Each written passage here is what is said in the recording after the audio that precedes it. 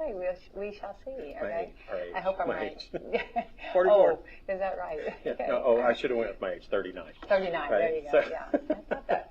Yeah. And there's some people out in the gallery looking at me crazy, so it's just a joke. Just a joke. But we're here at the Washington County Detention Center where we are for our election primary and general election coverage. There's folks trying to, or not trying, they're milling in and they're coming in to listen to the results. So you can listen to the results here on Facebook or watch us. On We WSLM. and listen on WSLM radio. So thank you to you for allowing those formats to go out. And this is such a civic duty thing. And so I appreciate you doing that and us getting the opportunity to come into y'all's living room or, however you want to listen to us or watch. So tractor, absolutely. Tractor. It is harvest season. There's still people out in the field. So. Yeah, got to do what you got to do. Yep. Well, and it's been a fun election too, because it seems like also not just the adults have gotten involved. It's been really fun to see the children get involved, and the schools get involved.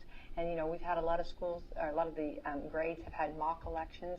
I heard of one, the story just the other day. I think it was Friday.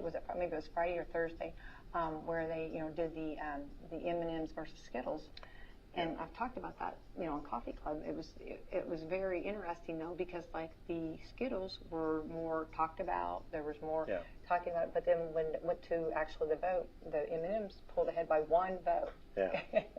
Which again, every vote counts. Yeah. And I know you would have peanut M&Ms. Well, M&Ms would have got your vote.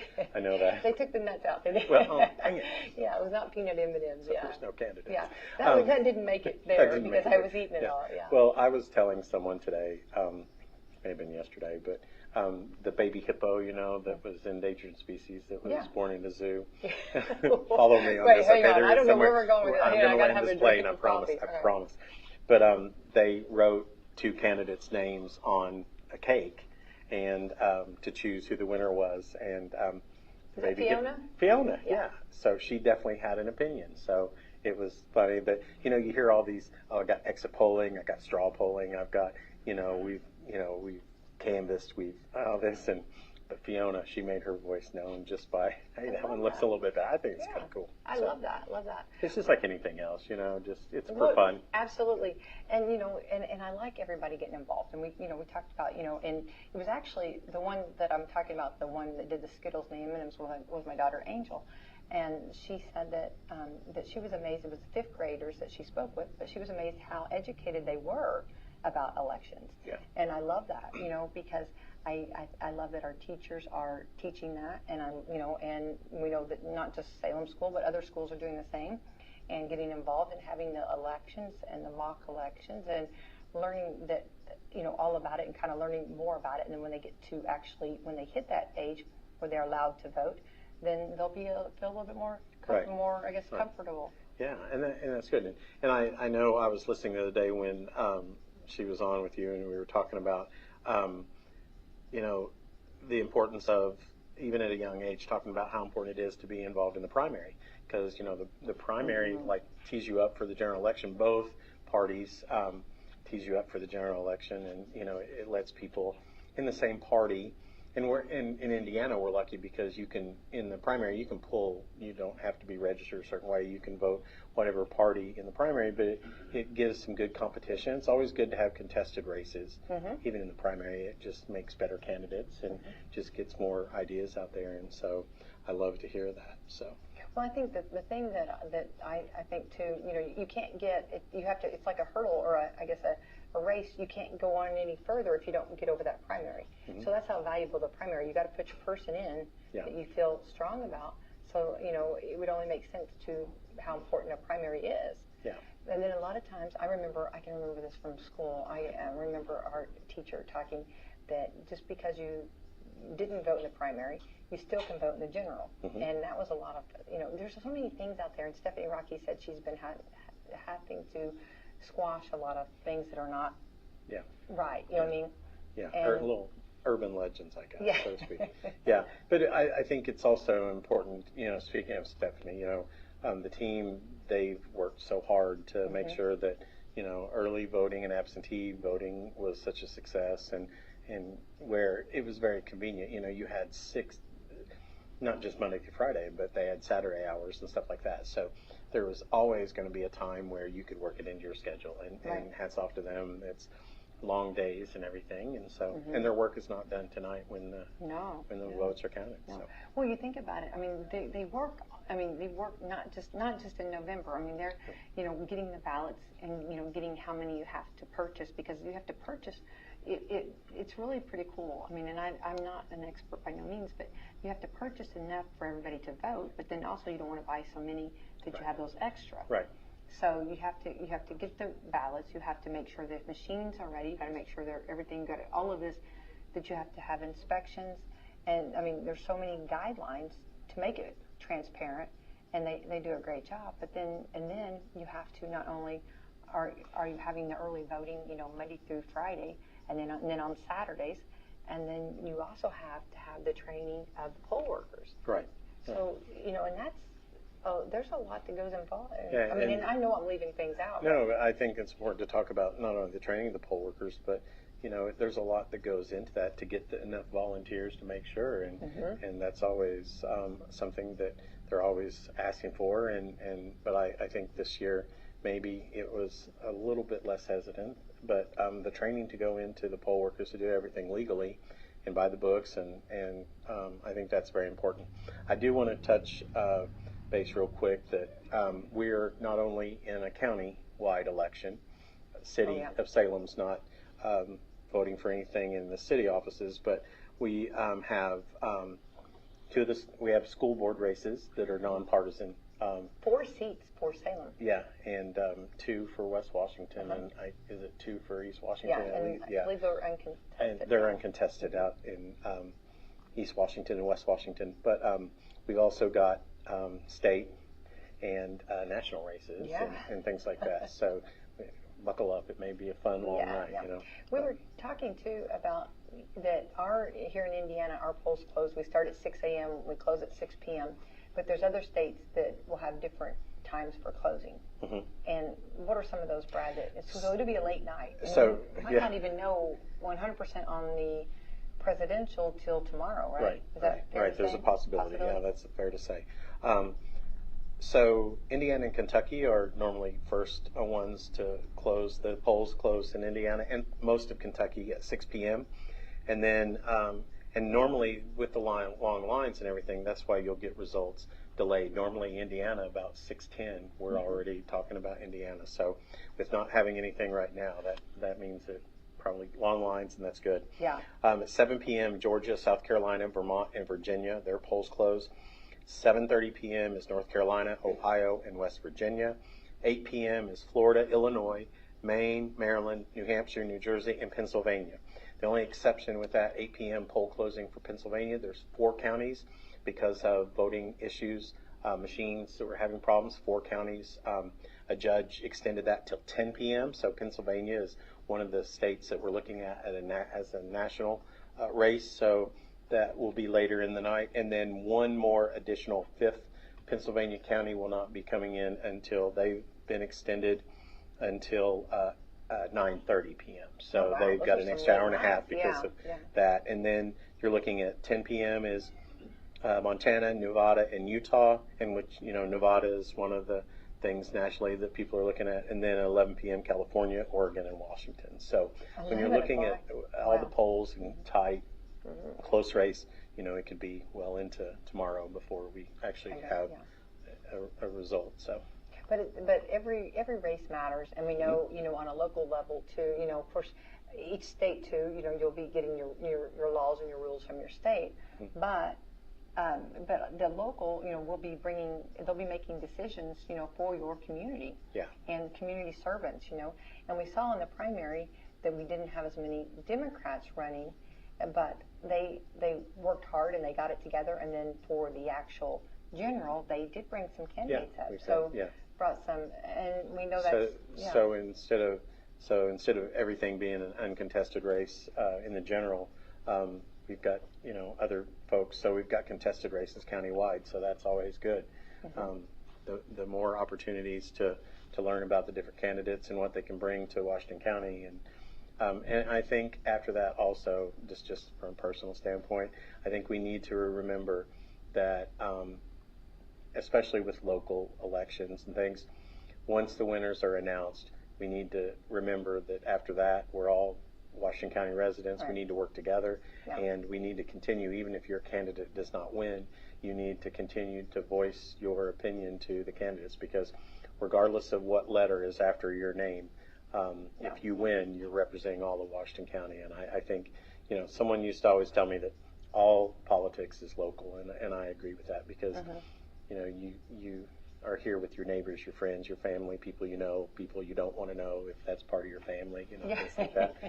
But I think that's important, and I think that's one thing that also makes local politics fun. Yeah, I agree. Well, and I think too, for the person that is going to be getting that position, that kind of gives them a chance to win and maybe impress, and maybe, for the person maybe that didn't vote for them, maybe to win them over, and maybe them realize, hey, they really have their interests are the best interests, and have some great ideas. And of course, I think that's something, and as a servant leader, as when you sit in office, you do love to talk to people and you like to hear ideas, and there's nothing wrong with that, and especially when it's friendly conversation.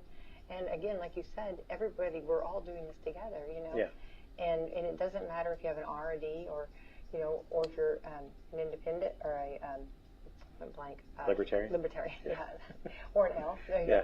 It doesn't matter on that.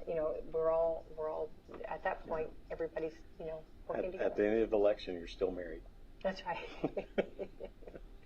So we're stuck. I think, and this is again from personal experience from this year. I think for regardless, if any person who's willing to put themselves out there, it's a learning curve for them, and so hats off to those who are willing to step out there, win or lose, and things like that. So I think that, and you realize that once you start running for office, you suddenly have these people that suddenly they get this idea that you can't even wake yourself up in the morning and figure out how to put a shirt on, that you need to do things the way.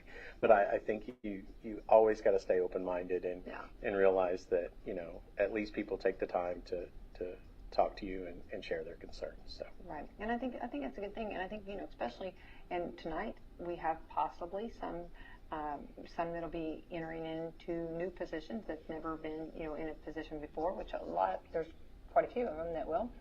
And I think that no matter what, how much information you've read, how much homework you've done on that position, I think it's going to be a learning curve, and I think also you're going to find out things that you didn't realize. Maybe do some things that you can do, but then some things that you thought you could do, you won't be able to do. Because there's laws, there's rules. Yeah, absolutely. And I think our good friend Shirley Batt is over there, and I think we should have asked her the question before. Sorry, not trying to put you on the spot, but she could probably. I think it seems like this is a year that we've had kind of, between primary and general, the most new candidates that I could think of in a long time. We've got more contested races. Like there's 8 people running for Salem School Board, and there's one of the commissioner races, there's 2 candidates. One of the commissioner races, there's 3 candidates, and so it just seems like there's a lot of new people stepping out, or more. I could be wrong. She's looking at me like, Brad, I don't have any idea. She's not. No comment. She gave you a courtesy smile. Yes, she did.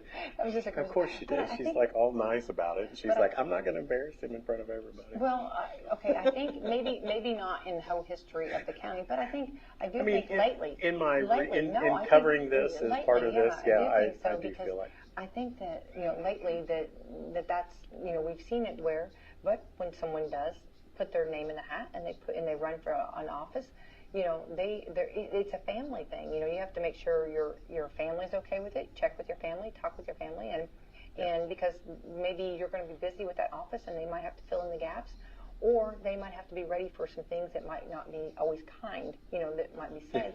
So I mean it is That's what true. it is, That's true. I mean, and so it's a lot involved in it, and I think putting your name in the hat right there says a lot about everybody that did it. Hats off to everyone that put their name in the hat, Yeah, absolutely. And wants to be a servant leader. Yeah, and it's important about family, and I'm lucky enough I have family in the front row that came, to join me.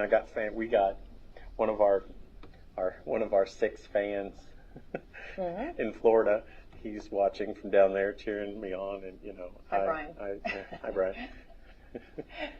I'm the younger one, by the way, just for the record, because he always puts that out there, you know. But anyway, no, but I mean, it's important. And there's other candidates that their whole families are here, and they've been out today, and you know, it always makes you feel good though if like, well, if I can't answer a question, my mom's over there and she'll vouch for me. She'll vouch for me. Mom can answer. Yeah, mom knows everything. Mom's got the answers. Okay, that's for sure. Yeah. Well, I think too that you know when like today, you know, when you drive around, you see the different polling locations, and you see those families out, you see those friends out, you see the candidates themselves out. And then when they come in at, you know, a little bit after 6, they start coming in here, and you see those sunburns. You see that. You see that wind. We had a lot of wind today. Yeah. Did you hear me this morning? Not just weather. So. Okay, that was it. Yeah. Okay. Yeah. Thank you. Yes. Appreciate the front row. Yes. Yes. So, not to put her on the spot if she's listening or whatever, but you know, our Congresswoman Erin Houchin, when she was trying to take a picture of the polling place and the wind blew in front of her face, and she's like, I don't think I want to put that on. It's you know, more than Aquanet, you know, so it's right? just like No. you know, I understand. I don't have that issue. No, it's more than Aquanet Take a can picture. handle. It's Yeah, fine. yeah. So today was very windy, but you see all that, and you see the families coming in, and you know that there's had to be, somebody's the runner bringing food, somebody's, making sure that everybody's taken care of. I mean, it's a busy day from 6 to 6. That's quite a few hours to stay, on top of everything. But I think it's part of it, and and I'm sure everybody will sleep well tomorrow. Don't you think? Yeah. Oh yeah. Yeah. Yeah, we'll be up early though. Speaking of, we'll be broadcasting tomorrow at 8 a.m. with election coverage, and so So just remember that we're up early. And, yeah, we'll be up early and ready to go. And but I imagine that these results will come in, pretty fast. Even though we've got a lot of results to go through, and I know they've got a lot of. And this is a thing too. They do not for the early voting. They do not put those. They're voting them, or they're counting them today. Yes. So that's something that I don't think a lot of people realize. A lot of times, like I think people ask, and I know I've been texting. People have texted me, who's going to win? Who's going to win? I don't have a clue. We don't have a yeah. And I think even the clerk's office, they haven't actually now they might now. But I mean, but until today, they've not actually. And that's the thing is, like, if you did early voting, to remember, you sealed that ballot yourself, and it does not get unsealed until election day. So, and normally that's the first results that come in, but because once the polls open, then they can start processing those. And again, it's a good problem to have. Not problem, but it's a good thing to have that we've had. Voter turnout's been a little bit higher, so that's always good. Yeah. Now, did you vote early or did you vote today? I voted early so I could be out today. I thought so, yeah. I thought you did, yeah. I voted today, but I was also, though, I was a little nervous, because you never know what life's going to throw at you, right? I kept thinking, what if I think a lot of people thought that, too. You never know, know. So I think a lot of people really want to be safe. To play it safe was to vote early. Yes. And I like that. But also, you stood in a lot of lines. I think our sheriff Brent Miller said that the actual clerk's office isn't open till 8. I think before 7:30 there was a line already of people, and that was like almost every day. Yeah. So that's great, a great problem to have, right? Yep, absolutely. And the lines continue today, and that's always good. Did they ever? They continue today. Yeah. So. And today, for anybody actually that did go vote today in Washington County, you got one of the Riley Skinner stickers. I voted stickers, I voted stickers. And that was really an honor for her right here in Washington County to win that. And we were lucky enough to have her on Coffee Club last Wednesday. And just a wonderful young lady, and I'm kind of partial to her. She's a Walmart kid, Well, sure, yeah, as you should be. But she's top notch, and it is kind of cool to all these people across our state are wearing these stickers that was signed by a 17-year-old student right here from Washington County, one of our own. So that's always good. We like to win. We like to brag, right? And you can tell she's a true artist because she said, I didn't know I was going to be entered in a contest. She said I would have done a little bit more. Done a little more. Artists are never satisfied with their work. Even though it blows me away, and it looks fantastic. And you could tell because, you know, we were on the radio, so people couldn't see our face, but when she was explaining all this stuff, we had that look like, yeah, we're not artists. So, No, you know, no. But we were appreciating. Yeah, but she was just so casual about it. She's like, well, I'd have done a little more. Yeah, Just I know, a little got a more. little bit more, yeah. I was going to say, well, honey, Yeah. I couldn't even done half what you did. Yeah. But anyway, so that was exciting. I know a lot of people were excited about getting those stickers. So, Yes. so they were out and about, and that was cool. I love that, you know, that Diego came up with the competition. I thought that was cool, and that actually got everybody involved too. Yeah. And got, you know, again, one more thing. Yeah, That, you know, and I think that was interesting too because our Secretary of State is the one that came up with that, and we didn't know this until Riley told us about it when she went up and got her award and everything, that part of that was his wife was one of the judges because she's an artist. Yes. And so I think Yeah. that's kind of cool. Yeah, it all just comes full circle. Yep. Perfect. So congratulations on that. And I think most people will be treasuring those stickers. You know, Yeah. I think they're really something. Yeah, we've got our memento stickers, don't we? Yeah, definitely. Riley took care of us. But, Yeah. but we are here for those just now tuning in or joining us. We are actually up here at the Justice Center, Becky White, Frank Gilbert here, and we are waiting for the election results for 2024.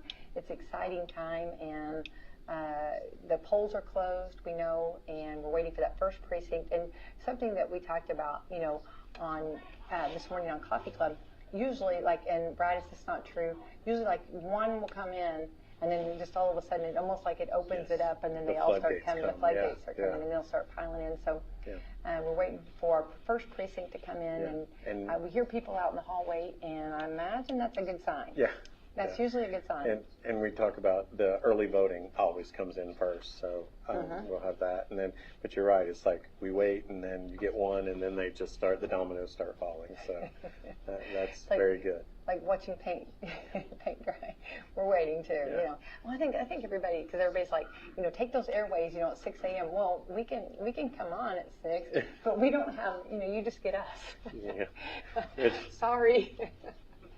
Sorry. It's the best we've got. We haven't got any kind of results. I mean, we'll go on. Oh, but definitely. careful what you wish for or ask for. Yeah, exactly. Because I had people, it's like, what time are you guys going on? I know. Are you sure? Yeah, no, everybody's like, go on at 6, go on at 6. And I'm like, well, the polls don't, they close at 6, and we don't have any information. And with the turnout, anybody in Yeah. line at the time the polls close, they stop the line. So you still get to vote if you are there in line by the time the polls close. So with higher than normal turnout, there's going to be those instances to where even though the polls are officially closed, there's still going to be people voting after 6 p.m.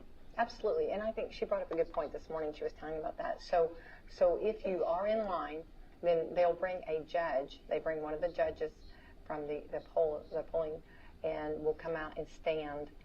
So that after 6 o'clock, it will be cut off. You know what I mean? Yeah. But we hope everybody has made that. I think most businesses, and I hope most businesses, some businesses were off today, but I hope that they have accommodated and let the employees off to go vote, or maybe their lunch hour or something. You know, I think your lunch hour. Hopefully, you probably did more standing in line than you actually.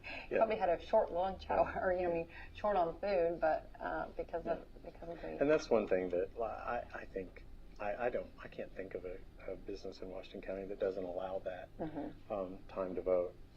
There might be some out there, but it's very important. So I think that it's good that you have that opportunity. But if you were thinking you're going to go vote at lunch really quickly, probably in a lot of places. Yes. Well, I'm taking a long lunch. Yeah, nothing's real quick. But that's a good problem to have. Yeah. So I just realized we are right here in the Justice Center, right behind the courtroom, and we need to thank them for allowing us to come in and sit and be a part. This is always so nice and such a great location, and I appreciate that, them letting us come in. So I don't know where this is coming from, but this is early results coming now in from Indiana.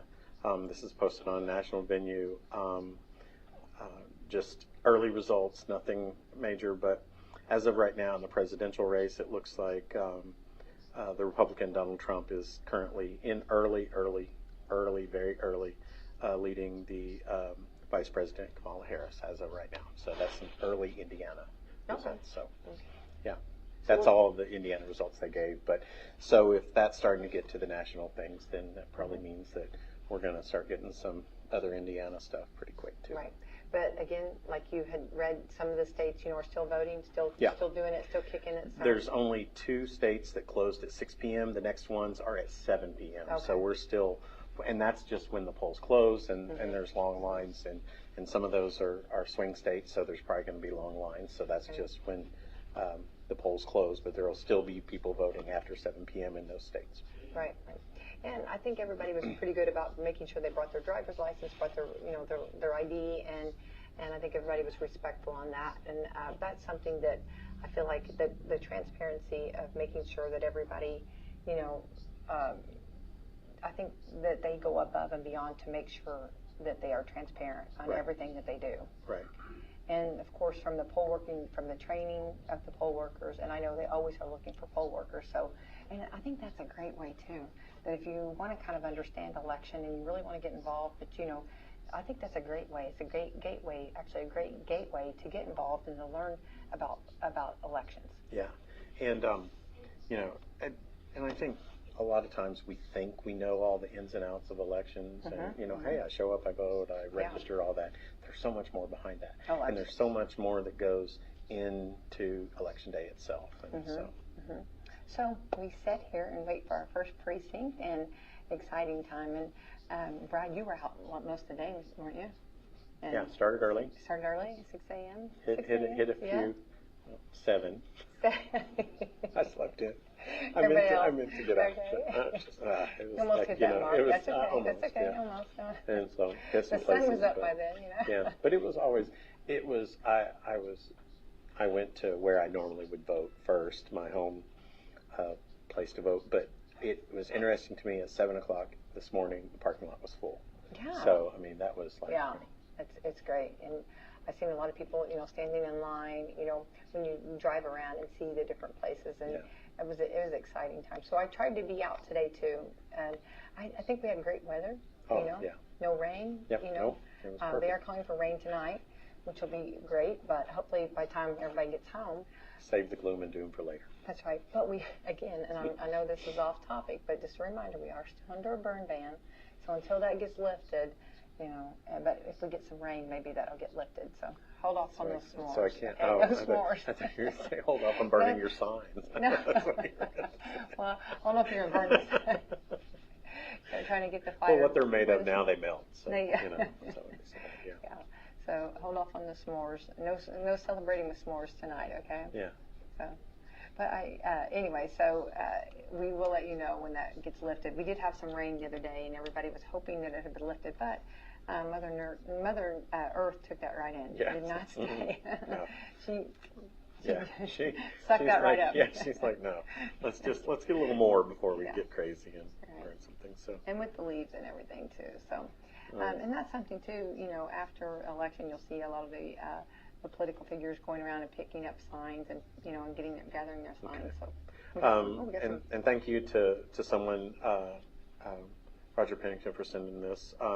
According to one of the national news groups, currently in Indiana, it is early, only 10% of the vote. Braun 55%, McCormick 41%. Again, that's only with 10% of the vote being reported, and that's according to one of the national news organizations. So thank you, Roger, for sending that in. Again, it's early, 10% of the vote. We appreciate that very much. So keep those updates coming as you see those as well. We appreciate it.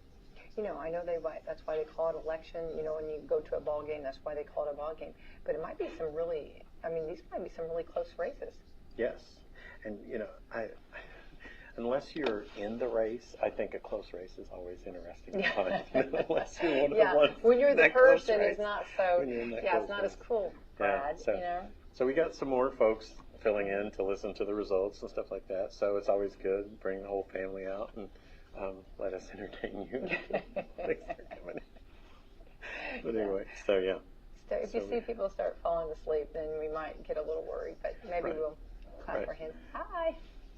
So anyway, exciting for sure. And again, we're waiting for that first precinct to come in. But I appreciate anybody that wants to give us any kind of results. You can text Brad. My phone's kind of busy right now, so my phone's in use. But text Brad, and he likes that. Oh, there's somebody saying, I don't have Brad's number. Oh, sorry. Brad bride actually likes text messages between 1 and 2 a.m. the best. Absolutely. That's why a lot of people don't have my phone He welcomes number. phone calls. Yeah. Anyway, so again, early on, we're looking at right now as of about 10% of Indiana is reporting as of right now. Early on, so a lot still to go. Right. And let's go back to, and let's talk about, talking about like your first election, and what that meant to you. And, let's kind of give our history of our election and our background, maybe why we are a little bit semi qualified to be sitting here tonight. Right. Let's justify this. Semi-chocolate morsels. We've lost control already. It's early.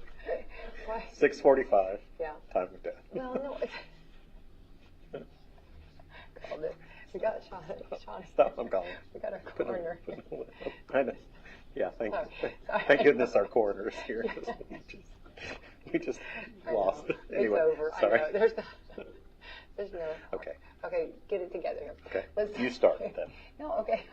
All right. Well, I just think I came from a background of my parents all voted, and it was very important. And of course, at the radio station, we always covered the election, and we had people that always. And years ago, you'd go to the actual courthouse, and in the big courtroom, they would chalkboard. Yes, and calling on the phone. Yeah, and Shirley remembers those days too. They were so much fun, and then you would they would be reading the results, and everybody being quiet, and you had your pen and paper, and you're writing everything down, and you're trying to figure it out, and then you have to. For my end, there was a back area there. You could run down the stairs, and I have to make a phone call in the results to the radio station, and then it was a very exciting time.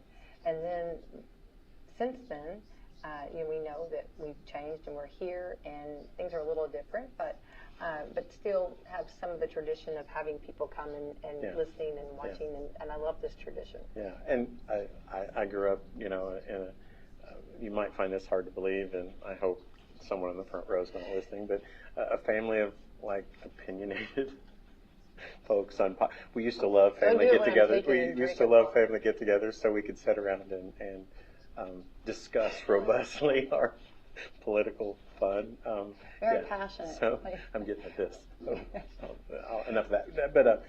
But no, seriously, always been involved in voting and taking it seriously, and always having folks that I thought was important. And I'd had people talk to me about running for office, and I'd thought about it before, and early on, originally, after I came back for work here, my company did not allow me to do that. They thought it was a conflict of interest, and so since that has been resolved, and so this year I just decided, hey, I'm going to try. I just and not being a experienced or having really known a lot of actual candidates that I was related to and been through the process. I had friends that were part of the process, and had the opportunity through Wslm to see that part of it, and I just threw caution to the wind and decided that I wanted to serve my community in a different way, and I was blessed to come out of the primary, and I'm blessed to be on the ballot tonight. So it's been a good process for me, though. I've got to meet a lot of great people, and I've got to meet a lot of people that maybe agreed with me or do not agree with me, but always had great conversations, and it's been nice to have people say, hey, you did amount to something, hey, no. That's not no, but I mean, this has been a humbling experience at the same time too. So, and you know what that's like. It's absolutely. And I think it's like you said, you got a learning curve, and everything that, and I think even though as much homework have you done, and this was something that you've been very passionate about it for years, thinking about it, and and you were early on in that process, right? And I picked your brain, and well, and timing, the timing, and it was time for you to step out, and I think it's exciting, and I think also everything you're going to learn, and you're meeting a lot of people, you're finding out a lot how it all works, and I think that's what is exciting about any office that you step into. And it is a learning curve, And it'll be exciting. You'll be working with, maybe people that you have never worked with before on, on those kind of levels. And that's going to be exciting. It'll be fun. It will be. Yeah. I'm looking But forward. I do think that, for people to, we always encourage, like, citizens to talk to the people. You know what I mean? Like, it's best to go to the person if there's something that you feel like very passionate about, or, let's say, I'm going to talk about just like, maybe something on your road, maybe there's a pothole or something. We always tell, please let someone know, because sometimes, our county, we were talking the other day how big our county is. Yeah. From north to south to east to west is huge. And a lot of rural areas, a lot of roads, and sometimes things get missed. And it's always nice to let people know. Yeah, and you just, so, and we've got a lot of elected officials. We've got first-time candidates here watching and stuff, and I can say I think all of us probably remember the first time you just, like, made that decision and signed your name to be a candidate somewhere, and probably can remember, a little nervous, things like that, so. And I remember, first time I ran for school board, and being on the school board, at first, you consider it and you think about it, and you wait a couple of years and you think, okay, well, I'm going to try to give it, and I'm giving back to the community. I want to give to the community, and and you go to the clerk's office and you go to put your name in a hat. Very nervous. Yes. But it's exciting too. Definitely. And again, thank you to Roger giving us some early stuff. This is again early.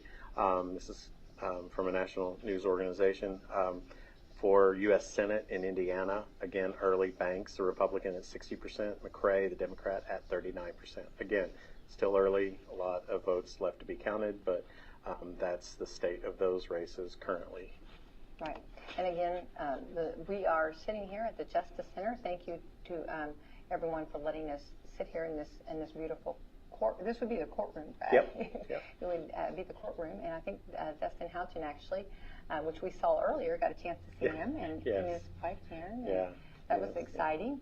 Our timing was perfect on that. Yes, it was. And got to tell him thank you. Yeah. And got to see her, and it's a busy day for them, her being a candidate out there. And told him we'll clean up afterwards, I promise. Won't leave any coffee cups or wrappers. We did hint for the pie again. Yes, and she actually, before she left, she's like, "Are you sure? I'll bring you something." So how gracious is that? Yeah. So that's gracious. She's out there in a national race, and she talked about a peanut butter so pie she talked about this peanut butter pie. So I think our congresswoman, she had us at yes. So but thank you to Dustin Houchin for letting us and being hospitable and letting us come here for that. Sitting here, and we're waiting for the first precinct to come in, and we'll find out which one. I'm trying to remember, if you go back to history, Brad, we've done this for years. I was trying to remember who is usually the first one. We need to start. Oh, we normally, because I think it's one of the outline. Well, because there's so many things together in Salem. I think it's one of the outline, and I think it's like I'm gonna go. Who are you thinking? I want to say, because of home court, I want to say Brown Vernon, but they let me down. They came in third. In the primary, so I'm gonna. Well, I mean, you know what I mean. Yeah. So I'm gonna go with. I'm gonna go with Pierce Polk. Okay, I see that. I can do Pierce Polk. Yeah. All right. I'll go with you on that. Okay, that's who we'll see, and time will tell. So once we get that first precinct, and then we start getting them all rolling, everybody's coming in. Yeah. So we got the folks back at the station sent in some numbers. Right. Right now, again, all of these are early numbers. In Indiana, Trump is up 57.6% to Harris with 41.1%. New Hampshire, one of the key battlegrounds, Trump and Harris are tied at 50%. Braun is at 55.4% and McCormick at 41% in the Senate here in Indiana, and or in the governor race. I'm sorry. Banks is leading in the Senate race, and in Kentucky, Trump is up 68% in Kentucky. Again, early on in Indiana and Kentucky, those races. And those really aren't that surprising, though. No. Yeah, I think one thing, if you look at that, just looking at national trends and things like that, I think the New Hampshire race, that's a little bit surprising that it truly is tied. Yeah. Because that normally, that's normally a safe Democrat pickup. So that's something to, I was to trying take to note remember of. the different states they were talking about were going to be a little bit, Yeah. maybe, this is history, Yes, it is. It's going to be definitely something, that you'll be sitting in school and you'll be learning about. And of course, right here locally in our county, all 3 county schools should be so excited, for that we are breaking records here. And I said, I think we'll hit about 50%, and you said 44. 44. I'm going to stick with 44. I'm going to say 50%. So I hope I win. I hope that. Yeah, that would be great. I'd be okay. Yeah, I'd wouldn't you be okay? That'd be a that good one. win, wouldn't it? So, now that more people are coming in, I don't think the people in the gallery, and we didn't talk about it here, but we always wait till that fills up, and then we do a poll of who's going to sing the national anthem for us. Right. So, yeah. Right. So, Shonda, it may be I think your I was going year. to say. I think for some reason I seen It her. may be Shonda or she Preston. It may be Preston. Yeah. Preston I think Shonda Shell's over there. was actually doing some gargling and doing her kind vocal of things. vocals. Yeah. So I think so. me, and all that. Yeah. They're like, red leather. I'm ready for results now. Yeah, I know. We are too. Yeah, we are. We are too. But anyway, it is a big night tonight, and I know a lot of people are tuned in, and we want to thank everybody for tuning in on WSLM, and of course on Facebook, Twitter, and YouTube. We got it all. We're hitting it all, making sure we get all of it covered, so that we can bring you the result as fast. I know people want to know fast, instant. Right. We live in the instant. We live in the microwave. We live in everything instant right now. Yeah. Like you're instantly going to be telling us something right now. now. Yeah, so with 12% reporting in Indiana, Trump has a 71,000 vote lead over Harris in the presidential race, 59% to 39%. And I think, like you said, that's not surprising. Yeah. Indiana is historically a very strong Republican state, especially when it comes to the national elections. So, but 12% reporting, so we're getting a few more numbers. You got more? I mean, we're slowly getting a few more okay. numbers. Yeah. I think too. You talk to when you have the votes, but then also you talk about the electoral, numbers too. Yeah. And that gets really confusing sometimes for a lot of people, because they can win by the popular vote, or be ahead by the popular vote, but the electoral could be. Right. I mean, that gets. Yeah, no, absolutely, and in which the electoral college you can argue for or against, but it was a setup so the large states with the most population didn't dominate and rule everything. But I think it's been I think is George W. Bush the last Republican that won the popular vote and electoral college? Someone may check that for me, but it's been a while, So you think about it's easier for normally for a Democrat to win the popular vote, but like in certain years there's easier electoral college path for the Republicans, and can still not win the popular vote. So right, and that has to do with your population and how many you have, because that's what someone was like, how's that based on? And it's based on your population. Am I right on that? Yeah. I think so. Yes. Yeah. It does get a little confusing on some of that. Yeah. So it's definitely, if you love politics, this is right here. Yeah. This is your dance. Yeah. I told Stephanie Rocky this morning, I feel like this is prom night. You know what I mean? She's like, she's going to feel like they've danced a lot tonight. Absolutely. Yes. She did all the things, Yeah. Yeah, I think her whole crew feels that way, is going to feel that way. But it is, and you do all the work, and tonight's the night, and hopefully then we'll get our precincts in, and we'll do our part here in Washington County, and then we'll lay our head down on the pillow, or maybe for those that are thrill seekers and stay up all night. Are you going to stay up all night? Oh, no. Oh, no, it's not happening. No. You might be drinking your coffee in the morning and finding out who's our next president. Yeah. I'll wait right before we go on air at Coffee Club. So how'd it go? How'd it go? I always say that I'm not going to, but I'll wake up and Oh yeah, it'll be going. I think everybody will kind of have to. Yeah. I think they're excited about it. It's definitely going to be something to check in on. But it might even be, Wednesday afternoon before. Right. All of that. So we're looking at, it's still early on, but I can't tell what state this is. It's either Indiana or Kentucky. And Donald Trump is is at 63%, and Kamala Harris at 35%. Robert Kennedy Jr., who asked to be taken off the ballots, but a lot of states, he missed that timeline, so he's at 0.7%, and Chase Oliver is at 0.5%. So that's some early numbers coming in. Well, and you bring up a good point. And that's from the Associated Press. Right, and you bring up a good point of him wanting his name off the ballot. Well, once the ballots are printed, they can't take the name off, So you must, if you've changed your mind, you decide, I don't want to be in the race anymore, I'm over it, I'm done, whatever, your name will still be on the ballot. Yeah. So that was a good, I hope that there's a teacher out there that uses that for an example. Deadlines are for a purpose. Right, and they've got to be, they make the ballots, they send the ballots out, and there they are, and you can't go back and mark them out. So, the cost of that in a national election, because, it's not like just a county election or a city election where, you're going to have a limited number, but, that affects every state race, absolutely. How that ballot looks, every national race, and every local race. So that could get quite expensive. So again, deadlines are there for a reason. So right, and I think they said that every ballot's like 35 cents. I think every ballot was at 35 cents that it cost, or something like that. Yeah. And so you don't want to have. You can't just throw those ballots out and redo them. Yeah. We got a first projection here right now. One of the national news sources is calling Kentucky for Trump and Kamala Harris for Vermont. So, which those are both expectations that's the way that was going to go. So the first call from one of the national news sources is Trump is projected the winner in the state of Kentucky. So let's see. And then we've got, they just now called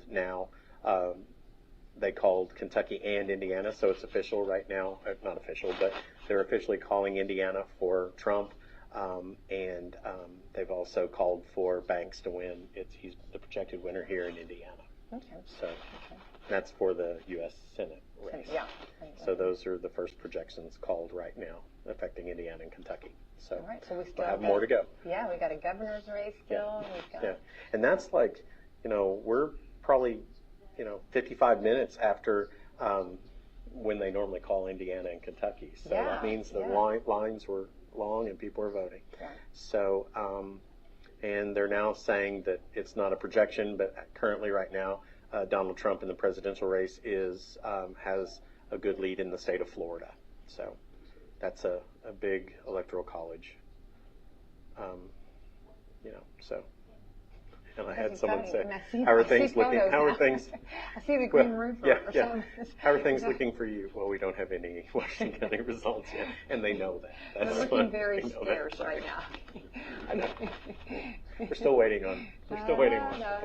Anyway, so we're and we should start having some things coming in from those other states because, like I said, the polls are closing, but if people are in line, at 7 p.m., Georgia, South Carolina, Vermont, and Virginia. And that's interesting because it's right after 7 o'clock, and they already called Vermont for Harris. But like I said, that was expected. That was a safe Democrat state, so that wasn't anything that they were surprised by. But Georgia is one that their Secretary of State I saw being interviewed today, and he was talking about since they've changed their process and they've fixed some of the issues they had, that we should start getting the early voting numbers out of Georgia as early as 8 to 8:30 p.m. So that's good.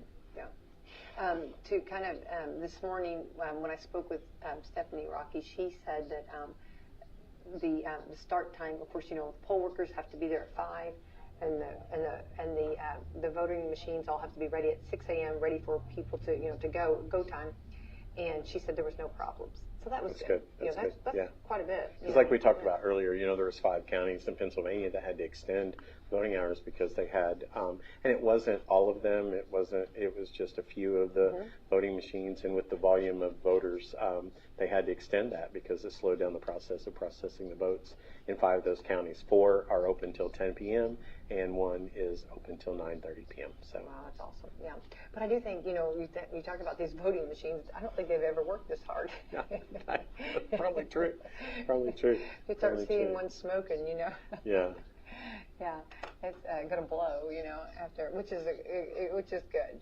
So, and we hope that every election becomes this contagious, and that's my. Don't turn the phone because it'll turn it. Yeah. Okay, all right. So yeah, you're not going to be able to read this. This is actually this was a few minutes after 6 a.m. this morning. I put p.m. a.m. and p.m. It's okay. They had 891 votes. This was at 6:05 a.m. Yeah. Here in our county, That's 891. cool. I just think cool. okay. Yeah. And then at 8 a.m. they had 1,751. Yeah, that's cool. That's awesome. Like that is crazy awesome. good. Yes, yeah. you would never have been able to read that. Yeah. That was my shorthand. So like, that was more scary than the. So they sent that from the radio station and said for Becky, and I was like, obviously, because I can't read. I have my own words. I have my own vocabulary. I have my own. Everyone out here is like, come on, Washington County, let's get some votes counted. Definitely. But anyway, I mean, 800, almost 900 at a little bit after 6 a.m. Yeah. That's unheard of. Yeah, that is. I mean, right? Yeah. I mean, that's crazy. No, that's crazy. I can't wait. I think my 50%, I think we're going to have 50% voter turnout today. And I think that might even be low. I think we might even go above and beyond on that. Okay, so. We're hearing the precincts are coming in. I heard them outside.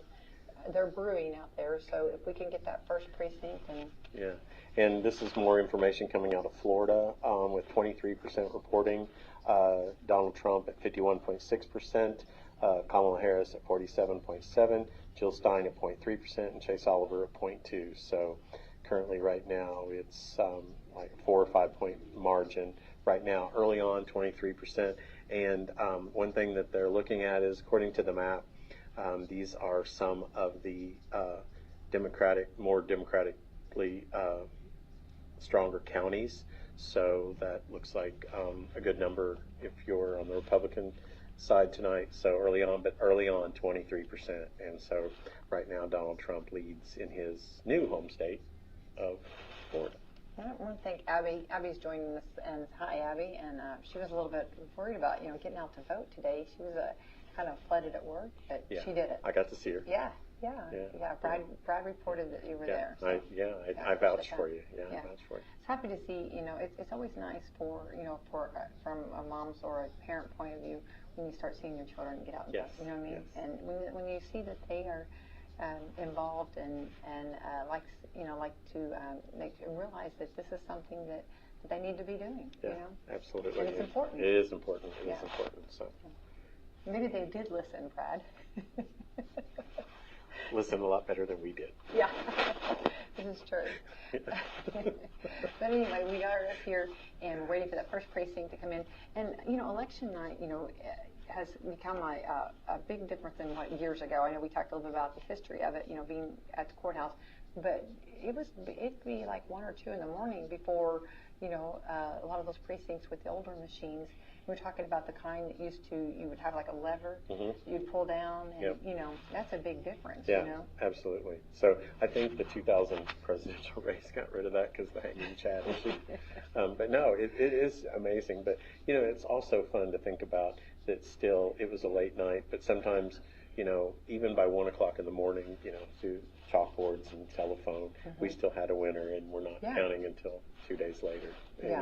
And someone had said today that the electronic voting machines are supposed to make things quicker, and sometimes they don't. But we're lucky here in Washington County; we've not had any issues, and it just is like a well-oiled machine, and we don't have problems. So we're very lucky here. So it does actually work to our benefit here. Right, and and speaking of that, the measures that they go to, and I know Stephanie and her team have been very much passionate about making sure that voters feel safe, that they feel there's that being transparent, making sure that voters know that their vote will matter and it will count and that it will be done right. And I think that's something that I think a lot of clerks' offices throughout the whole every state has to making sure that they keep that and learn and get that trust of the people back. Right. And I think they've done a great job. Yeah. And I know that our Attorney General, we just talked about Diego, he did a fantastic job of he's been very much communicating with the clerk's offices Right. throughout the state. Right. Not just, I know he's done here in Washington County, but he's done all the counties, and I think that's been very, very good to make sure that everybody feels more comfortable. Right, right. You know? And we have an Electoral College update currently with the early states called Trump leads in Electoral College 19 to Harris's 3. Again, this is early on. This is early results. And so these are the, and actually out of those 19 that he's got and the 3 that she's got, those were safe states. So it's not like it's all Indiana, Kentucky, and she's got Vermont. So we're not looking at,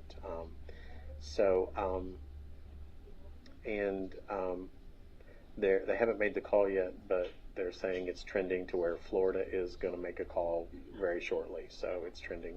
So whatever that means. So. Stay tuned. Yeah. Right?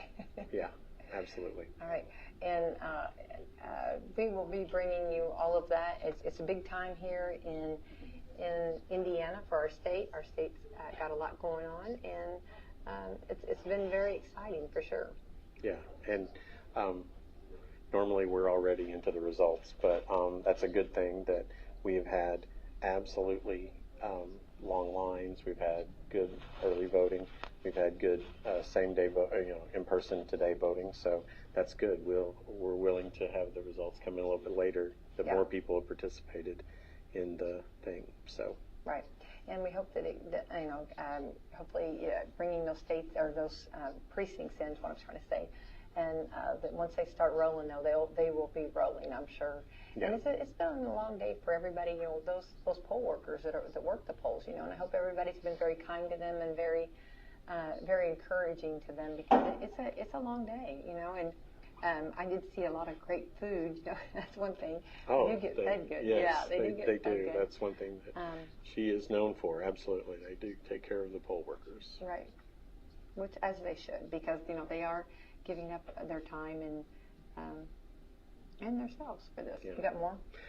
Just some based on some exit polls that currently right now on a national trend, the independents are swinging heavily toward Republicans all the way up and down the ballot. So just early, and again, early numbers. These are just early numbers and exit polls, and based on some of the data already coming in, there's a lot of people that are, we're still in the teens and 20s with, reporting. So, yeah. Well, and I appreciate everybody that's sending that information, and we do appreciate that, because it's important to keep up with everything. And we've got some states that are already making some. So South Carolina that just closed their polls at 7 o'clock, they're now being called for Trump, and they're saying that a call in Florida is imminent. So anyway, so he's right now at 28 Electoral College votes to Harris's 3. So again, early in the game. So we shall see. Yes. Yeah, that's exciting. So, all right. Well, okay. It's going to be. That's what we got so far. You hear the predictions and you hear what people think. But it's also, you might be around a lot of like-minded people. So it's right? Yeah. And maybe that's why you hang out with them. So, yeah, but that's right. But it could be. But then when you talk about different states and different people that you don't know, and seeing how they vote or how they feel, and what topics are important, there's been some really, no matter what, there's been some really big topics on the table. Yeah. And from the economy to the different. I can't think right now all the different, but I think that there's a lot of people that are very passionate about a lot of this. Absolutely, and thank you to Tara Hunt, Washington County prosecutor. She's asking if there's any results coming in. We're just getting early state and federal numbers right now, and there's some states been called for Trump and Harris, but we're still waiting on our local. We've had good voter turnout, and we're still waiting on some of the Washington County results to start coming in. So thank you for watching and listening tonight, and we're hoping. And she's actually the voice. She's become the voice of the West Washington senator. Yes, her yes, her and her husband, they yeah. broadcast, so she... It was, the phone call happened, there was someone that was, it was you. It was me. It was me. you She took my place, and she's like way better at it, too. She's awesome. She's so awesome. You couldn't She's better than Chris, too, just for the record. I love that. Chris will be, you wait, your phone's going to light up like a Christmas tree. He's going to be mad at me. Yeah. That's okay. But it was funny because I was having a conversation with him, and I was saying, well, Brad's busy, he's got a meeting, and so next thing I hear, Chris says, do you want to do it? To Tara. And Tara was like, Tara was like, I'll do it, yeah. So I was coming home and listening, and I was just like, wow, she's like really good. She is good. She's very good, yeah. So you definitely traded up to get her to do the broadcast. It's a lot of fun listening to a married couple do it. And here's the thing, football season's over and they're still married, so that's... Yes, there you go. So Georgia is giving out some information now, and again, their polls closed there at 8, but early exit polling from Georgia, Trump is winning independents by 11%. In 2020, Biden won independents in that state by 5%, which independents made up 1/3 of the voters in Georgia, so that may be a sign either way, however you want to look at that. But that's early exit poll numbers from Georgia. That and again, the independent voters there in that state make up 1/3 of the voters casting ballots. So there you go. So just a change, and that's just again early numbers, and the polls have not closed in Georgia. That's based on Georgia sending out information from exit polling. Won't you say Georgia one more time? Georgia is on my mind. It is. I was thinking Georgia pizzas. Georgia. I know. I don't know how to say it. Yeah. No, I like that. No, that's good. I don't want anybody to say, but Brad said Alabama's got information. It is Georgia. I think we got that. It is. No, I appreciate you being very... I did say before we went on the broadcast, make sure... She said, talk slowly and clarify. Yeah, we want to make sure we don't want anybody, no fake news, no nothing being... Enunciate. Exactly, yes, for sure. But here's some movement. Hopefully, everyone's like, please let results be coming. And we got somebody over here going to sleep. I know. I know. I'm here yawning. I appreciate that. We need some coffee for around. That's what we need. But again, we are sitting here at the Justice Center here in Salem, Indiana, waiting for the Washington County results, and we're waiting for the first precinct to come in. And again, usually how they roll is one comes in and then they just start, then it kind of opens up. It just kind of like a snowballs. It just, everybody starts doing it. So we're ready for that. And Brad, my shirt, I want to thank Walmart. It came from Walmart Vote 2024, and I was happy to see that. I think that's great that you guys that Walmart had some swag on. Yeah, they were really cool. Yeah, there was the white, there was gray, there was all kinds of stuff. So so appreciate that. And of course, that was we were trying to make sure that people, I heard someone say that if they could make one difference to get one person out to vote, then they've done their part. So that's what we were all just trying to make sure. Please get out and vote, reminding everybody, get out and vote, get out and vote. And I was telling people, take somebody with you, but I kind of misunderstood, and I kind of jokingly said, vote early and vote often, and people took me too seriously on that. You're quoting my dad. My dad used to say that. Vote early? Vote see, often. I knew that was not mine. I knew that was not mine. Yeah, so there you go. That's an oldie but thank you, Don Martin. Yes, that was an oldie but a goodie, yeah. So, no. Yes. And I guess he was talking about maybe voting in the precinct and the general, right? I'm sure. Not voting more than once, and it was right? tongue-in-cheek. It was, it was not, But they may do it that way in Georgia. Maybe say Georgia one more time. Okay, let's see.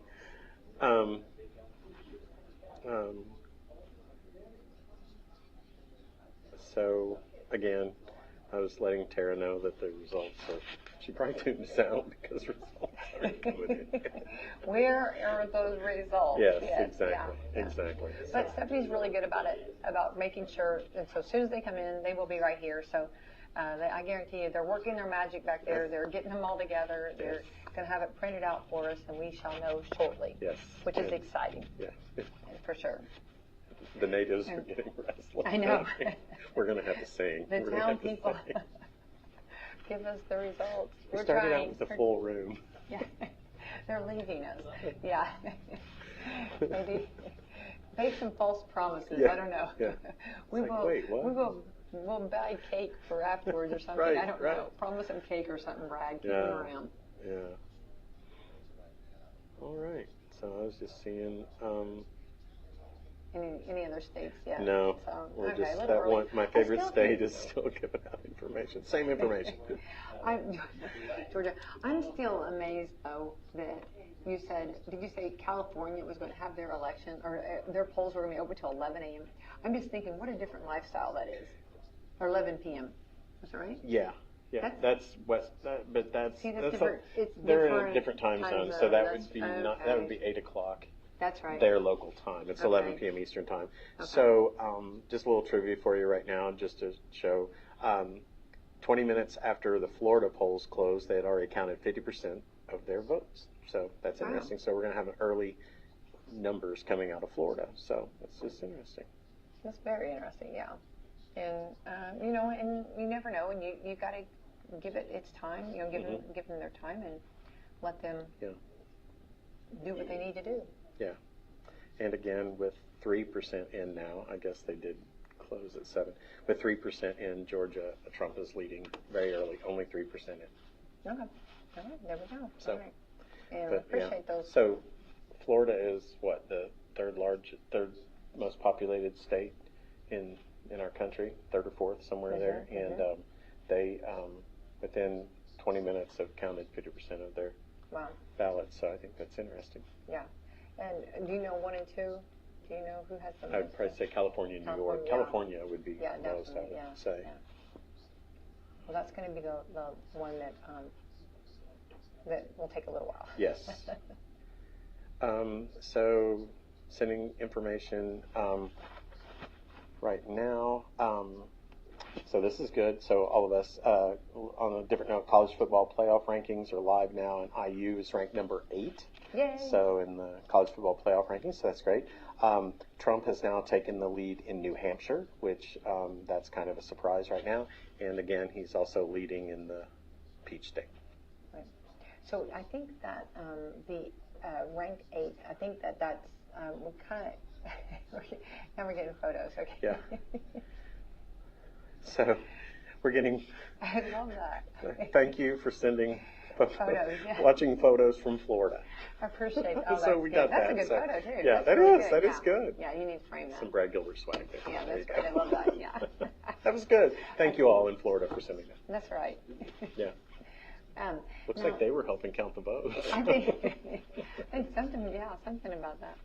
Yeah. But going back to the what you were talking about with the electoral and different states and stuff. So it's going to take a little while on that, but we should have our information as far as our governor's race and our other local races. We should have that hopefully by a decent time tonight. Yes. You're laughing at something. So, Well, because photos would be. this is from. No. From This Florida? was from Wslm. Okay. Sissy Baby's leading by 1 mouse. Okay. I love that. Was she? She's my biggest fan. She's my only fan. She likes to look at you. Yeah. She sits there and admires She you. likes to. Yes, she does. I mean, hey. When I see the drool coming from her. She brings me squirrels. She does. Squirrels, yeah, she knows you like the squirrels. I'm surprised the squirrels aren't leading, actually. That's what she likes to bring you. Yes. Oh, gosh. Someone tagged us on Facebook. Okay. Appreciate that. Thank you. Thank you. Could be bad. I don't know. Oh. Could be very scary. But Yes, anyway, it is yes. it's election night, a big night, and they actually started doing early voting. They've been doing that for weeks here. So this has been going on, Monday through Friday, and then they had their Saturdays open. So we had broke records. I can't quit looking at those photos. We've broken records here in our county, and I don't think we're unique. I think this is like going to be, all around. Yeah. There's going to be several records that are going to be broke. So I'm glad we could be a part of that. And we'll see. I'm kind of thinking about 50% maybe voter turnout, which would be wonderful. Yeah, absolutely. And you're determined to win. That's all. Yeah. So trying to see what else we got coming in. I think you're determined to have that last word with your brother. Right? No. Meg's on the favorite. You always have this. Okay. All right. Well, it's early on, so we're looking at, with, yeah, okay. Live coverage right here at the Justice Center right here in Washington County. And we had talked a little bit earlier about the prep, I guess, on the road to election and on the road to election, general election 2024. It seems like from the primary to the general has been so fast. Time has gone by so fast. But it's also, it gives your candidates time to, we have a county fair here locally. We have events that you can go. And we, at Wslm, we hosted a political forum. And I want to thank everybody that came out for that. And that was something that we created years ago to make sure that everyone, stayed informed. We have a lot of times people will say, I didn't vote because I didn't know the candidates, I didn't know much about them, and that's where this idea came up of trying to keep our community and keeping everyone informed. Yeah, we had a good absolutely. turnout too. Yeah, very happy with the turnout. So with 3% reporting in the Peach State, Donald Trump has a 3% lead, a little over 3% right now, and again, that's with 3% early on there, and probably most of that is early voting and things like that are starting to come in quicker. That's some of the results that the Secretary of State, I mentioned it earlier today, Georgia's Secretary of State had said that they would start seeing the early results and stuff like that come in pretty quickly. So that's probably what that is. Right.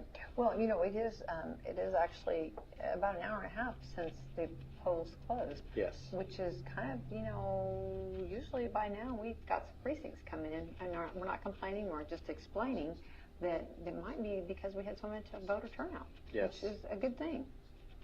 Yeah. So. All right. So it's exciting. Thank you all to all the people that are sending stuff to us. We appreciate it very much. And please do text Brad if you have any information. I have my number like I'm beating. I know. Exactly right. Call Brad if you have anything. Say Georgia 3 times. And it's a race. Yeah, maybe there will be a peach up here, right? Yeah. Or something, I don't know. But anyway, we appreciate everyone helping get those results, because I think everybody wants to know. You know, we all do. Yeah. And so we're looking at again the numbers are they've called South Carolina also too. So that's out of 4 states. Trump has the lead with 3 states to 1. But again, all of those have been safe to whichever party they went to, so it's not a surprise there. One thing that is a little bit is New Hampshire is competitive, and he's taken the lead there. So that, and it's not an indicator. I'm not a professional at saying how that's going to trend, but as of right now, he's kind of taking the lead there, which is one that the Democrats electoral college-wise need to hold on to. That would be a flip if he flipped that state. Okay. Well, And if the results hold in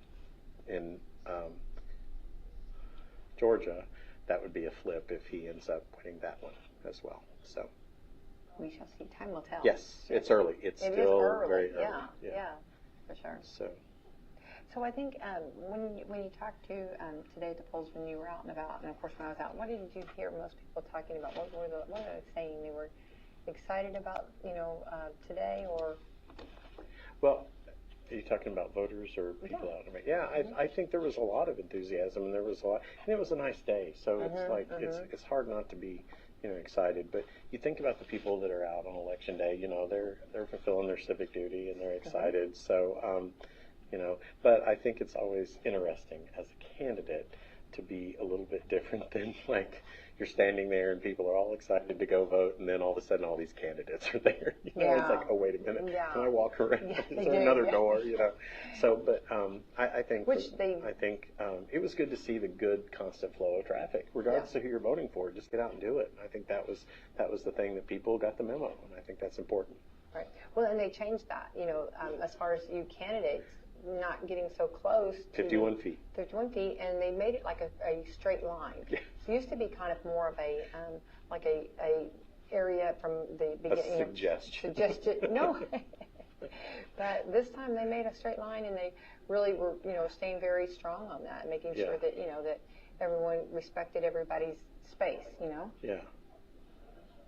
And that's important to do. So I think too, but with the polls, what I loved, and I think it was contagious. I thought the energy, the vibe, if you will, was so good.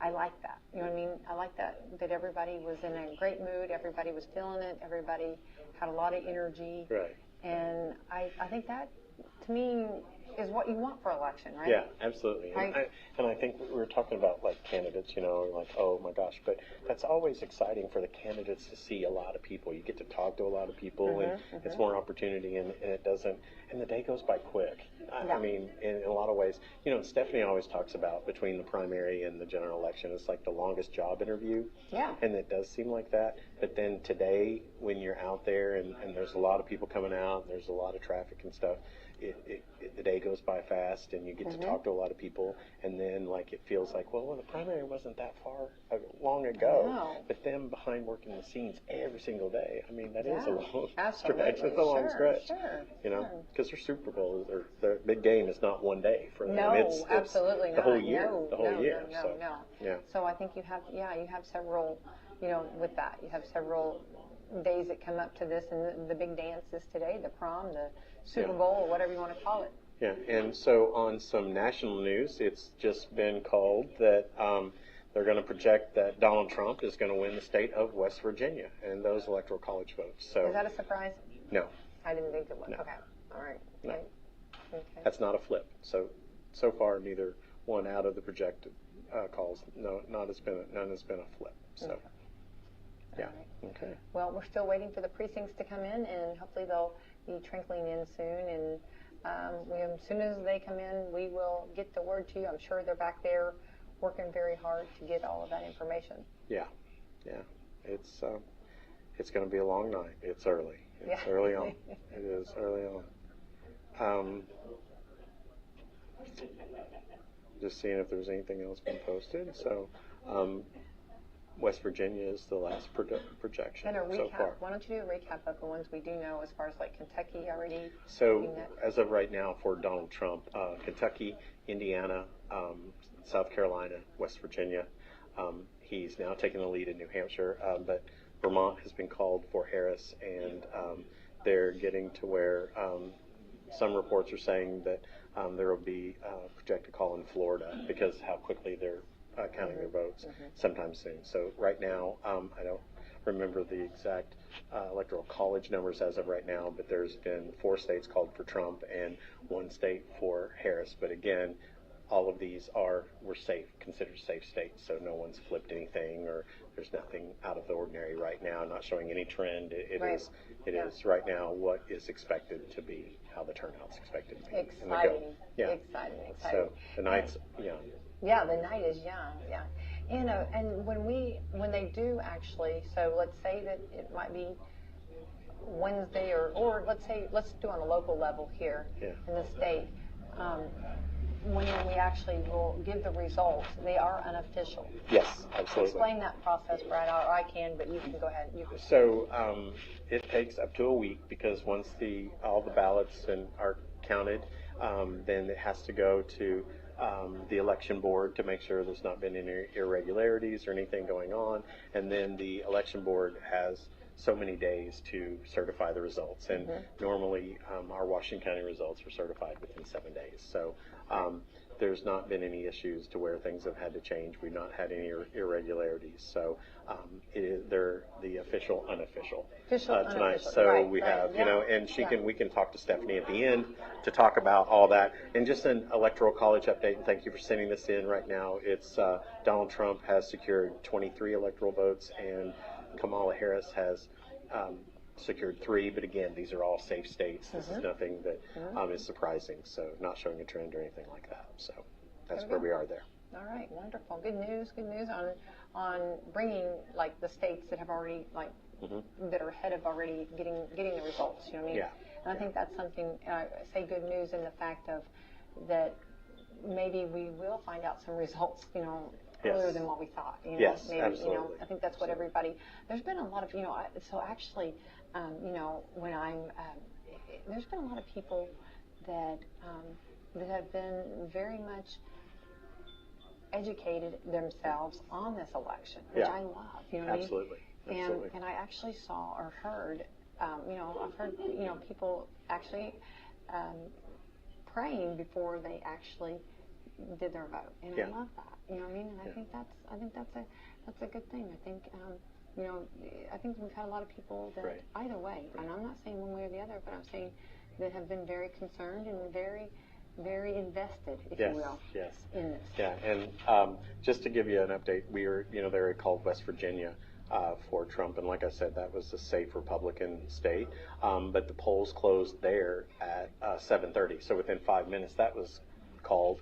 But also at 7:30, North Carolina and Ohio, the polls closed there, and again, those are states that won't come in as quickly. So, but both of those are.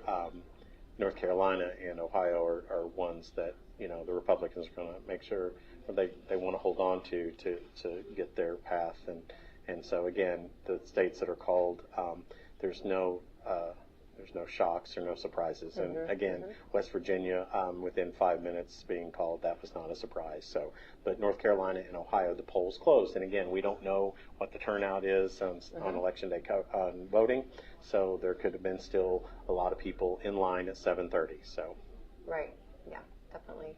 And hats off to all of the poll positions and the poll workers and everybody involved. And it takes a whole team, getting all that ready and getting that together. And you have to have so many Republicans, so many Democrats. You have to have all that, and you have to find all the people that can do it. And it's hard to find people that can take the whole day to do this. Yeah, absolutely. And like you said, what the local workers have to be polls at is 5 5 a.m. And so and if the last person is in line at 6 p.m., that doesn't mean they're walking out of there at 6 p.m. No, not at all. And it's one of those things that they could be there late. So it is a long day, and hats off to all of them who sign up for that and volunteer for that, and to go through that, because not only is today a long day, but all the additional training and things that they have to do. So thank you to all the poll workers too. Just one of the many pieces of the jigsaw puzzle that makes our elections work. I think most of them will be ready to drop after tonight. I think most of them are tired, wore out, but I do want to say that they kept up the smile, they kept up the cheer, and they kept up the energy. It was contagious today. Right, yeah. And now they're reporting now that Kamala Harris, Vice President Harris, has now taken the lead in New Hampshire. So that's going to be back and forth probably all night. So. Okay, we shall see. Yeah. That's why every vote counts, right?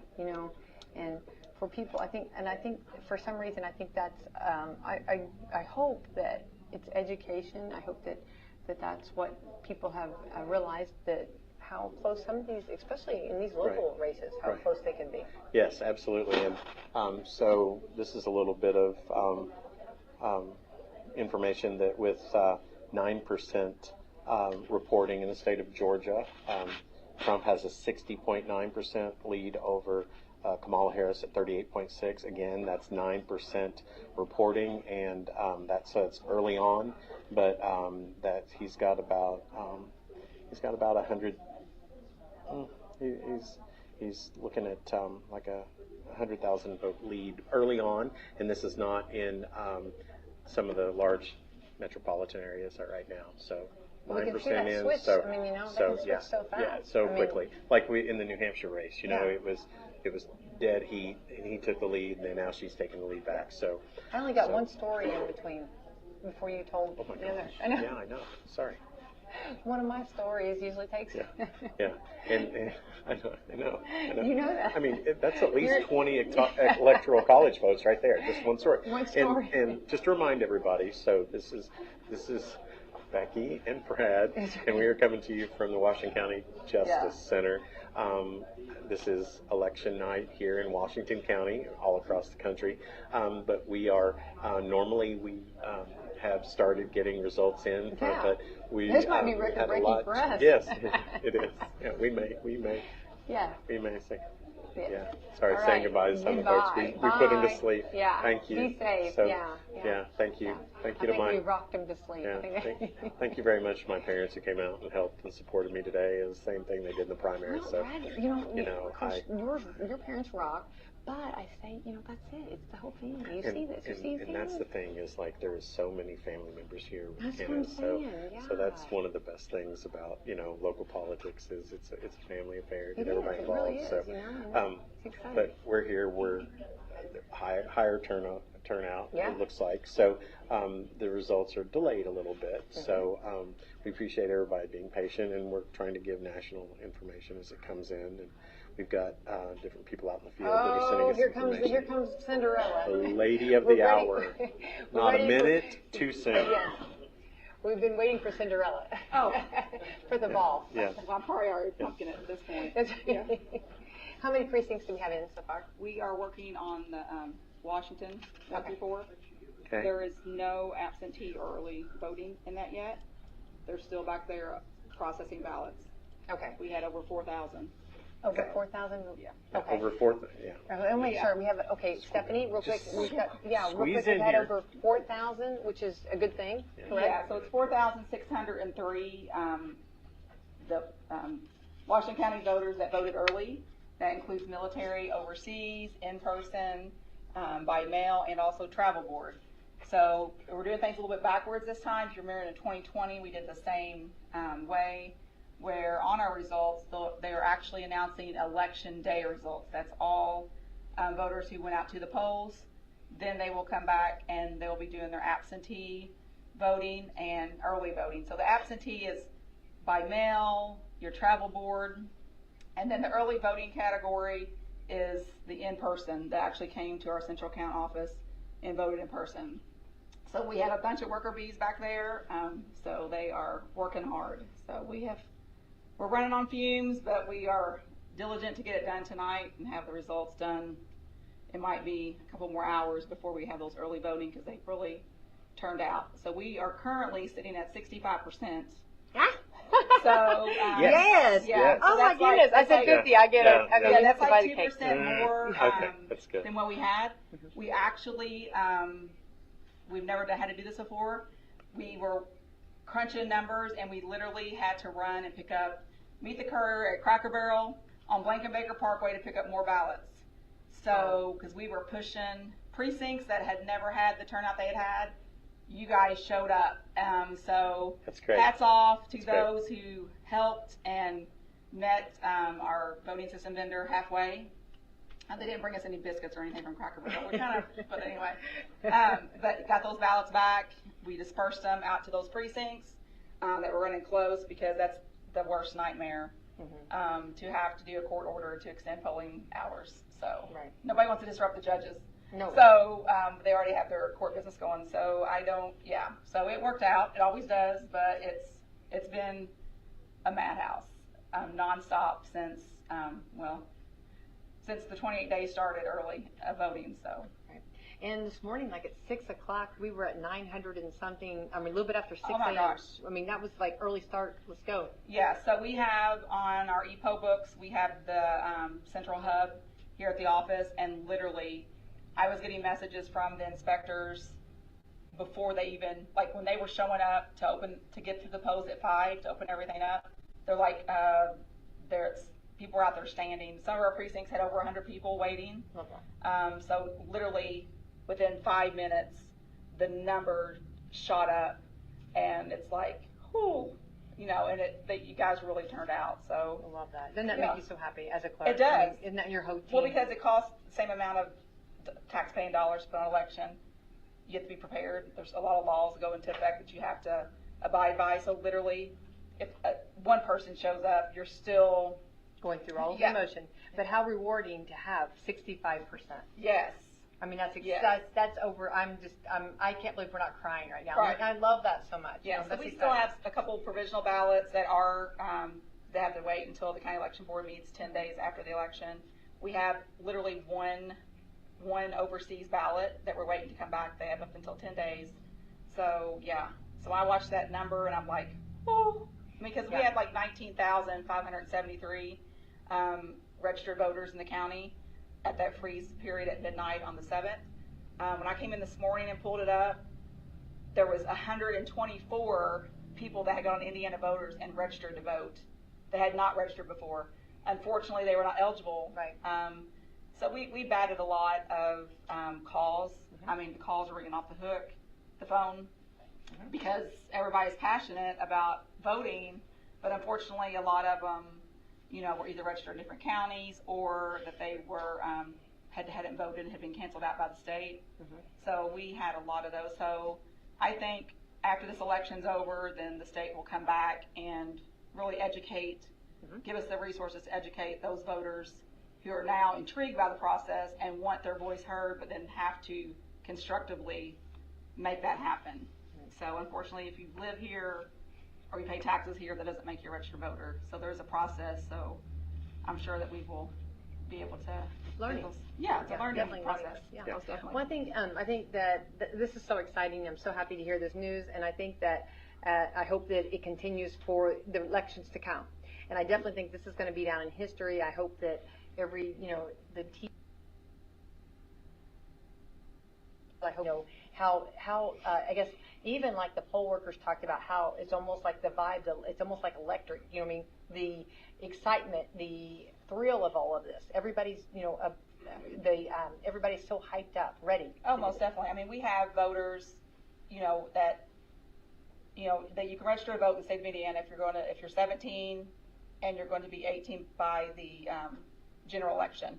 So we've had registered voters all the way from 17 all the way up to, elderly, that they are literally their first time voting and hearing their stories. Love it. Yeah. On the days where I'm exhausted and mentally wore out from the conspiracies and all that. When you hear those stories and they come in, and it's their first time voting, and I'm just like, wow, it makes it all worth it. Absolutely. And then of course we had, I'm still excited about that, Riley Skinner, who won the I Voted sticker contest, and so. So that gave us a little extra pump. Oh, absolutely. And so we ran up to the State House on Tuesday and did the award ceremony for her.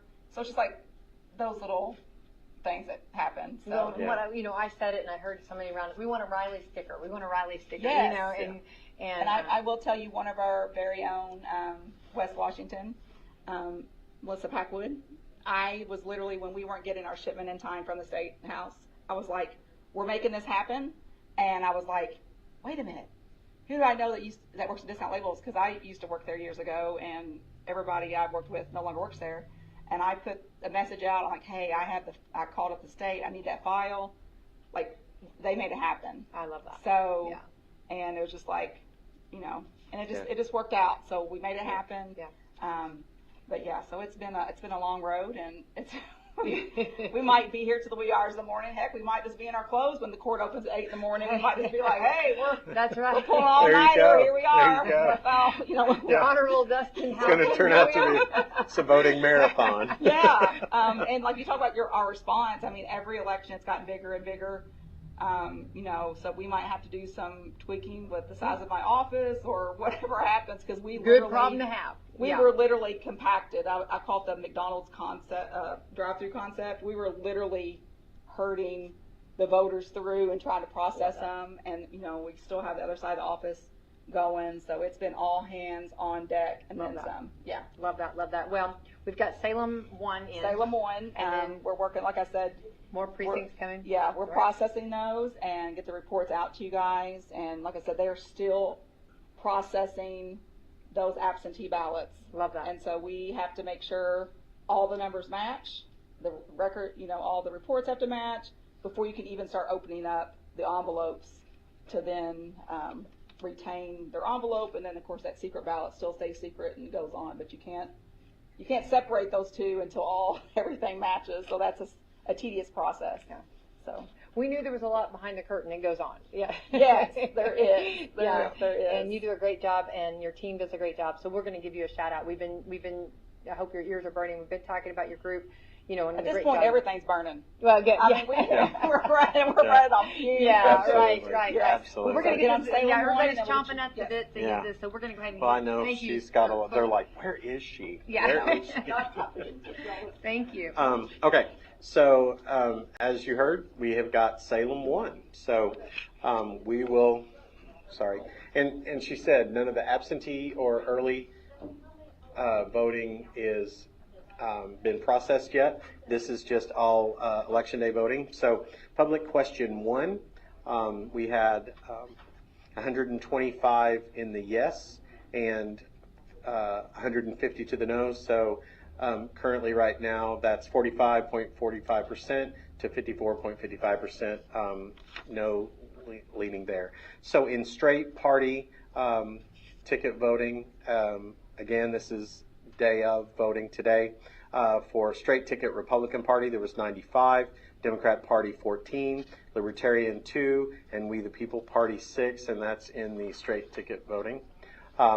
So there's a lot of people here. So for President of the United States, Donald Trump, J.D. Vance ticket, the Republican ticket, 232 votes.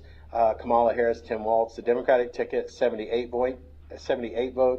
That's 72% for Trump Vance, 24% Harris Walz.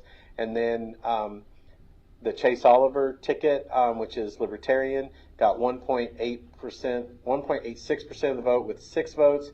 And Robert Kennedy Jr., Nicole Shanahan, We the People Party, they got 6 votes as well at 1.86%. So that's a total of 322 ballots that were cast in the presidential race. For United States Senator, Jim Banks, a Republican, got 221 votes.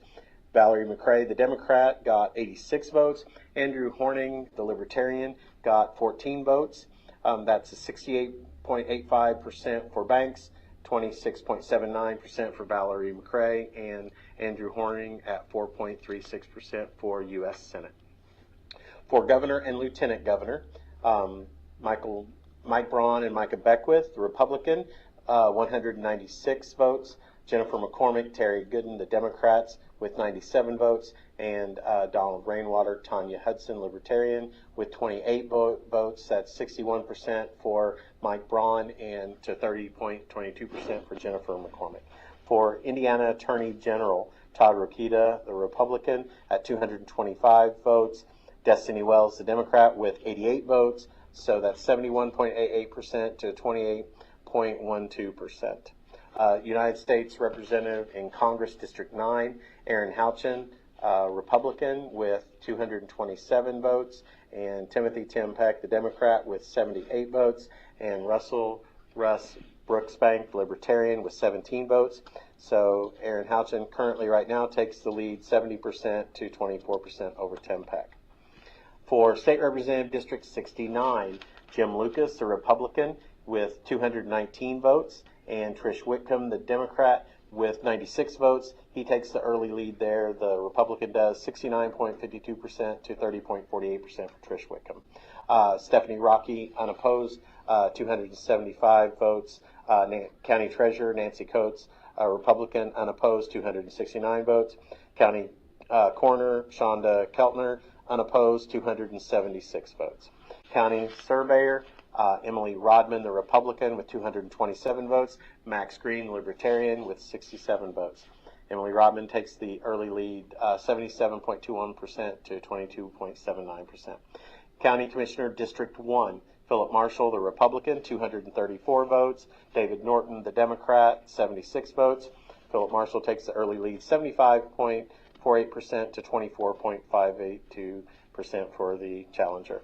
County Commissioner District 3, Tony Cardwell Jr., the Republican, with 204 votes. Ernie Tuttle, the Democrat, with 75 votes. Rhonda Green, the Libertarian, with 33. Tony Cardwell has the early lead after Salem 1, 65.38% to 24.04% for Tuttle, and Green with 10.58%. County Council member at large, Mark Bubba Atten. These are 3. There's no Democrats filed. These are all Republicans. All 3 will be elected after tonight. Mark Bubba Abbott, 176. Todd Armstrong, 156. Bradley Gilbert, 125. School board member at large. There's 4. Vote for no more than 4. So I'll go down through this with Jason Cockrell with 92 votes. Allison Marie Duff with 77 votes, Allison Jean Ezell with 87 votes, Michael Gettelfinger with 64 votes, Rebecca Humphrey with 129 votes, Brent Minton with 108 votes, Troy Ozzie Spears Jr. with 50 votes, Tony Strait with 26 votes, Kai Sweeney with 207 votes. So the top four at this point are Sweeney at 24%. Next would be Rebecca Humphrey at 15.36%. Then would be Brent Minton at 12.86%. And then Jason Cockrell at 10.95%. Justice of the Supreme Court, Loretta Rush to retain, yes, 188 to no, 80. Justice of the Supreme Court, Mark Massa, yes, 178 to no, 86. Justice of the Supreme Court, Justin Derrick Reed Mulder is yes, 178, no, 87. Indiana Court of Appeals First District Judge Peter Foley, yes, 178, no, 87. And Indiana Court of Appeals 4th District Judge Rudolph Reginald Pyle, yes, 174, no, 88. So, All right. Salem That was won. Salem won. Salem one won. precinct So, in, one and precinct. we also have our Honorable Judge Larry Medlock with us too. So Yeah. we might be in the courtroom a little bit later. Yeah. It may be longer than Yeah, we might be here for a while. Yeah. So, sorry about. Yeah. We want to know if we could have one of the robes, if it's possible, if it gets too late. Okay, thank you. Robes. Yeah, absolutely. All right. So with Salem 1, we've got, how many more precincts do we have? One down in Salem 1 and, is it 21 precincts. 21 precincts? That's 21 what I thought. precincts, Okay. yeah. So, okay. Yeah. Because so- they combined some of the polling locations. I think they did that some after COVID. They learned that some of them could be a little bit more Yes. combined. Yeah, Remember? yeah, we combined Yeah. some precincts. So Yeah. I think it went down Changed life a little bit. yeah, different we after combined COVID, it, yeah. two different groups there. Yeah. So it went down. And saves taxpayers money too. So it's a Well, good thing. and yeah, we don't have as many. You don't have to do the poll workers. You don't have to have the polling location. You don't have to have the lights on. You know, Right. all the finances. So Absolutely. Works out. And we were given information that, let's see, Harris is ahead in Virginia, and so early on, Harris takes a lead in Virginia. So all right, there we go. We'll see. But again, you know, it's kind of flip flopped, and you know, Right. I think it's like anything can happen. You know, I think 65%, Brad. Let's talk about. I know. So That I'm just like. I was way off. I was 21% off. I can't yeah. help if I was. I think if Yeah. I was Stephanie Rocky, I would have to have a cry before I like. As soon as I heard that, I think I'd have to have a cry because that's just. I mean, how rewarding is that? Yeah, You know, yeah. to know that the people came out. You know, and I hope that it just continues. I hope this is something, a new trend. You know, maybe 2024 will be the year that something will flip flop and everybody will be getting more involved. Yeah. And again, early on, the polls didn't close too long ago, but Trump takes an early lead in Ohio. So again, that would be a hold for him. So where they're leading now, both candidates are just where they're holding. There's nothing indicating any early on any states that are going to flip, anything like that. So the one to look out for, though, is how Georgia goes, because that would be a pickup for the Republicans if Georgia stays lead in the Republicans continue leading in that state. Right. And you can see that we do have. But again, early on. Early on, Yeah. yes, we'll put it. Yeah, no projections. Early We're on, not- yes, yeah. Yeah. I think too, you go back and you look at the different the races that are uncontested, and I think that maybe it would be good to get those filled in. You know what I mean? To get we get that more people out running. I think that it's definitely a community service when you do, and it takes a lot of time, and it takes a lot of I guess being able to take some of the hard knocks, but I think there's nothing like it when you become a community and servant leader. Yeah. So with 24% of the vote in Georgia, Trump still has the lead there, but in Ohio now, and again early on, so it's now close, but Kamala Harris is taking the lead in Ohio.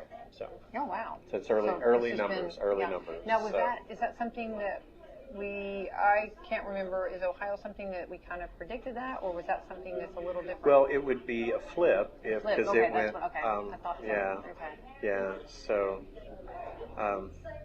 yeah, so, again, that's early.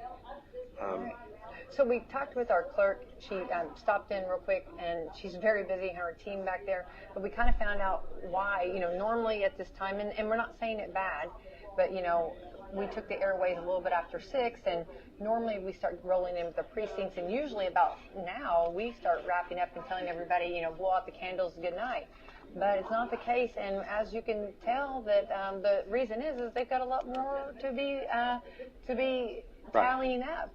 Right. They're kind of busy back there with a lot. Absolutely, and this is 1 out of 21 precincts, and again, the absentee ballots and the early in-person ballots have not been counted, and they're working on that process too. So right, definitely. So that's exciting, and of course we've seen some of the precincts rolling in. We're glad to see them, and we can't wait to get more precincts in and get them accounted for and have some more readings on that. Yeah, absolutely, and I appreciate everybody sending stuff. I'm just trying to sort through this, and we've got 1 precinct out of 21 in here, and it's always good, and I think what you heard, Stephanie, we were kind of right. There's been 65% voter turnout, and that's just unheard of, and that's just amazing. And so that's going to take a little bit longer. So I'm over here trying to decide what kind of cake I'm going to have you get me. Okay. Right. Yeah. Talking about a poll. Will it be the chocolate? Will it be the coconut?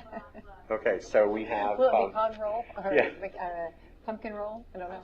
So we have some calls.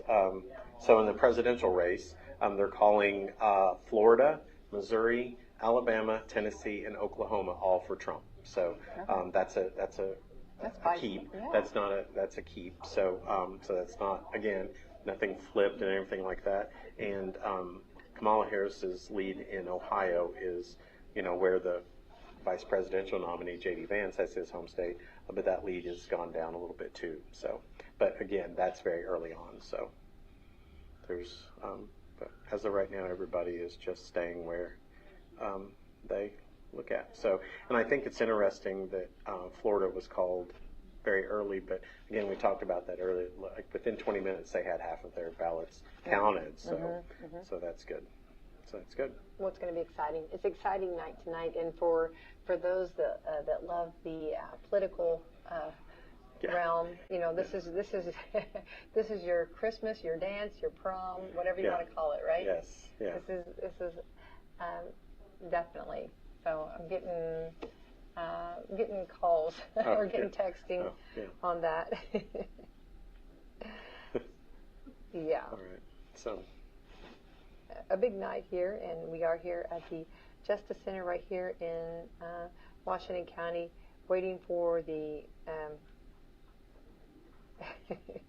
results to come in. And of course, we learned that it's going to take a little while. It might be here. Yeah, and that's okay.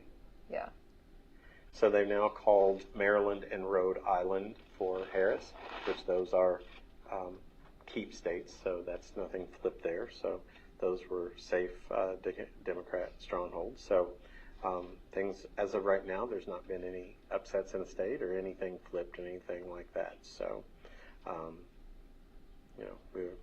again, there's still a lot of states with polls still open. So we'll talk about that listing again. So we are coming up on 5 minutes after 8, and so which Florida just closed at 8, but they've already called that. Illinois, Maine 2, Maryland, New Hampshire, New Jersey, and like I said, Pennsylvania.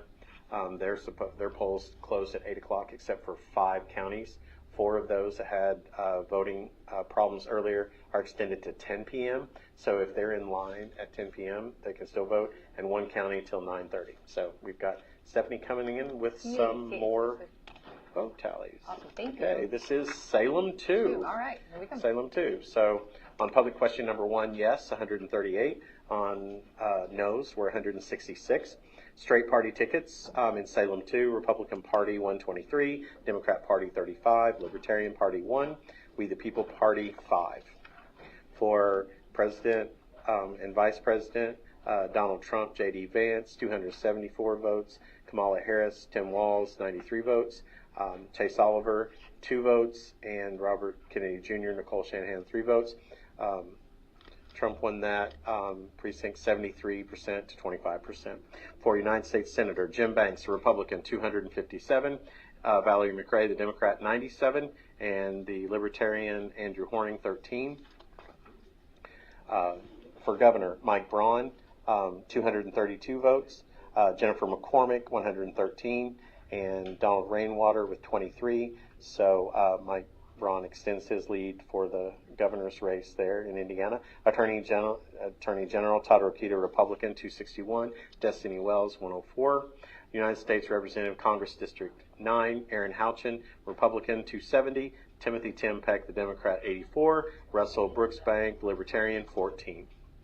State Representative District 69, Jim Lucas, Republican, 269, Trish Whitcomb, the Democrat, 98. Jim Lucas extends his lead in that race. Unopposed, Clerk of Circuit Court, Stephanie Rocky, 312. County Treasurer, unopposed, Nancy J. Coates, 306.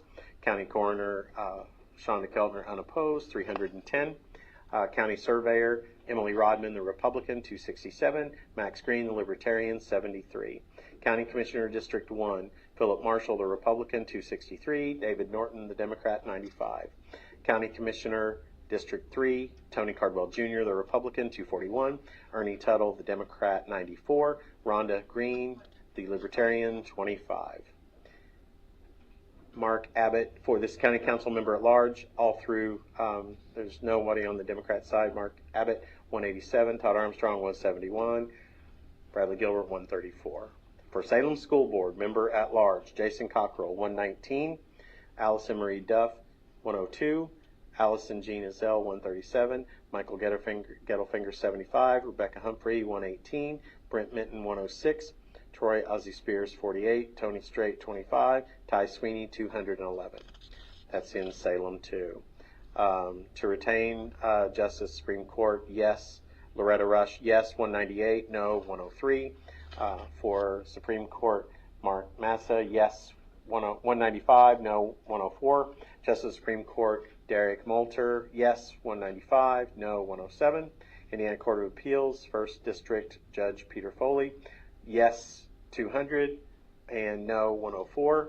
And, sorry, my watch is going crazy there. Indiana Court of Appeals, 4th District Judge Rudolph Reginald Pyle, yes, 191, no, 102. So that's Salem 2. Wow. All right. We're just knocking them down, Salem 1 and Salem 2. And Yeah. We were both a little bit off on who we thought would come in first, but Yeah. that's okay. Salem 1 and 2 showed it up. Yeah. There you go. Yeah. Which are actually big polling places. Yes, Really? absolutely. I mean, they're, yeah. So. Absolutely. So just a national update here while we're waiting on the next local. So currently electoral vote tallies in the presidential race. Donald Trump leads 86 to 35 to Kamala Harris. So that's what the states that are called. Again, none of those are switches or returns. So, yeah. All right, excited. Okay. On here we go. Yeah. Yeah. So, okay. All right. So we've got two down and what, 19 to go? Or Yes, it looks like 19 to go. Awesome. So, yeah. We sit and we wait. Yeah. The waiting game. Yeah. You know? So But that's we'll look at- okay. We've been waiting. You know what I mean? We've been waiting for a long time for this, right? Yes. All year, right? Yeah. Well, since Well, May, I think it's right? been a while, and I think that's something that it's been worth it. It's been exciting, and we shall see. And I think to see citizens involved and communities involved, I think, and getting out to vote, I think that's right there's a win-win, don't you think? Yes, absolutely. Absolutely. So 65% for our county, that Yeah. to me, I think that needs to be extremely said several times. Yeah, I was just looking to see. In what we've got so far, Salem 1 and Salem 2, the hot races right now are the school board. Mm-hmm. And of course, because we know there's eight names and there'll be 4 positions, taken. Yeah. And So those are the ones that are really the hot ones, because some of the races are, some are not contested, but some are contested. So, I guess there's several. All of them are hot races. Some of them, but. Yeah, and we're trying to work on a tally where we are. So we've got 2 precincts in, and so we'll see where we are. And especially like the school board race, that there's 8, and we're, looking at the top 4. So anyway. And I do believe, just a little bit of a side note, while we wait for those electoral votes to change, flip-flop or numbers to change after every story. It's like the weather in southern Indiana. That's right. Just stick around, it'll change. But I think now, unless something has changed, I do believe the Salem School Board is one, if not the only, board in the whole county that is totally unpaid. Yeah. So, and that's been tradition. Yeah. So I think many years ago there might have been, but it started where it was an unpaid position and has continued. Yeah, and that's a good thing. And a reminder to everybody. So in the school board races, they're nonpartisan races. So you just go in and sign up. There has been talk of changing that, but it has not been changed. So they are at this time totally nonpartisan, and maybe it'll stay that way. Yeah, I think there's a lot to be said for that being a nonpartisan race. It just kind of takes the pressure off, Right, and everybody working together. Yeah, so we'll see. Okay. All right, well, let's go ahead, and since we've got some time, let's figure out what we've got so far. Let's do the school board, the top 4 so far. I know that's going to bring out some math. Okay. I didn't know we were doing some schooling for the school board. Yeah. We're going to see how good our math skills are, right? Yeah. Yeah. Okay. So in Salem 1, your top 4 were Ty Sweeney. Let's check them. Let's check those. Ty Sweeney, Becky Humphrey, Brent Minton, and Jason Cockrell. Okay. So in Salem 2, we had your top 4 were Ty Sweeney. Let's see. Allison Gina Zell. And Jason Cockrell.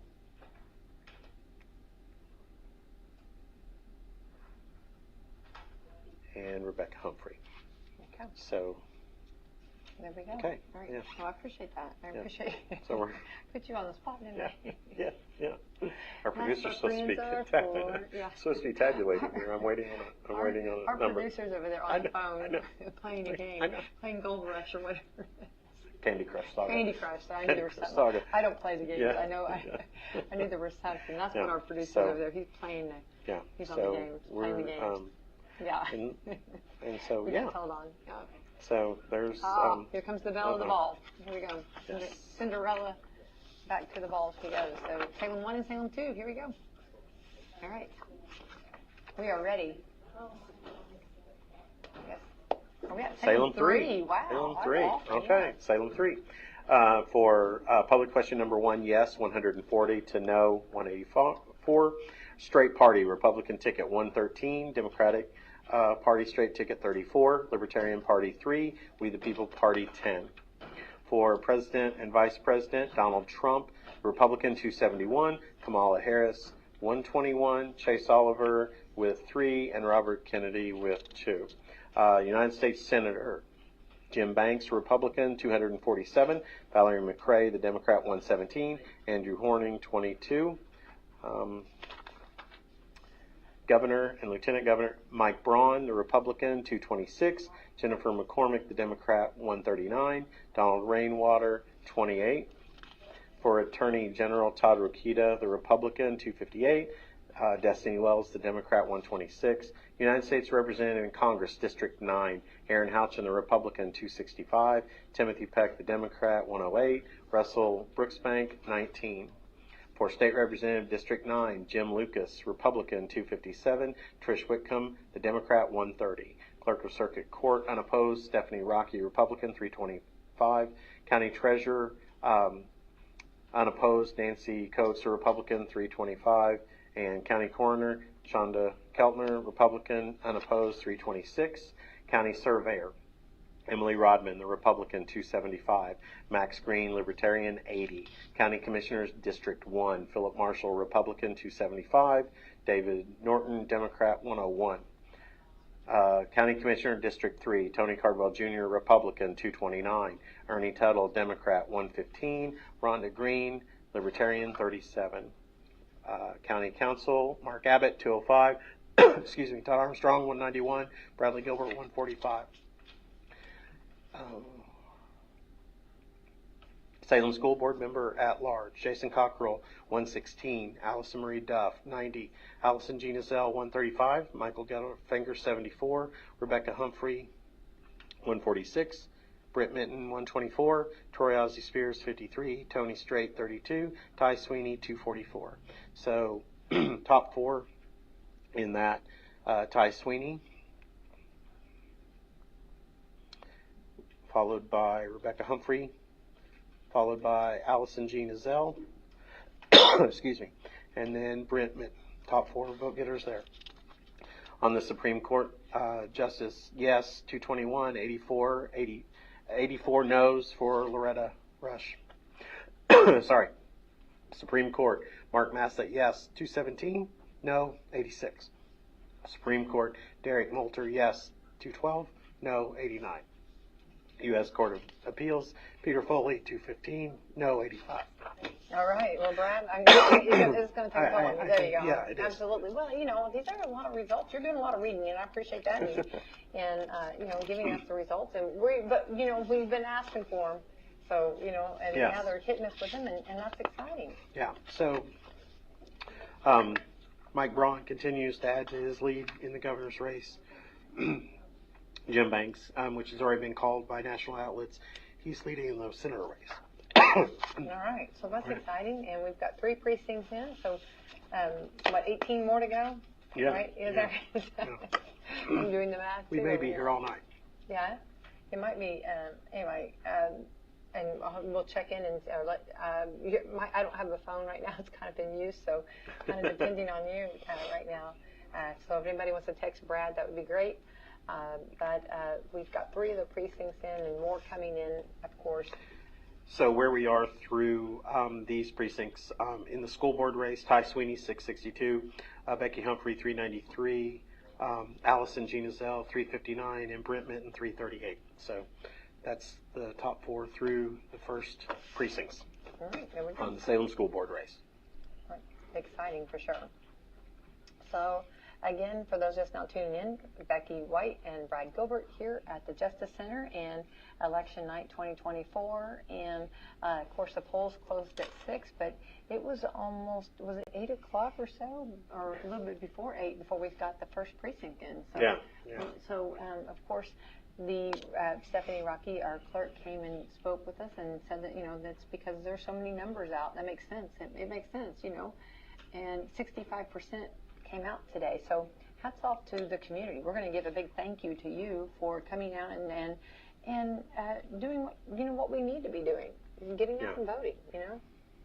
Yeah, absolutely. And it's I think after how many years doing this with you, I never thought we would hear 65%. I know. Turnout. So that's just what a great crazy good, what right? a great great.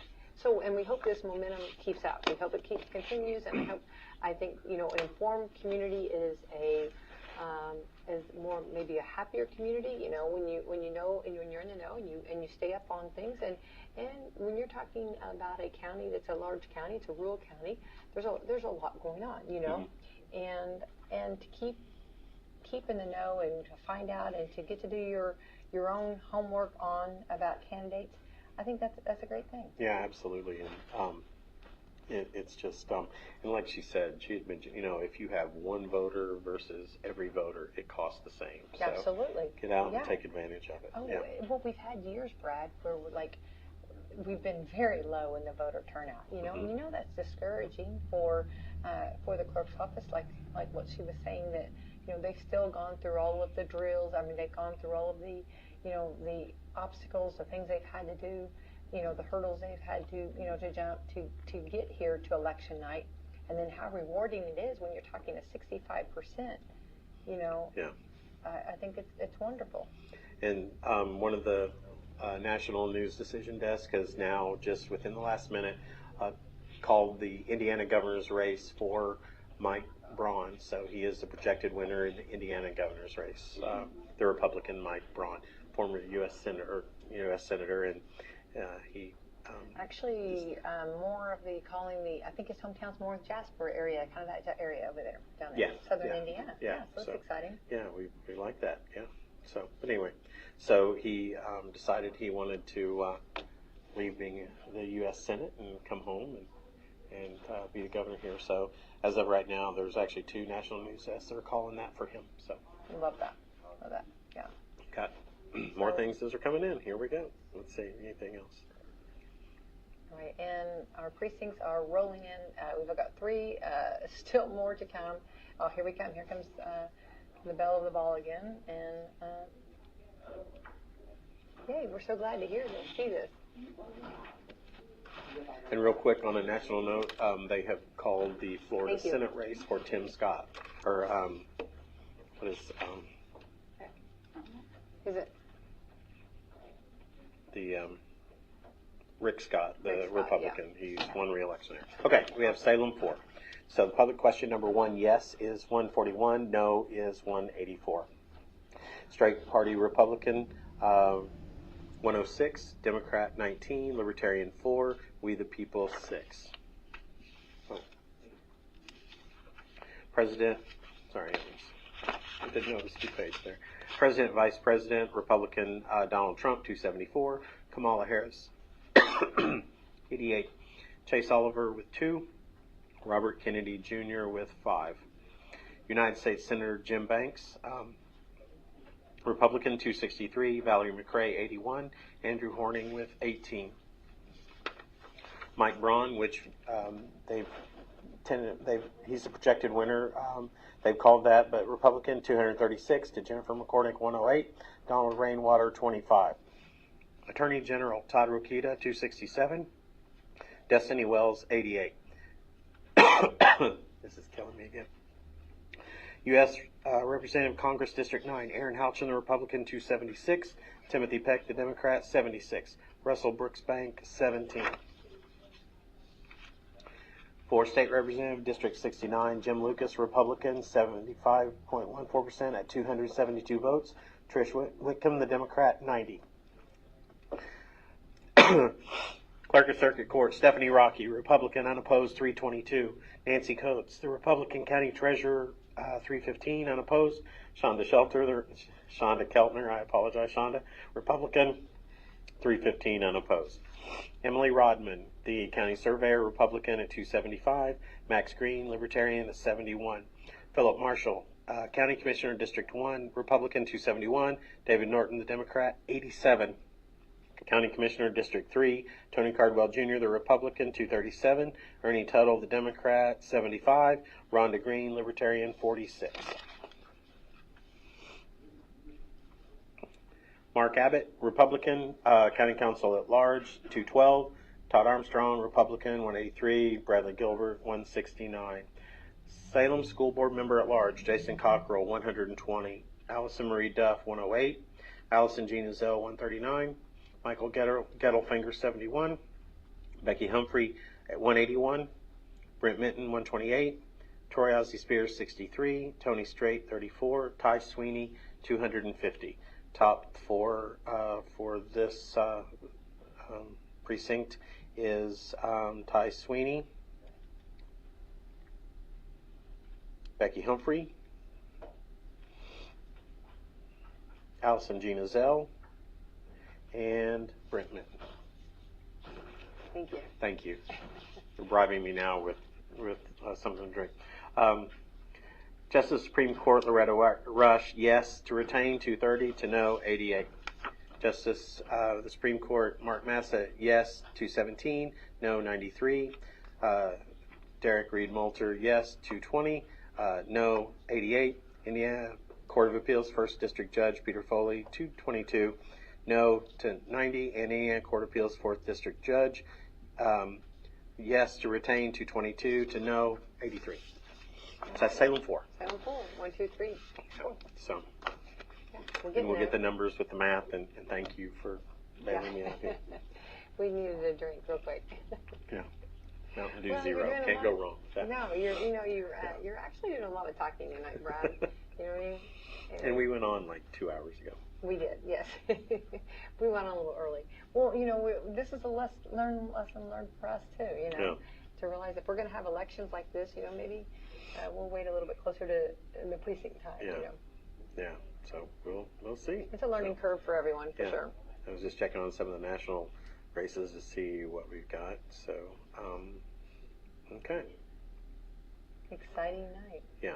So currently the Electoral College vote stands 95 for Trump and 35 for Harris. But again, these are all states that they were expected to win. There's not been any flips or anything like that. And he has leads in Georgia, Kansas, and Texas. Again, the only one out of those that would be a flip would be Georgia if Trump does that. So anyway, so there you go. Also, our back at the station, they're asking to check your battery, and I can't see that far. I can't either. It's not showing me the battery. I don't know. I don't know. We shall see. Yeah. Again, a learning curve it might be. Yeah. Yeah. So we're looking at, okay, so I'm getting some numbers here, and thank you very much. So through what we've got so far with the Salem School Board, Ty Sweeney is 912, Becky Humphrey 574, Allison Azell 498, and Brent Minton 466. So that's currently through 4 precincts. That is the top 4. Okay, there we go. All right, onward ho we go, and those are 4 seats that we shall see. And there was 8 running, I do believe. Yeah, there was 8. Yeah, so we'll.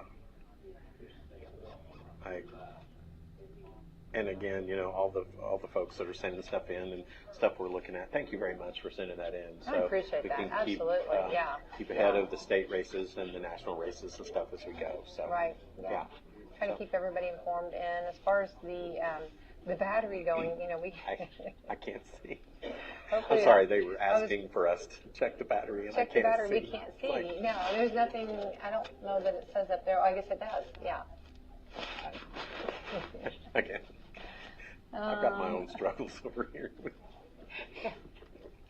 We're just trying to keep a Staying voice. hydrated. Yeah, It's not keeping hydrated, keeping a voice. I think we are. I don't know where we're at in the percentage as far as battery. I don't know. But and thank you to all the people that are joining us here on Facebook and also on absolutely. WSLM Radio. Yeah, so we exciting. appreciate that very much. We do. We do.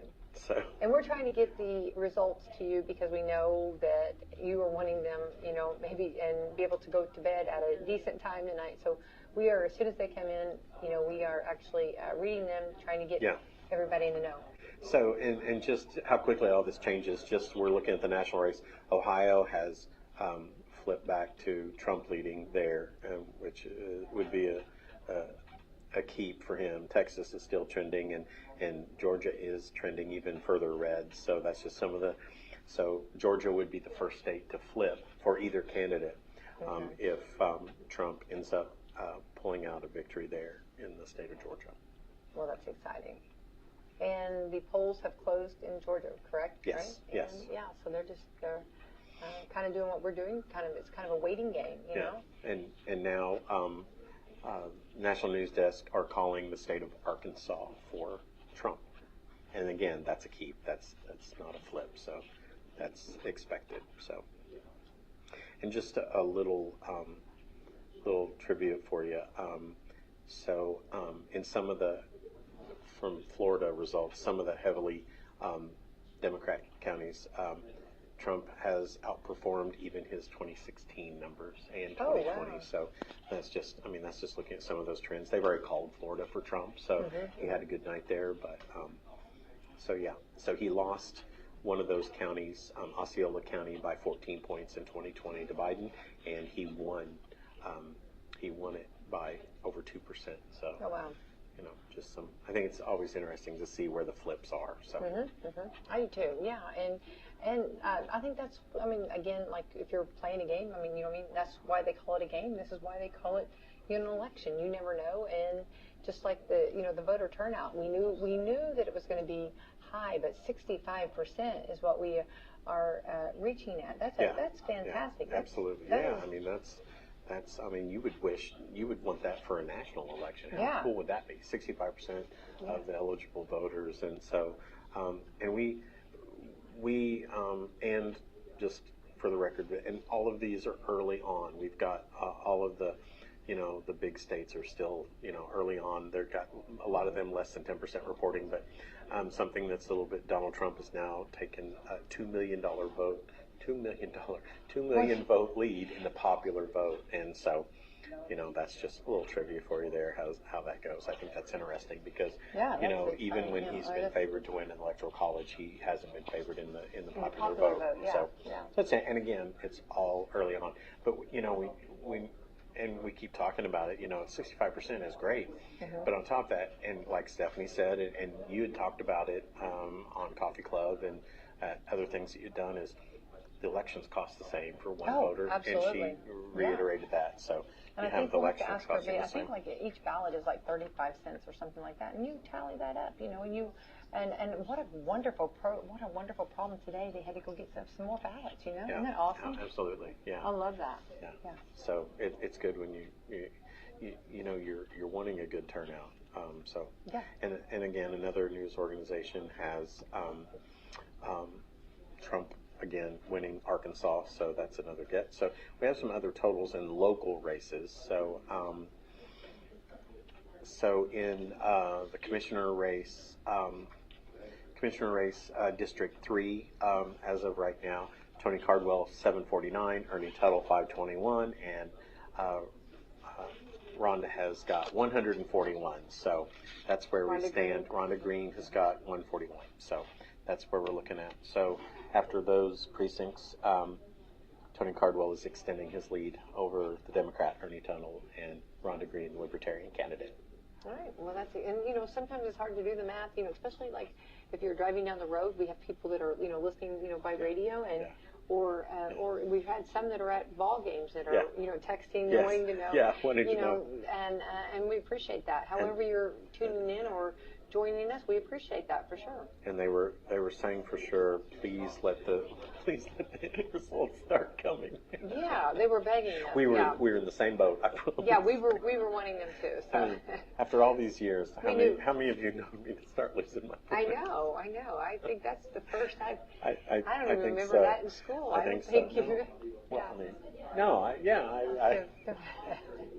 mean, you know. Well, some things never change, right? This is true. But we, you know, we did take the airways early, but we thought that it was going to be, and everybody, you know, they were like, you know, please get on, you know, take these airways. But, you know, but then we did find out, and we appreciate Stephanie explaining, you know, you don't know you know, what's going on, you know, back there. And, you know, there's a lot to be, they're kind of busy, you know, we've got a big turnout, just a little 65%. Bit, They've got quite a few ballots there to deal with. So current in the electoral college count right now, Republican Donald Trump leads 101 to Vice President Harris has 35 electoral votes right now. And again, there's been no flips. That's all of that is expected on both sides. But he takes the early lead in electoral college votes, and it'd be interesting when Georgia comes in and he's holding on to some of the other things, some of the swing states that we're looking at, Michigan and Pennsylvania.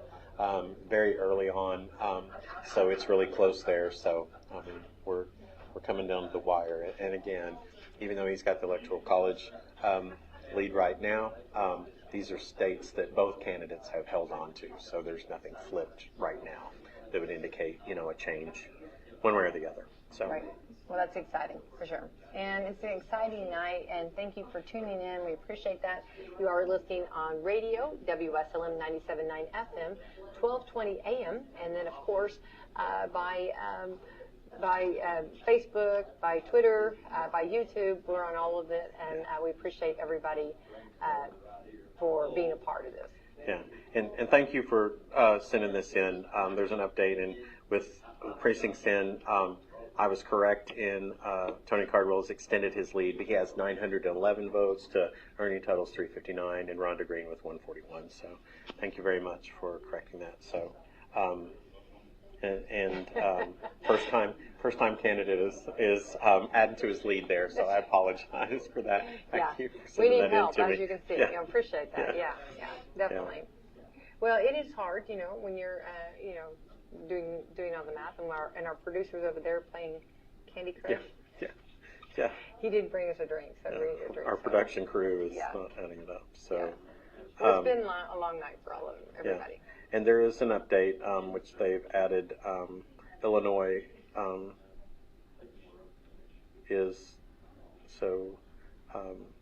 Kamala Harris now has 49 electoral college votes, and these are all retained. So, and he's still at 101. So we're looking there.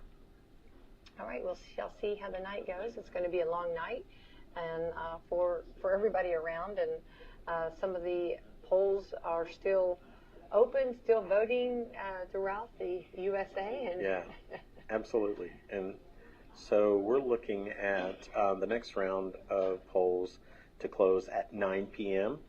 Will be Arizona, Colorado, Iowa, Michigan, New England, or Nebraska 2, New York, Texas, and Wisconsin. So there's some 3 of those swing states are in there at the 9 p.m. close. So that's going to be exciting. That's going to mix it up a lot. I mean, and we still have 4 counties in Pennsylvania that are extended to 10 p.m. By a court order because of the problems, and a 5th Pennsylvania county is going until 9:30. So we've still got an hour to an hour and a half of still voting in Pennsylvania. So. Mixing it up a little bit. And yeah, definitely. Keeping us on our toes. They're trying to keep track of that. Yeah. That's right. Well, you're doing a great job, Brad. And I appreciate everyone tuning in. And of course, everybody wants to find out who our candidates going to be, who's going to be the winners.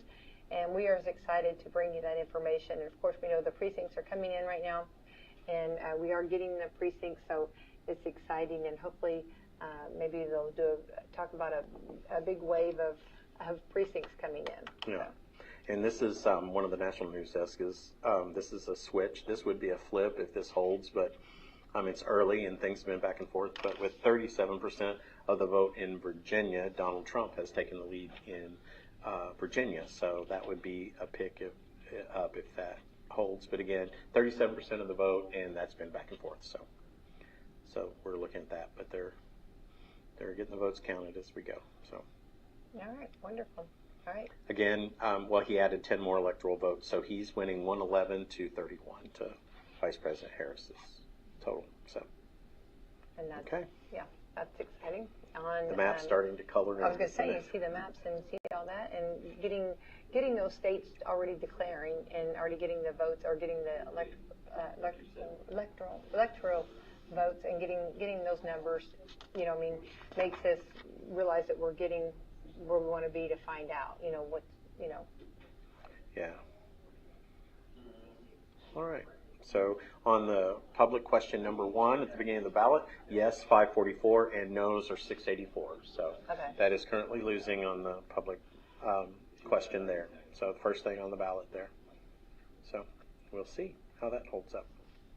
All right. Very exciting, and definitely a big night. And I hope that, I know this is going to be a long night, but I hope that maybe for those that want to learn more about the voting and being a part of the election process, hopefully they're tuning in on this. Yeah, absolutely. And in the county surveyor race, we have got, double check what Emily Rodman. Emily Rodman has got 1,044, and Max Green with 291. So Emily Rodman is a Republican there, and Max Green is a Libertarian. So she has extended her lead also in that race. Mm-hmm. So. All right. Well, there we go. We're going to have to break out in song. Let's see what comes. Well, I do want to remind everybody just a little bit of public service announcements while Brad takes a little bit of a break. Don't forget, we are still under, unless it's, hopefully we're supposed to get some rain tonight, and we want to thank that it waited till after the polls closed around here, but we are still under a burn ban, so everybody please be very safe on that and do not burn, and be careful on that. Yeah, absolutely. And reminding everybody. Yeah, so. And then next Monday, less than a week away, we'll be celebrating Veterans Day, and right here in our county, we know there'll be several schools are doing Veterans Day programs, which we're excited about, but also they'll be dedicating the bridge right here in on Main Street, which I guess you drive it all the time, or you drive over it all the time, but I just realized that it has never been dedicated. It has never actually been an official. So they're going to dedicate that to the veterans, which love that. And the new signs are already up. Oh, they look so really on nice Veterans too, Day, don't they? yes, they look really nice. And so on Veterans Day, there's going to be, and thank you to WSLM for donating equipment to make that we're excited to be a part. So we've got some officials that are going to be coming down for that, so it's going to be a great time. That'll be at 9 a.m. It's open to the public right there, and they'll have it actually in the grassy area there, because they don't want to nobody wants to stop the flow of traffic. We know that the community gets a little feisty. That's true. And we are part of that too. We are part of the feistiness too when you stop traffic. Yes. So I think they do their best. They do their darndest to make sure that it flows freely. So it will be over in the grassy area, but it's open to the public at 9 a.m. next Monday, and then at 11 a.m. they'll be doing their regular Veterans Day program at the courthouse. Yeah, absolutely. So that's exciting. So that's good. So they was doing 11-11. They're close, so you can go to both. Absolutely. Let's go to both. So and then after the Veterans Day program at the courthouse, so it starts at 11. Around noon, you can go to the bingo hall or the Legion up there and have a wonderful meal. Yeah, absolutely. I thought you were going to say go to your house, but they no, go there. I said a wonderful meal. Yeah. Now you can cook, you know that. So County Commissioner, District 1, Phil Marshall has 1,043 votes to David Norton's 359. So that's through, we've got 4 in Salem 1, Salem 2, Salem 3, and Salem 4. So there you go. That's interesting that the Salems are in. Yeah, and there was long lines there. I know. That's pretty good. Yeah, so that's exciting for sure. But yes, so just a little bit of things that are going on in our listing area, of course, and so that's exciting. The Veterans Day, and we love Veterans Day, and we are excited about these programs. And I've heard before from other communities, they have said, that it's so awesome that your community still continues to do the programs. Yeah. And I don't think we'll ever stop. Yeah, I think that's interesting, and so I'm gonna invite everybody. Something interesting going on this Friday. Come out to the Walmart in Salem, and there's going to be the Clydesdale horses. How cool is that? I'm so excited about that. So they do a lot of tours in Southern Indiana and things this time of year, and they're being stabled down in French Lick, and there's a lot of things going on for the holidays and stuff. But they'll be up here from 1 to 3 on Friday, right here in Salem. So please come out, and they're just so beautiful. I mean, you just can't. Yeah. So come out and see them. So we got to get our picture taken. We've got to get our picture taken. Actually, I'm going to fall in love with one of them. Yes, I'm going to fall in love. You'll want to try to take them home, for sure. You can't do that. Can't do that. No, they're kind of a big deal, Yeah, kind of a big deal. Yeah. I got a chance to in Nashville, Tennessee, at the CMAs. They brought them. And I got to, actually pet one and stand beside, and they're huge, Brad. And their feet, but they're like the gentle giants. Oh yeah. You know what I mean? And the way they groom them, the way they take care of them is just like none other. I mean, it's just fantastic, and I'm so happy about that. I was over the moon to see that and to hear about that happening. And so hats off to Walmart for bringing that to us. A lot of times you don't get that opportunity. Oh no, yeah, that's really cool. That's really cool. And so I don't mean, we talked about her earlier, but Tara Coates, she had. We were talking about them coming to Salem Walmart, and she has actually been to outside of St. Louis, the farm that raises them from, just they breed them and raise them, and she's been there, and so how cool is that? I'm going to back the trailer up, and I'm going to see if one of them just walks in, if one of them just happens to walk in my trailer, right? Is that okay? I mean, sure. So the door's open, and the Clydesdale happens to wander in. Is that? Yes, I think that's absolutely perfectly fine. I love it, and I love their commercials too. Let's talk about that. You know what I mean? Yes. Oh my goodness, yes. I cried during the Super Bowl whenever. Or hang on, we're not supposed to do Super Bowl. No, yeah. During the big game. During the big game. During the big game, whenever the dog and the horse. That one. Do you remember when the dog and the horse? Yeah. They remember each other. Yes. Or hang on, or the trainer. The guy trained, from a start, trained the Clydesdale, and all's good. And then he takes the Clydesdale, and the Clydesdale goes and is a huge part and a part of this. And he groomed him to be what he is today. And then he's watching this parade. Yeah. And the Clydesdale stops and comes running back to him. Yeah. I'm in tears. Yeah. You know what I mean? When I see that Clydesdale stop and start running back. Yeah. It's like, yes. Hey. Yeah. So I think that we could reenact it if I happen to have my trailer door open and one of them just happens to want to run in. You know what I mean? Yes. I think that's possible. I'm gonna fall in love. So I know I'm gonna fall in love. If someone says on Friday that a Clydesdale is missing, I promise I will disappear. You I know will nothing. You know nothing. I saw nothing. I know nothing. Yeah. So everybody out here, you've got to follow us. Yeah, I'm gonna fall in love. I know. But anyway, so they are very impressive, and I hope everybody comes out. I know time. Everybody's busy. Everybody's got 1,000 things going, but please make time to come to this because this is something I love it. Whenever our hometown brings something like that you don't usually get. That's not a chance. You usually get a chance to do that. You know what I mean? Not every day do you get to meet them. Right. And it's kind of cool. And I know but like you were involved in bringing the Hoosier bus and the car that Gene Hackman drove in the movie. So we got to do that, and then now the Clydesdale. So how cool is that right here in your hometown? That's living right? Yeah, and we've done other things too. We've done pumpkin chunkin'. That was that was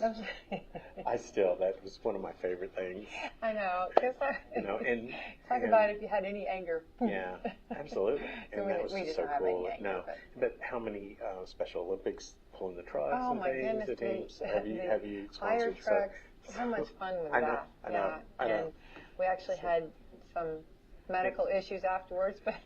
It's okay. But it was all, everybody lived. Yes, everybody did.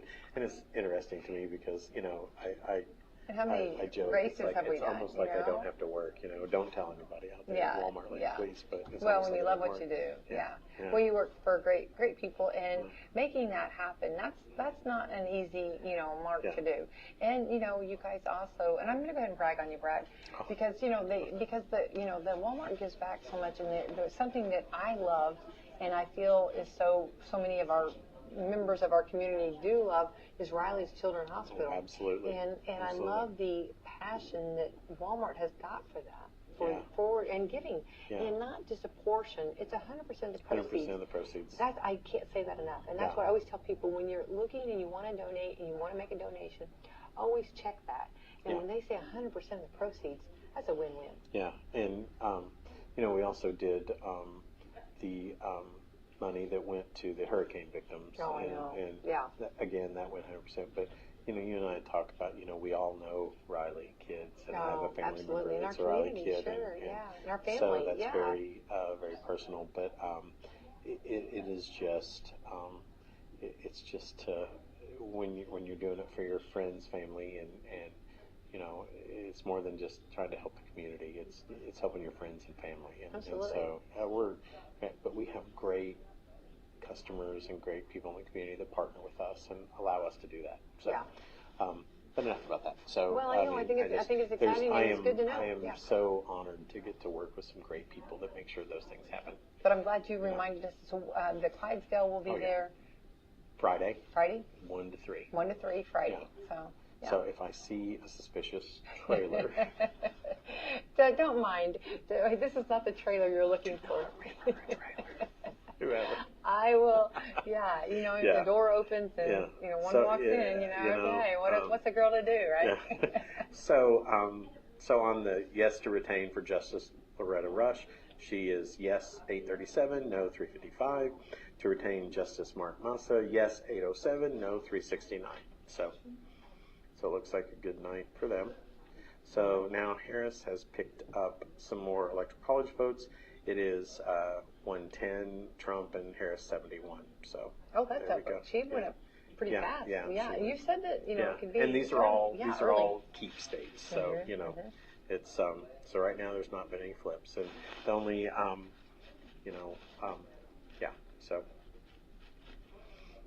and we're just now getting polls closing in some of these swing states that were very important. So so that's where we are there. Some of these places are, they have it 0 to 0 because they're not sure. So we'll just go with that. We'll see. So, yeah, it's going to be a long night tonight, and we're waiting for the precincts to come in. We've got 4 of them in, right? Is it 4 or 5? 4? 4. Yeah. 4 in so far, and still more coming. And of course, they've got a big group. Again, for those just now tuning in, we are here at the Justice Center. Becky White and Brad Gilbert reporting. We started a little bit after 6, so we've been on the air for a little bit here, and we hope the battery holds on, and so we hope that everything continues to onward how we go, because we do want to make sure that we give you the results as soon as we find them out, which the team back there, the clerk and her team, are working very hard to get those out to us. We know that there was 65% voter turnout today. Well, actually, not just today, but within the whole early voting, and that's fantastic. So hats off to the community. You guys did it. You understood the assignment and you did it. Yeah. Right? So, yeah, absolutely. So we're looking at, yeah, you did. You understood the assignment, got out. I mean, 65% is just crazy good. I know, right? I know. I was happy to lose to your guess. So, I know. Yeah. I was happy to I'll lose. be happy when there's cake. Cake too. Yeah, that puts me in charge of that. Yeah. Or pie. Hey, Aaron. Oh. Aaron, bail me out here. Yeah. She's got to bail me out here. Yeah. So, or pie. Cake or pie. Yeah. So to the question to retain Justice Derek Mulder, yes 805 and no 371. So that's where we are on that. And there's different reports. Some people haven't called it, but there is one news source that is saying it looks like that Kamala Harris will win Virginia, but some others are saying it's too close to call. So, all right. So that's what we'll look at there. We shall see. For sure. Well, and then we had a nice day here in the county. That was nice too. The weather was very cooperative. It was a little bit windy, but that's okay. And we joke about the windy, not only with all the politicians out there talking, but also the weather, and that makes for a nice day. It wasn't bad. Yeah, absolutely. And I think that it's normally in the primary is when you see candidates coming in sunburned faces. I love that. And I you love think it. of shorts and t-shirts or short sleeve shirts and tennis shoes, in May, and I will just got to be out there in short sleeves and shorts. In shorts, I know. November. Yeah, so yeah. It's like, Today we wait, see, I got a sunburn in November. So I'm seeing the sunburns. I see the shorts. I see all the activity going on. Yeah, so I love that. Because I think that as a candidate, I think when you do it, you've got to give 100%, and then you got to give it to God and sit back. When the polls close at 6 a.m., it's out of your hands. Yeah, and you just you leave it all out there. Yeah. So yeah. So we're getting some, even though it's extremely close, Trump has now taken a lead in Pennsylvania. So but he's taken a lead, and it's early on in their results. So, and like I said, there's still 5 counties still voting for another hour in 4 of them, and another 35 minutes in another one. So, but the results are coming in. He's taking a lead in Pennsylvania. So that would be a flip for him. So, and if Virginia does stay in the Harris-Walz column, that's a hold on for them. So that that would be that wouldn't be a takeaway from the Republicans. So All right, you shall see. Time will tell for sure, Marching right? on to 270. The Mountain Dew and coffee we have going, right? Yes, yes. Trying to make sure that we stay awake here too. Brad, if we have a break for a second here, I do want to talk about, because I think you're all chomping at the bit. We started the kind of the big event started, right? Didn't we start doing some of the Yes, we started some early of the events. sales? Yeah, Yeah, so, exciting. but the good ones are, 2 weeks before Thanksgiving Day, which we're closed Thanksgiving Day, so I'm very Yes, that's happy about exciting that. too. Let's all break out the turkey, But, right? We had one October event, an October surprise. Well, actually, we had 2 October events. One was planned and was publicized, and then we had an October surprise in honor of the election where we did a lot of electronics and stuff like that. But our big sales on electronics are coming 2 weeks before Thanksgiving, so that's going to be really cool. See, I like to hear all that. Yeah, Yeah. we want to know the host scoop of it all. And then Yeah. there's going to be a lot of technology, and and I think that you can tell the older you get when you're excited about like the apparel, the socks, underwear that's going to be on sale because there's a lot of families that stock up, Yeah. and so it's good prices. So Well, yeah, it's better than almost back to time to school get some new prices, underwear right? and Yeah. socks. So, and we've already, if you come see us for our One time a year. if you're going to an ugly sweater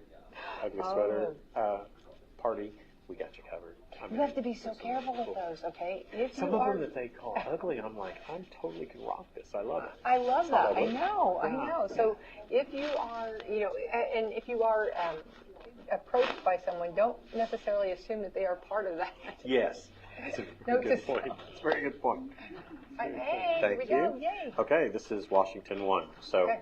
on the public question number 1, yes, 129, no, 149. Straight Party Republican ticket, 95. Democrat Party, 12. Libertarian Party, 0. We the People Party, 3.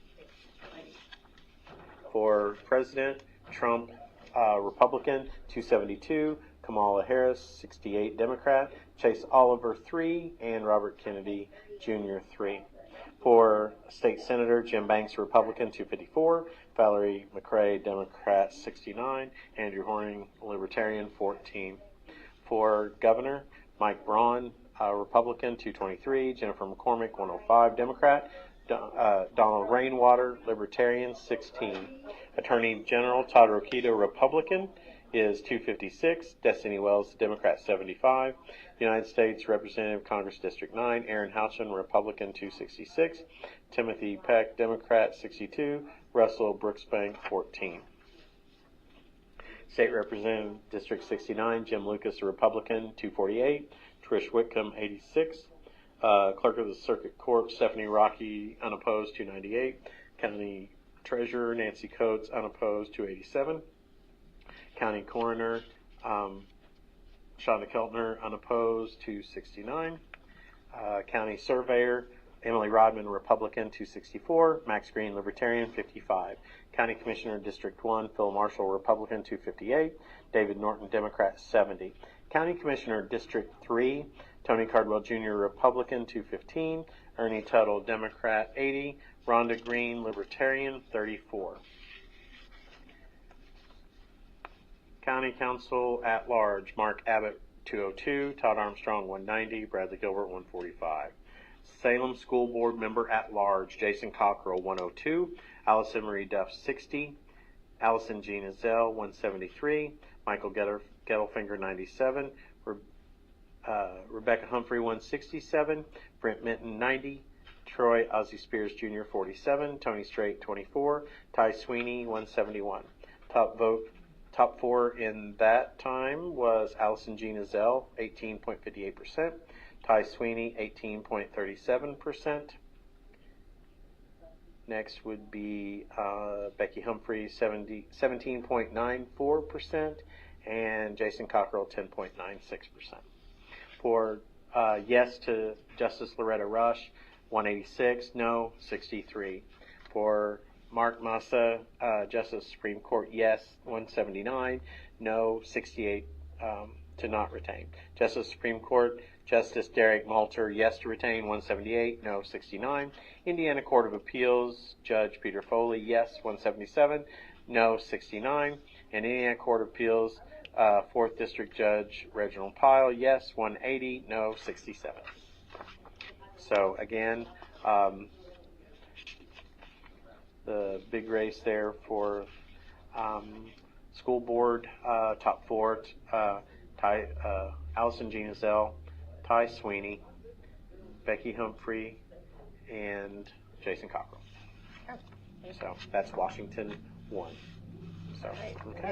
Getting them knocked down, and it just seems like they're just coming a lot slower, you know, and you know, and that's okay. I mean, that happens, and I think we've been in the years past. There's not been as much voter turnout, and therefore they've come in a lot quicker. Yeah, and that's absolutely, and that's a great point. You know, so when you look at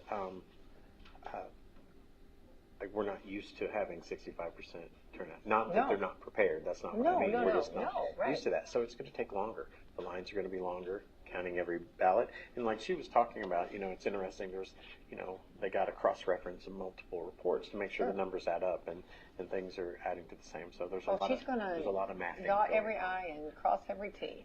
Yeah, Stephanie Rocky is a perfectionist on that. And absolutely. So, yeah, we don't have to worry about that. So everything's going to be good. And that whole team back there works so hard for us. Yeah, they do. You know, we're lucky to have that. Very blessed, for sure. Yeah. And there's, I know more precincts are coming in, so we're ready to get those results and get them to you. And we are actually been on the air since a little bit after 6, so we are still going strong. And we don't know how the battery We don't know how the battery, we don't know how we're doing. If you can see that, Brad. I know. I'm sorry. People probably think I'm looking at. I'm sorry. I apologize. We're trying to figure out how. I don't even see where the battery number is. Okay. Up in that left-hand corner up there, if you can see it. Yeah, I know. Okay. So, so the top four: Ty Sweeney with 1,083 votes. Becky Humphrey, 741, Allison Genazell, 671, and Britt Minton, 556. So I feel like, well, yeah, on that. So I appreciate you doing the math and getting us in the know on that. I feel like, you know, John Wayne, whenever, you know, he's sitting down to eat chicken and dumplings, and he said, they'll hurt your eyes. And they said, what? And I said, trying to find that chicken in there. Trying to find that battery up there. Yeah. So.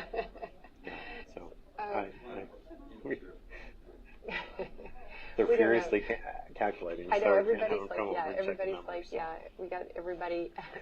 I would love to see somebody's face come upon me. Yeah. I would love that.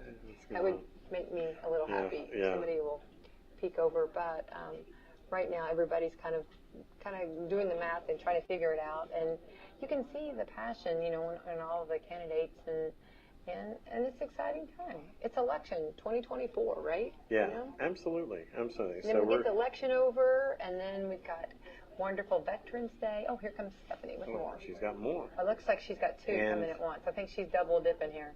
And an update now. So also, we got two.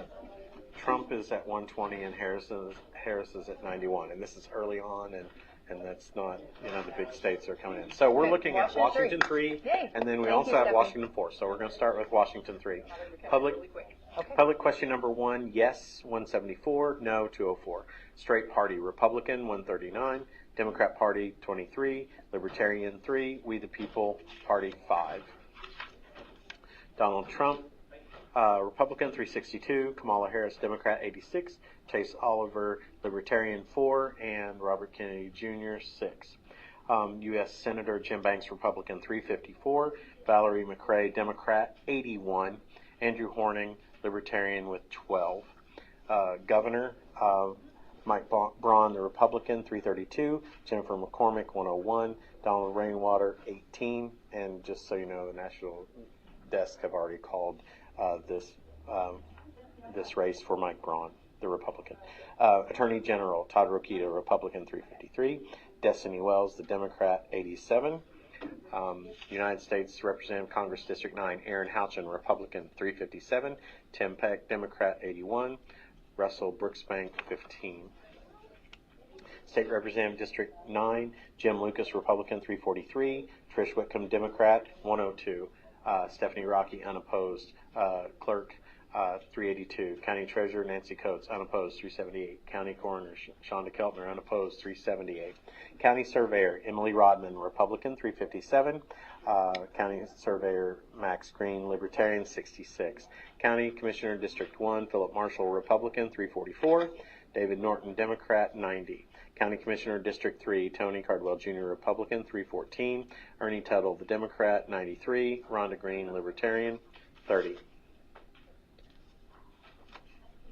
So, County Council at Large, Mark Abbott, Republican, 259. Todd Armstrong, 245. Bradley Gilbert, 158. Salem School Board Member at Large, Jason Cockrell, 147. Allison Marie Duff, 94. Allison Gina Zell, 162. Michael Gettelfinger, 133. Rebecca Humphrey, 192. Brent Minton, 146. Troy Ozzie Spears, 70. Tony Strait, 42. Ty Sweeney, 265. Top 4 in Washington 3. It's Washington 3. Is Ty Sweeney, Allison Gina Zell, Becky Humphrey, Allison Gina Zell, and Brent Minton. So, and to retain all of the judges, it's still yes. So that has not changed. Washington 4. Yes on the public question, 116. No, 115. Straight Party. Republican Party, 98. Democrat Party, 17. Libertarian, 0. We the People Party, 1. For President of the United States, Donald Trump, Republican, 256. Kamala Harris, Democrat, 42. Chase Oliver, 0. Robert Kennedy Jr., 2. And again, this Indiana has already been called for President Trump in the national election. United States Senator Jim Banks, Republican, 238. And Valerie McRae, Democrat, 49. Andrew Horning, Libertarian, 5. And that race has already been called, and he will replace Mike Braun. That's the seat that Mike Braun was leaving. Okay. In governor race, Mike Braun, Republican, 219. Jennifer McCormick, 60. Donald Rainwater, 17. And that race has already been called, the governor's race in Indiana for Mike Braun. Attorney General Todd Rokita, the Republican, 240. Destiny Wells, 48. United States Representative Congress District 9, Aaron Houchin, Republican, 243. Tim Peck, Democrat, 43. Russell Brooksbank, Libertarian, 7. State Representative District 69, Jim Lucas, Republican, 230. Trish Whitcomb, Democrat, 56. Clerk of Circuit Court, Stephanie Rocky, 253. Nancy Coates, County Treasurer, 249. County Coroner Shonda Keltner, 245. Those 3 races were unopposed. County Surveyor Emily Rodman, Republican, 234. Max Green, Libertarian, 34. County Commissioner District 1, Phil Marshall, Republican, 227. David Norton, Democrat, 57. County Commissioner District 3, Tony Cardwell, Republican, 203. Ernie Tuttle, Democrat, 59. Rhonda Green, Libertarian, 28. County Council Member at Large, Mark Bubba Abbott, 155. Todd Armstrong, 152. Bradley Gilbert, 112. Salem School Board Member at Large, Jason Cockrell, 100. Allison Marie Duff, 70. Allison Gina Zell, 84. Michael Gettelfinger, 74. Becky Humphrey, 127. Brent Minton, 90. Troy Ozzie Spears Jr., 50. Tony Strait, 23. Ty Sweeney, 151. Top 4 in this race right now. 19 for school board. Ty Sweeney in first place there. And then Becky Humphrey with 16.51%. And then Jason Cockrell, followed by Allison Gina Zell. And there's still all of the yes to retain the judges. So there we are, Washington 4. Which Stephanie did say that they're going to start rolling it. They're coming in, so that's exciting. So we're going to keep rolling. Keep it moving, rolling, right? rolling. Yes, absolutely. So. Any more information? No, I may have marked one wrong, so we'll look back to Washington 3. Thank you. All these numbers are going together, so I just want to make sure.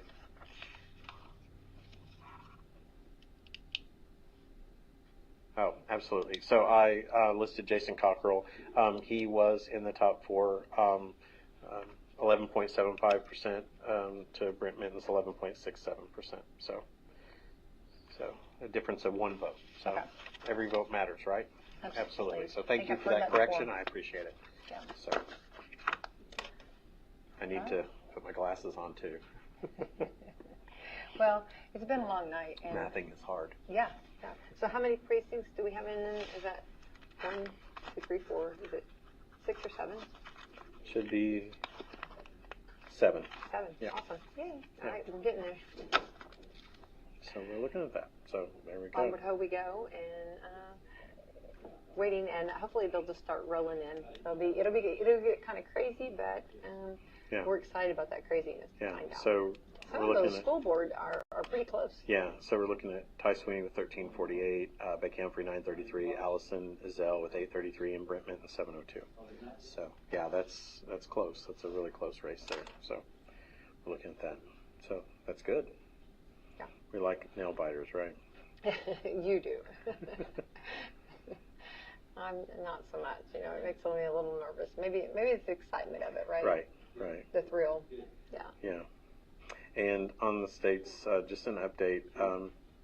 So Donald Trump is maintaining his popular vote lead, and he leads in Electoral College 137 to 99. So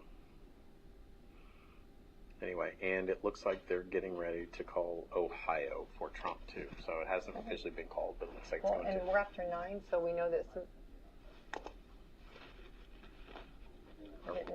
Our election staff is so after everything through all 7, Ty Sweeney 1499, Becky Humphrey 1060, Allison Ezell 917, and Jason Cockrell 796.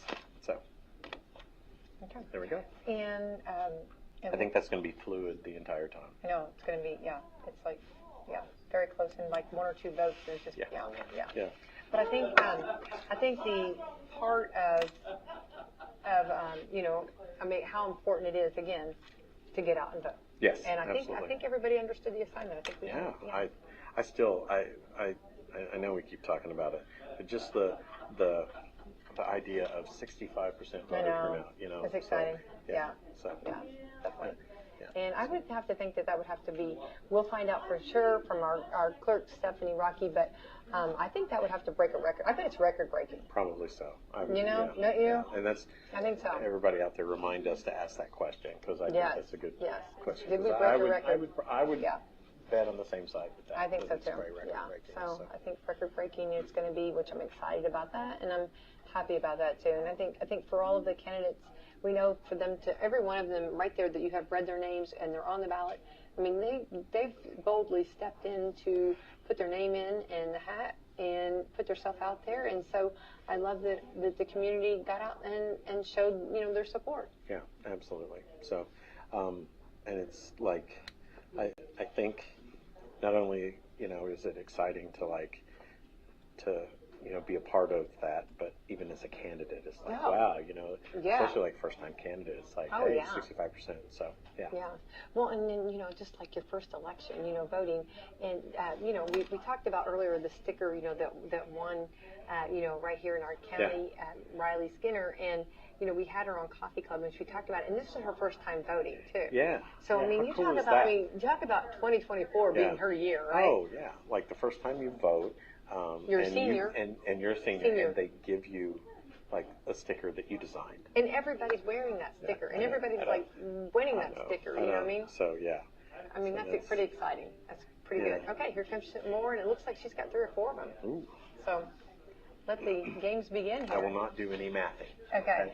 How many? We got 2. Okay. 2? Awesome. Okay. Brown and Vernon. Okay. So we got Brown, Vernon. So public question 1, yes, 123, no, 164. Straight party, Republican 132, Democrat 15, Libertarian 1, We the People 5. President, Vice President Donald Trump 317, Republican, Kamala Harris, Democrat 66, Chase Oliver 3, and Robert Kennedy Jr. 4. Jim Banks, United States Senator, Republican 291, Valerie McRae, Democrat 62, Andrew Horning, Libertarian 16. For Governor, Mike Braun, Republican 284, Jennifer McCormick, Democrat 76, Donald Rainwater 25, and Christopher Stride was 0. Todd Rokita for Attorney General, Republican, 298. Destiny Wells, Democrat in that race, 69. United States Representative, Congress District 9, excuse me, Aaron Houchin, Republican, 304. Tim Peck, Democrat, 62, and Russell Brooksbank, 15. So State Representative, 65. There's no Democrat. It's unopposed. Chris May, 312. Stephanie Rocky, 327. Nancy Coates, 315. Treasurer and County Coroner Shonda Keltner, 318. Those races were unopposed. County Surveyor, Republican, Emily Rodman, 275. Max Green, Libertarian, 88. Philip Marshall in County Commissioner District 1, Republican, 290. David Norton, the Democrat in that race, 70. County Commissioner District 3, Tony Cardwell Jr., Republican, 244. Ernie Tuttle, Democrat, 106. Rhonda Green, Libertarian, 28. Cardwell continues to add to his lead there. County Council Member at Large, Mark Abbott, Republican, 165. Todd Armstrong, 175. Bradley Gilbert, 134. Town Council Member at Large, Camelsburg. There's no more than 2. Arland Altick, 56, and Jennifer Stahl, 95. West Washington School Board, unopposed. Madison Township, Carrie Cameron, 244. West Washington School Board Member, Posey Township, Brian Farmer, unopposed, 256. And to retain the justices, they are still yes across the board on that. And we'll get those totals closer to the end for those. Vernon, public question number 1, yes, 93, no, 102. Straight Party, Republican, 59. Democrat Party, 12. Libertarian, 1. We the People Party, 5. Donald Trump, President, Republican, 205. Kamala Harris, Democrat, 39. Chase Oliver, 2. Jim Banks, United States Senator, Republican, 186. Valerie McRae, Democrat, 47. Andrew Horning, Libertarian, 11. Mike Braun, Republican candidate for Democrat, 159. Jennifer McCormick, Democrat, 68. And Donald Rainwater, 22. They are really rolling in now. Yes. Yeah. Attorney General Todd Rokita, Republican, 194. The United States Congress District 9, Aaron Houchin, Republican, 210. Timothy Peck, Democrat, 33. Russell Brooksbank, 9. State Representative Chris May, unopposed, 207. Stephanie Rocky, Clerk of Circuit Court, 210. Nancy Coates, County Treasurer, 206. County Coroner Shonda Keltner, 206. Those races are unopposed. County Surveyor Emily Rodman, Republican, 202. Max Green, 35. County Commissioner District 1, Phil Marshall, 202. David Norton, Democrat, 38. County Commissioner District 3, Tony Cardwell Jr., Republican, 127. Ernie Tuttle, Democrat, 105. Rhonda Green, 17. County Council Member at Large, Mark Bubba Abbott, 123. Todd Armstrong, 149. Bradley Gilbert, 105. West Washington School Board Member unopposed, Carrie Cameron, 172. West Washington School Board Member, Posey Township, unopposed, Brian Farmer, 169. And all of the yes to retain the judges is still going. So that was Vernon. Vernon, now we have Franklin. So public question number 1, yes, 309, no, 245. Straight Party, Republican, 299. Democrat, 49. Libertarian, 0. We the People Party, 11. President Donald Trump, 619. The Republican, Kamala Harris, Democrat, 104. Chase Oliver, 5. United States Senator Jim Banks, Republican, 576. Valerie McRae, Democrat, 104. Andrew Hornig, Libertarian, 31. Governor Mike Braun, 553. Jennifer McCormick, the Democrat, 136. Donald Rainwater, 35. Attorney General Todd Rokita, Republican, 587. Destiny Wells, the Democrat, 114. United States Congress District 9, Aaron Houchin, Republican, 593. Tim Peck, Democrat, 103. Russell Brooksbank, Libertarian, 27. State Representative District 69, Jim Lucas, Republican, 593. Trish Whitcomb, the Democrat, 121. Clerk of Circuit Court, Stephanie Rocky, 635. County Treasurer, Nancy Coates, 633. County Coroner, Shonda Keltner, all of those unopposed races. County Surveyor, Emily Rodman, Republican, 556. Max Green, Libertarian, 119. County Commissioner, District 1, Phil Marshall, 591. David Norton, Democrat, 110. County Commissioner, District 3. Tony Cardwell Jr., Republican, 531. Ernie Tuttle, Democrat, 108. Rhonda Green, Libertarian, 64. Mark Abbott, County Council at Large, 375. Todd Armstrong, 278. And Bradley Gilbert, Republican, 200. All three are Republicans, and they were unopposed on the Democratic side. They didn't have anybody run. East Washington School Board member, Town of Pekin, Jamie Mosby, unopposed, 443. East Washington School Board member Polk Township, Aaron Lee, unopposed, 436. And all of the retained justices are still yeses at this point, and that was Franklin. Okay, which that, if you, for those keeping tabs at home, that was the first time that we have had the Eastern School Board. And West and Washington. then West Washington, Yeah, too. So and of course, both that are running unopposed. Yeah.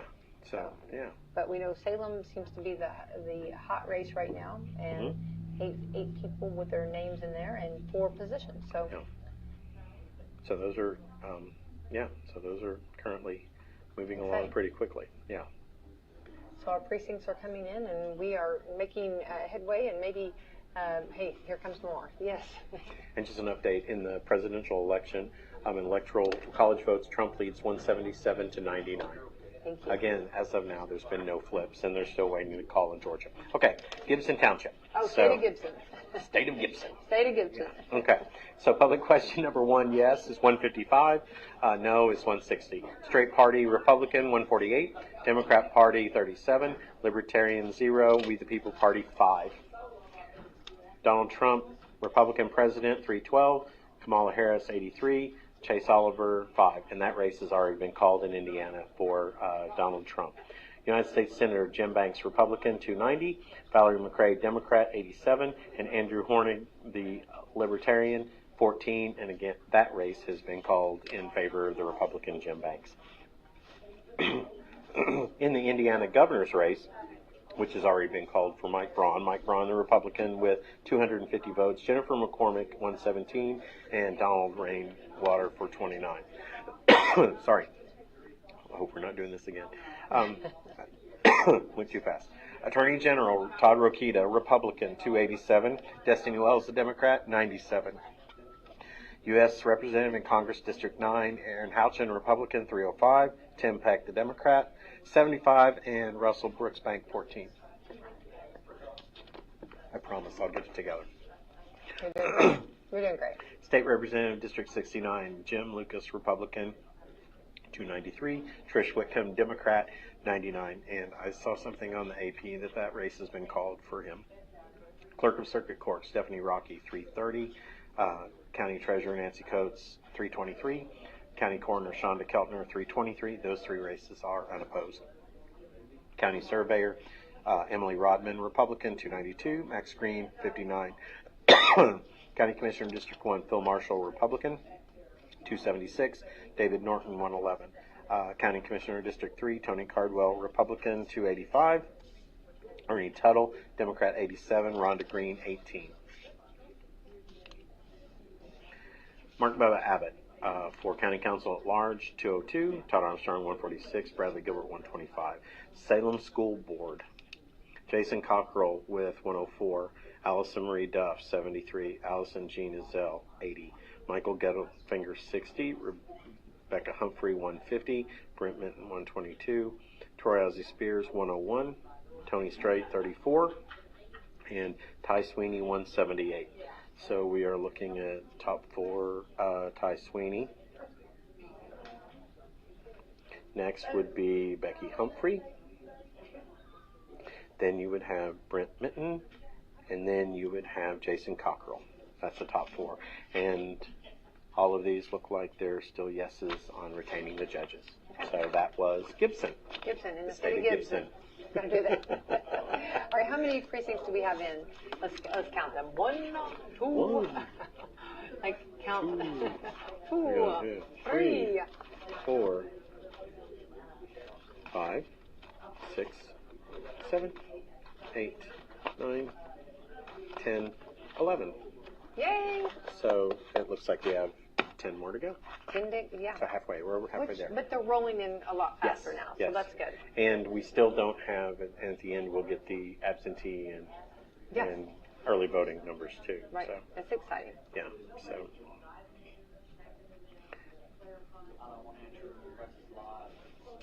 Scott County, where I'm from, had a 65% turnout rate, which is like 20% higher than 2020. That's great. Scott That's County great. had 65%. Yeah. So, someone who's broadcasting over here next to us was Scott County. They have a 65% turnout. Yeah. So they're good for them. Yes. Southern Indiana County is representing and Hey, going we're doing great. it. Yeah. Yes. Yeah. Yeah. And Scott County's our sister county right next to us, and we're happy to hear that. Everybody's understanding the assignment. Everybody, you guys did the thing. You got out and voted, or did the early voting. Yeah, it's good. Yeah. I hope that lights up. Like, I hope that every county has that. Yeah. Yeah. Wouldn't that be exciting? Yeah, that would be awesome. And I do want to. I hope she doesn't mind me sharing this, but West Washington School Board candidate Carrie Cambron, unopposed in the race, but she did send a message that said, "How kind is it that people voted for me when they didn't have to?" She was unopposed in her race, and she said they didn't have to even bother with that, but they did, and she appreciates that support. So Absolutely.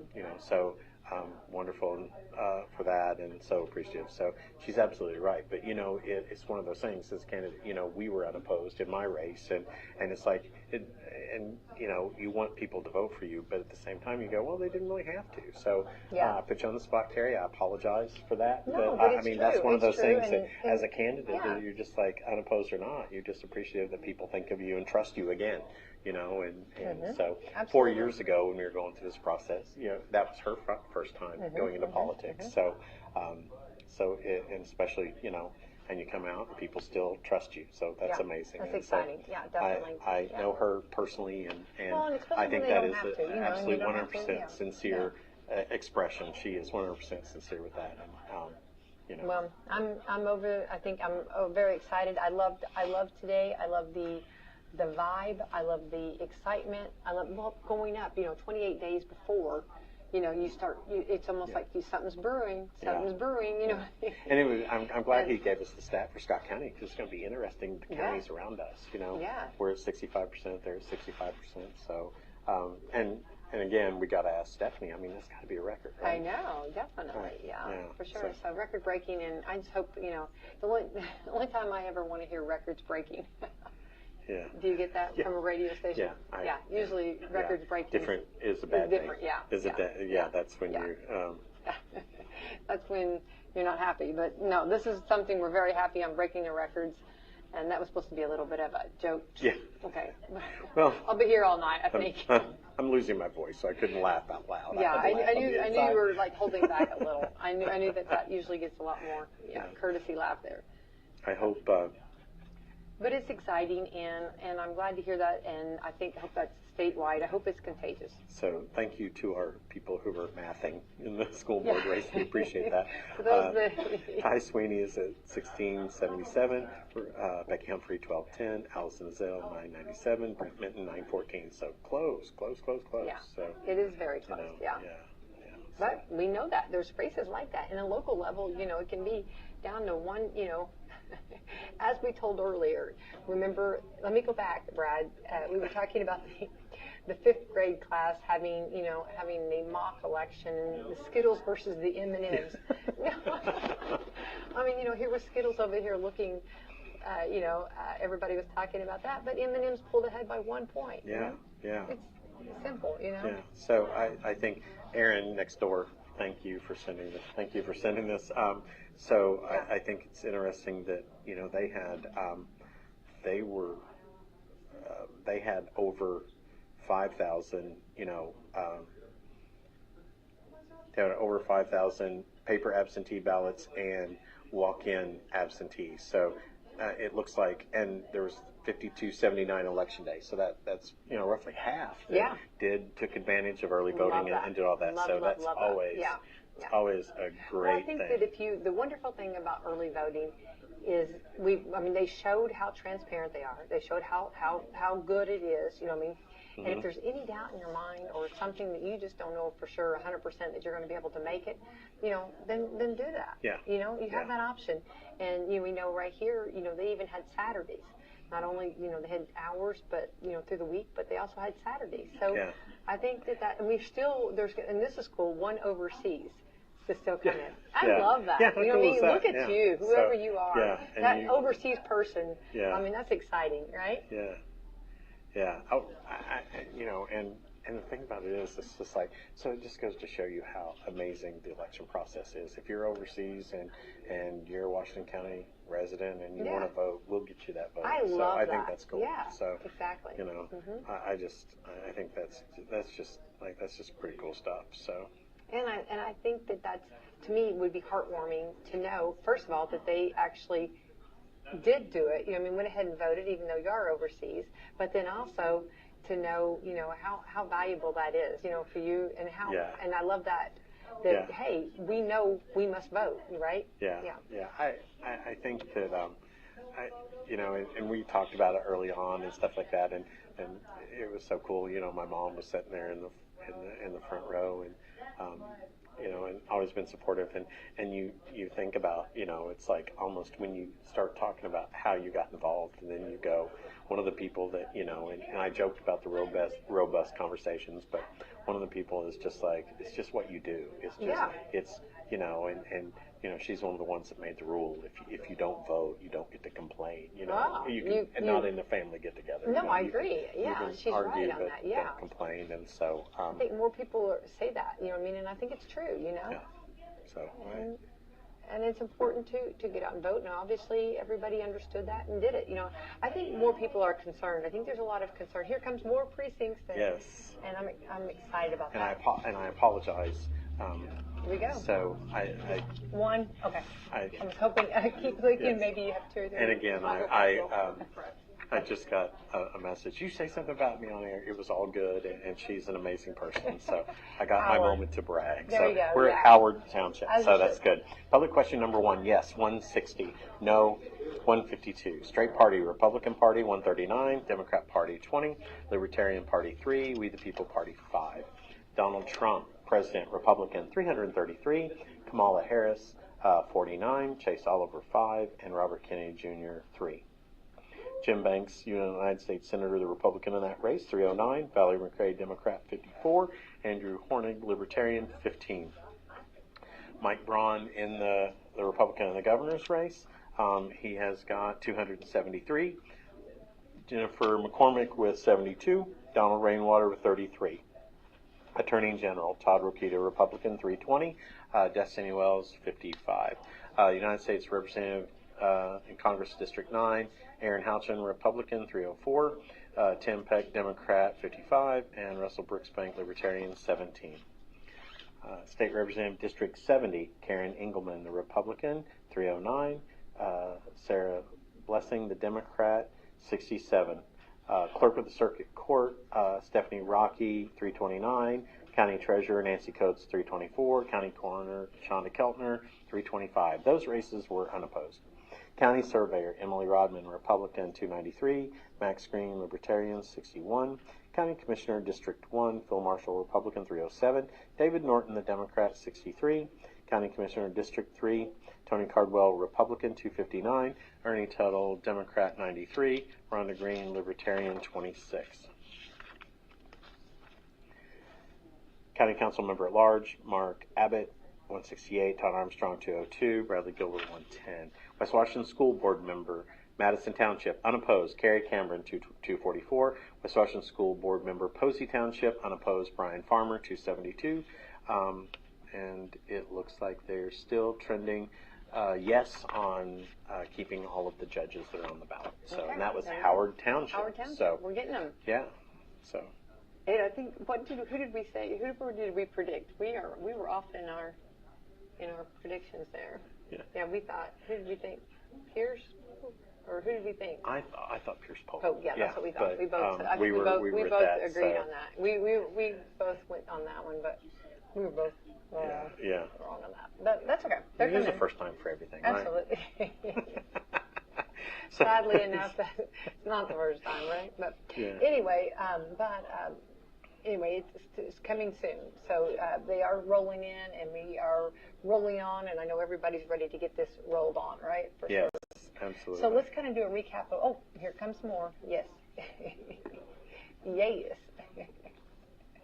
I get so excited when I see you, Stephanie. It looks like she's got two. Oh, wow. Yeah, double the fun. Thank So you. we've got Jackson and Jefferson. We'll start with Jefferson. Okay. Thank you. Straight Party Republican 104, Democrat Party 3, Libertarian Party 2, We the People Party 0. Donald Trump President Republican 216, Kamala Harris Democrat 17, Chase Oliver 4, and Robert Kennedy 6. United States Senator Jim Banks Republican 189, Valerie McRae Democrat 17, Andrew Horning Libertarian.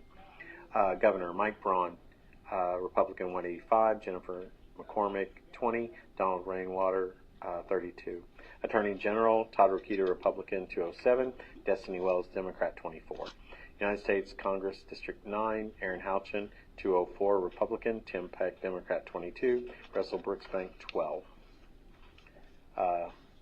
State Representative District 65, unopposed Chris May Republican 209, Stephanie Rocky Clerk of Circuit Court 206, County Treasurer Nancy Coates 202, and County Coroner Shonda Keltner, all Republicans, unopposed, and Shonda Keltner had 205 in that precinct. County Surveyor Emily Rodman, Republican 185, Max Green Libertarian 41, County Commissioner District 1 Phil Marshall Republican 203, David Norton Democrat 22. County Commissioner District 3 Tony Cardwell Jr. Republican 182, Ernie Tuttle Democrat 23, Rhonda Green Libertarian 27. County Council Member at Large Mark Abbott Republican 101, Todd Armstrong 84, Bradley Gilbert 66. Salem School Board Member at Large Jason Cockrell 60, Allison Marie Duff 30, Allison Gina Zell 45, Michael Gettelfinger 38, Becky Humphrey 92, Brent Minton 54, Troy Ozzie Spears 46, Tony Strait 23, Ty Sweeney 120.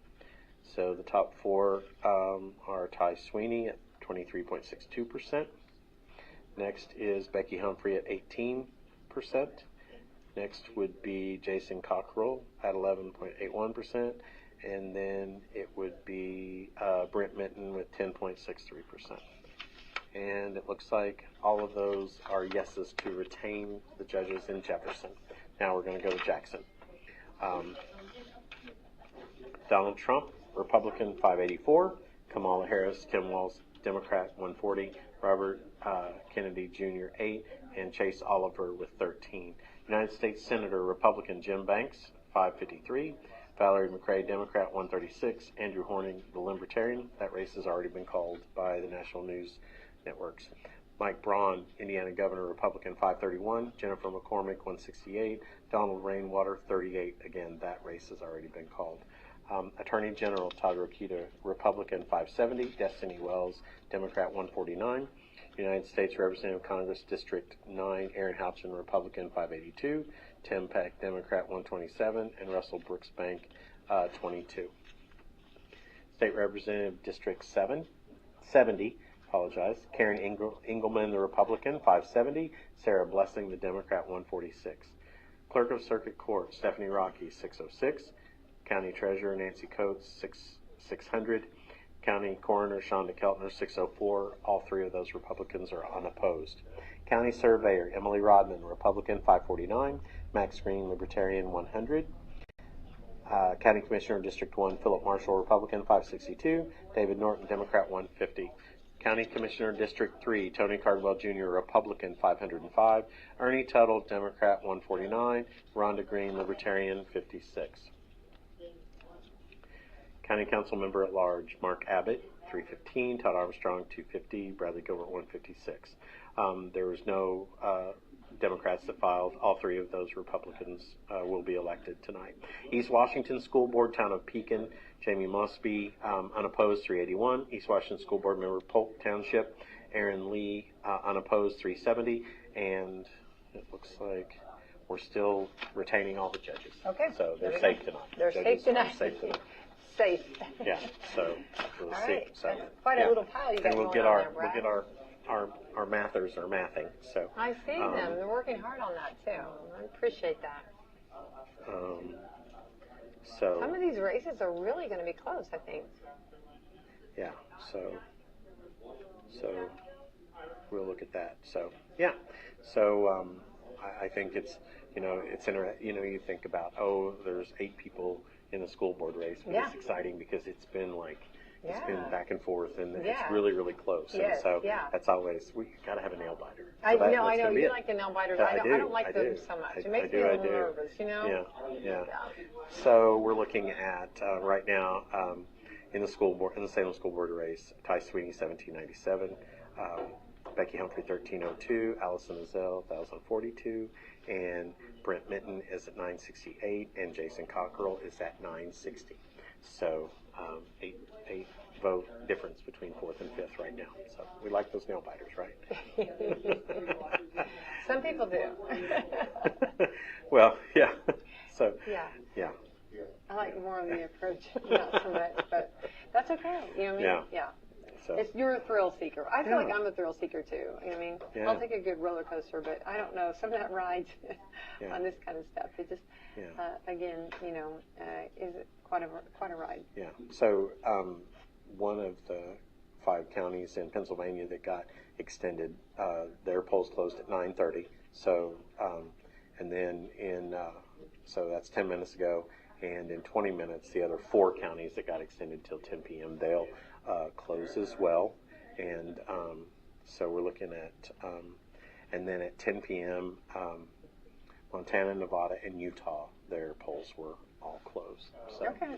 so they're and a lot of the swing states were still early in the counting of those. So Well, that's exciting. we're in it for the long haul, right? Yeah, So, definitely. but as of right now, and this is early on in some of those big states and stuff, Trump is leading in the popular vote 52% to 46%. So. Okay. All right, here comes, I believe we've got 2 precincts. Monroe and Pierce. Here we go. We talked about Pierce. Yeah. Awesome. Okay. Thank you. Okay. We'll start with Monroe. I will get back to the national ones because of the races that have been called. Yeah. Attorney General Todd Rokita, Republican, 156. Destiny Wells, Democrat, 40. United States Representative, Congress, District 9. Aaron Houchin, the Republican, 153. Tim Peck, the Democrat, 41. And Russell Brooksbank, 9. State Representative, District 69. Jim Lucas, Republican, 157. Trish Whitcomb, 45. Clerk of the Circuit Court, unopposed, Stephanie Rocky, 156. Nancy Coates, Treasurer, 167. County Coroner, Shonda Keltner, 162. All of those are unopposed races. County Surveyor, Republican Emily Rodman, 147. Max Green, 35. County Commissioner, District 1, Phil Marshall, 149. David Norton, 48. County Commissioner, District 3, Tony Cardwell Jr., Republican, 148. Ernie Tuttle, the Democrat, 34. And Rhonda Green, Libertarian there. County Council at Large, Mark Abbott, 73. Todd Armstrong, 60. Bradley Gilbert, 54. Salem School Board, Jason Cockrell, 53. Allison Marie Duff, 41. Allison Jean Azell, 30. Michael Guttlefinger, 39. Becky Humphrey, 67. Brent Minton, 39. Troy Ozzie Spears Jr., 34. Tony Strait, 22. Ty Sweeney, 93. So Ty Sweeney is first place after that. Next is Becky Humphrey. And then next would be Jason Cockrell. And then next after that would be Allison Marie Duff. So that's the top 4 there. And we're That's still picking it up a notch. picking up. Yeah, different scenario there. And again, we're retaining judges. We're keeping them all Okay. as of right now. Judges, you As of are right now, safe. we're Yes. safe. Yeah. So you must have made some good decisions. Good judge there. calls, So yeah. we'll start with United States Representative, Congress District 9, Aaron Houchin, Republican, 515. Tim Peck, the Democrat, 105. And Russell Brooksbank, Libertarian, 29. State Representative, District 70, Karen Engelman, Republican, 518. Sarah Blessing, 123. County Surveyor, Emily Rodman, Republican, 499. Max Green, Libertarian, 120. County Commissioner, District 1, Phil Marshall, Republican, 525. David Norton, Democrat, 119. County Commissioner, District 3, Tony Cardwell, Jr., Republican, 474. Ernie Tuttle, Democrat, 108. Rhonda Green, Libertarian, 58. County Council Member at Large, Mark Abbott, 345. Tom Armstrong, 255. Bradley Gilbert, 195. Town Council Member at Large, Town of Pekin, Darlene Anderson Hall, 108.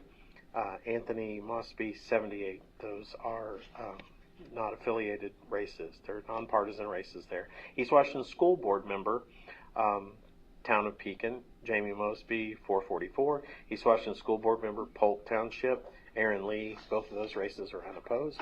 And we're still retaining judges. All right. So there you go. Onward, how we go. Yeah. We'll see how all that turns out. So, yeah. So You're getting there. We're getting there. It's We like, are getting there. we are like rolling, you know what I mean? And it's looking, you know what I mean? Yeah. It's, so how many is that? That's what I couldn't remember. I lost count. We are here at the Justice Center bringing you live election coverage for 2024 in the general election, November election today. And I want to thank everyone for tuning in, and for Wslm, I do need to make sure you know you're tuning in on 97.9 FM and 1220 AM on your dial. So I want to thank everyone for tuning in. 16. 16, yay. Yeah. So 16. So update on the Salem School Board race. Changed up a little bit here. Ty Sweeney with 1,890. Becky Humphrey, 1,369. Allison Gina Zell, 1,072. And Jason Cockrell, 1,013. Okay. So. All right, we shall see. So we got. And then our other school board from our East Washington and West Washington are both, there's two from each, and they're both running unopposed. So. Yeah. But we did get from some of them that they are still very appreciative, and I think that's something too, that for people that when you do take the time to vote for them, how wonderful that is, Yeah. And that's what it's very. It's very humbling and nice when they could have voted for anybody, and you're in a race that's unopposed, but they still take the time to make sure that they show their support. Your support, yeah. So we're asking for the school board again.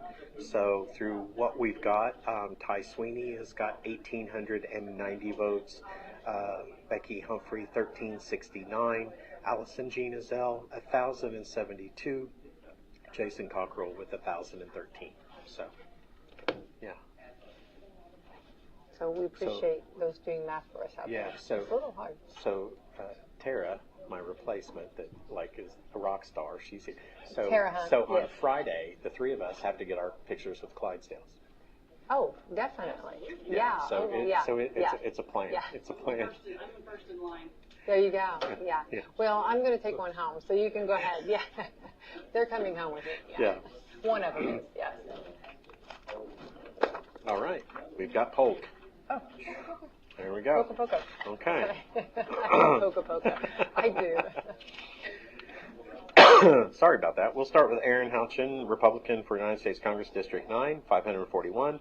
Tim Peck, the Democrat, 100. And Russell Brooksbank, 29. State Representative District 70, Karen Engelman, the Republican, 534. Sarah Blessing, the Democrat, 128. Clerk of Circuit Court, Stephanie Rocky, 593. Nancy Coates, County Treasurer, 585. County Coroner, Shonda Keltner, 586. Those three races are unopposed. County Surveyor, Emily Rodman, Republican, 501. Max Green, Libertarian, 122. County Commissioner, District 1, Philip Marshall, Republican, 526. David Norton, Democrat, 127. County Commissioner, District 3, Tony Cardwell Jr., Republican, 494. Ernie Tuttle, Democrat, 114. And Rhonda Green, the Libertarian, with 41. So Mark Bubba Abbott on this is County Council at Large, 347. Todd Armstrong, 255. Bradley Gilbert, 182. Again, that race is all opposed. All will be elected tonight. Town Council Member at Large, Pekin, Darlene Anderson Hall, 74. Anthony Mosby, 41. East Washington School Board Member, Town of Pekin, and Jamie Mosby, 433. Unopposed there. East Washington School Board Member, Polk Township, Aaron Lee, unopposed there with 460 votes, and the judges make it to a round. We're retaining them. So there we go. And that was Polk. Yeah. Again, speaking of judges, we saw Honorable Judge Larry Medlock came in earlier, and then of course we're right here in Dustin Houchin's courtroom, and we want to thank them for allowing us. This is very nice. It's so beautiful here. Yes. This Justice Center is so beautiful.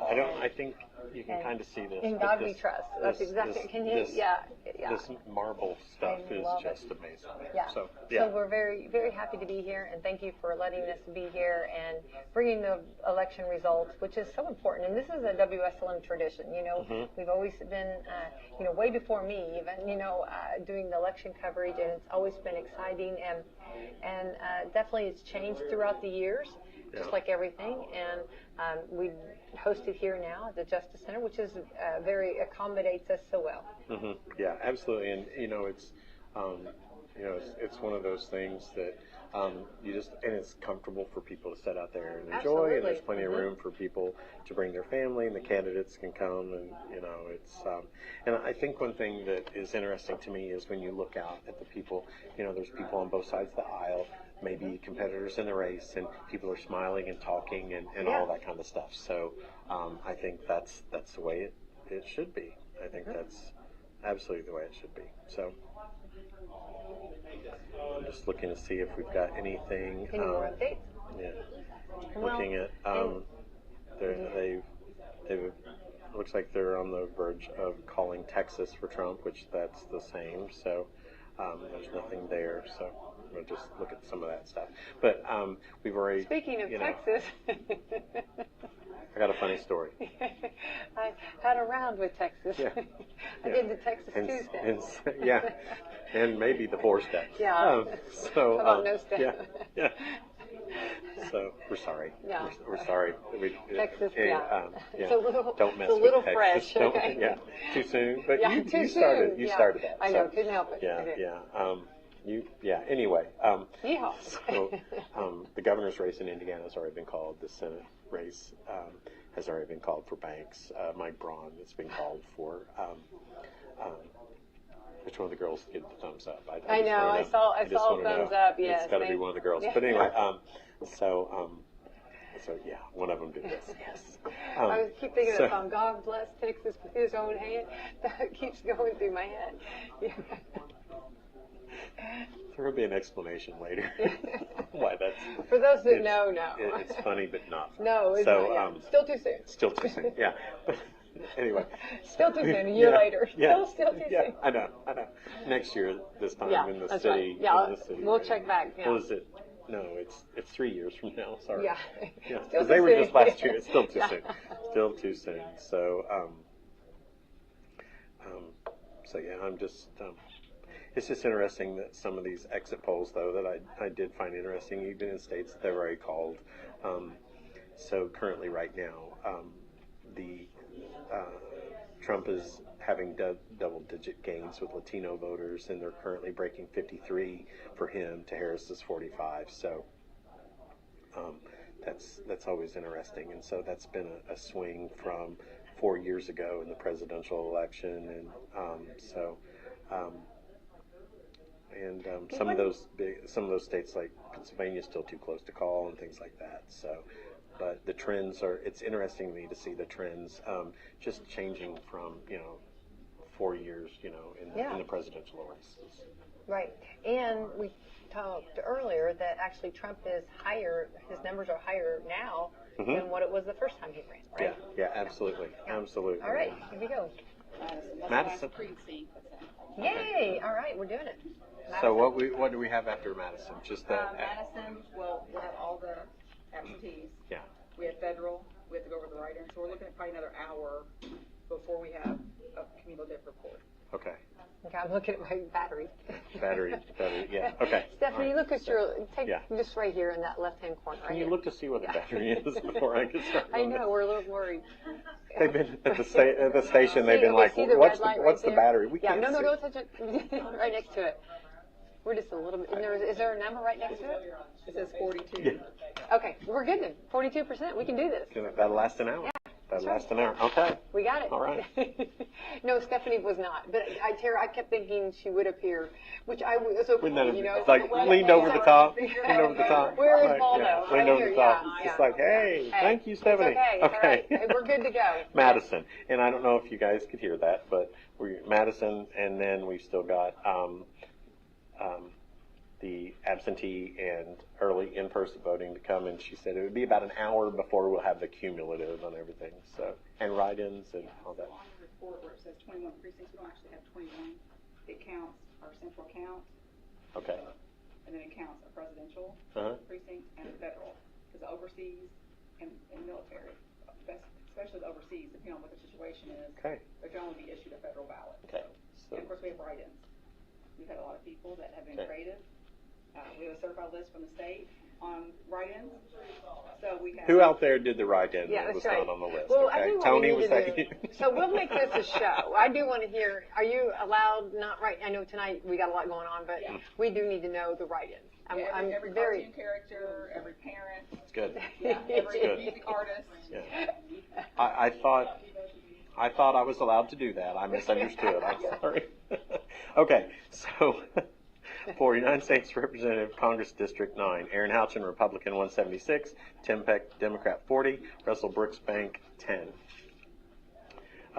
Chris May, State Representative, District 65, unopposed Republican 190, Stephanie Rocky, Clerk of Circuit Court, Republican 194, County Treasurer Nancy Coates, Republican 194, County Coroner Shonda Keltner, Republican 197. Those three races are unopposed. County Surveyor Emily Rodman, Republican 159, Max Green, Libertarian 46. County Commissioner District 1, Phil Marshall, Republican 168. County Commissioner District 3, Tony Cardwell, Republican 155. Ernie Tuttle, Democrat 61. Rhonda Green, Libertarian 11. County Council at large, again, there was nobody on the Democrat side. All three are elected tonight. Mark Abbott, Republican 122. Todd Armstrong 117. And Bradley Gilbert 76. Carrie Cameron, School Board, Madison Township, unopposed, 169. Washington School Board, Posey Township, Brian Farmer, unopposed, 154. And yes, so all of the judges were still, Well, they're going we're strong, still in aren't for the they? judge. Yeah, Well, they're so rolling all on, of aren't them. they? So Yeah, that's pretty good. And that's So, actually all of our precincts. yes. Cha-ching, So cha-ching, if cha-ching, she cha-ching, was cha-ching, adding the cha-ching. three things, so 21 minus 3 is 18. Oh, Posey. Oh, we have one more. Oh, my God. We have one more, Well, okay. then, no. Hold tight. I started I my thought you- dance a little early. Okay. Yeah. Was I? Okay. That's okay. We always wait. We for don't you. either. This is why Tara's been Tara- replacing you, because she brings jokes. See, I okay? told you. I She told you traded yeah. up on the football broadcast, and she is over there. I don't know if you guys will hear this, but Tara Coates said, "I don't have any good election jokes," and I said, "We don't either." No, we don't. Definitely not. Yeah. So, So. oh, but I think she was late getting here because she was at one of her kids' things, and so we haven't told her yet, but she's going to be singing the national anthem. There we go. We have to end this. You know what I mean? Well, Yeah. you know how they, Yeah. whenever the channels, whenever the end of the broadcast day, we have to go with the national anthem. I think that'd be beautiful. Yeah. Oh, right? absolutely. I think that'd Yeah. be something very Yeah. apropos, especially Yeah. since I think we're all ready to sing after hearing 65%. I know. 65%. That right there is the dance. You can Yeah. do the dance Yes. of joy. Yes. And then our sister county, Scott County, over there doing the same thing, doing the dance of joy. Oh, yeah. 65%, right? Yeah. How cool is that? So we'll see what else we have. So Okay, by we have- tomorrow, we'll have the surrounding counties numbers. Right. So, So we that's have. good. Okay. So I was trying to think. Okay. So we have Scott County. We have Brown County. We have Jackson. Orange. Harrison. I'm trying to. Yeah. Crawford. Yeah. Thank you. Yeah. All of those great counties. So wouldn't that be great if all of them had 65%? Wouldn't that be great? Yeah. I hope so. That would be. That would be yeah. fantastic. Yeah. Yeah. and then even more even as we go up, right? Right. Absolutely. Throughout the whole state. Yeah. Yeah. Then everybody should eat cake. Oh, yes. And yeah, and pie, both. Cake at and this pie. point. Yeah, That's right. Yeah. That's right. Yeah. So, I'm just trying to look to see. I want to go back else we have. while you're looking up. I do want to remind everybody, on these races, we have some that will be new in the seats, so we ask for having a grace period while they learn, kind of what else is involved. But also, if your candidate doesn't make it or doesn't get the votes that they needed, remember, still support, get to know the candidate that is in office. You know what I mean? Right. Get a relationship. I mean, we're all in this together, especially local level, Right. And talking with them and I mean good friendly conversation. I like good conversations, and you don't want anybody, you want everybody to have their own opinions and doing it, different ways. And it's always nice to hear from others. You learn from others, that's how we learn. And I think that's, so any candidate that is in office, please get to know them, even if that's not necessarily the candidate that you were supporting. Absolutely. And, at the end of all of this, and when we wake up tomorrow, we're still family members. We're Absolutely. still community members. And you just got to, even if it wasn't your candidate, you just got to hope that they're in it for the right reasons and wanting to do the right thing. So we hadn't given the update, but they've called North Carolina for Trump. And that's a retain, and they haven't called Georgia, but it's leaning his way, so that would be the first flip. But one thing I think that's interesting in the congressional, the battle to retain power in the House for the Republicans, they did get a flip in North Carolina. They flipped one of the blue seats red in North Carolina, so that just helps them look like they're going to retain a margin. And on the trends where we are right now, and not all of these states have been called, but when we're looking at where they are and where they're leaning, they are, and this is without Pennsylvania, Michigan, Wisconsin, or Nevada. But even with the things that are leaning right now, it looks like Trump has 262. It looks like that's leaning. Not all of these have been called, so that's just leaning to Kamala Harris is 226. So that would put him 8 electoral votes away in those 4 states. And a lot of those haven't called. It's the way they're leaning, and so we're just taking into account safe states and things like that. So, but where that would be is it would be Georgia, giving him a flip in Georgia if the numbers hold there, and then if all he has to do is flip either Pennsylvania or Nevada or Michigan, one of those 3, and that would give him more than 270 electoral votes. So that's just based on the trends and where it's leaning right now. So the path is easier right now. So. Well, So I we'll see appreciate where the that updates goes. on that, Yeah. Brad. You're doing a great job, and I appreciate everybody sending us information on this. Yeah, absolutely. So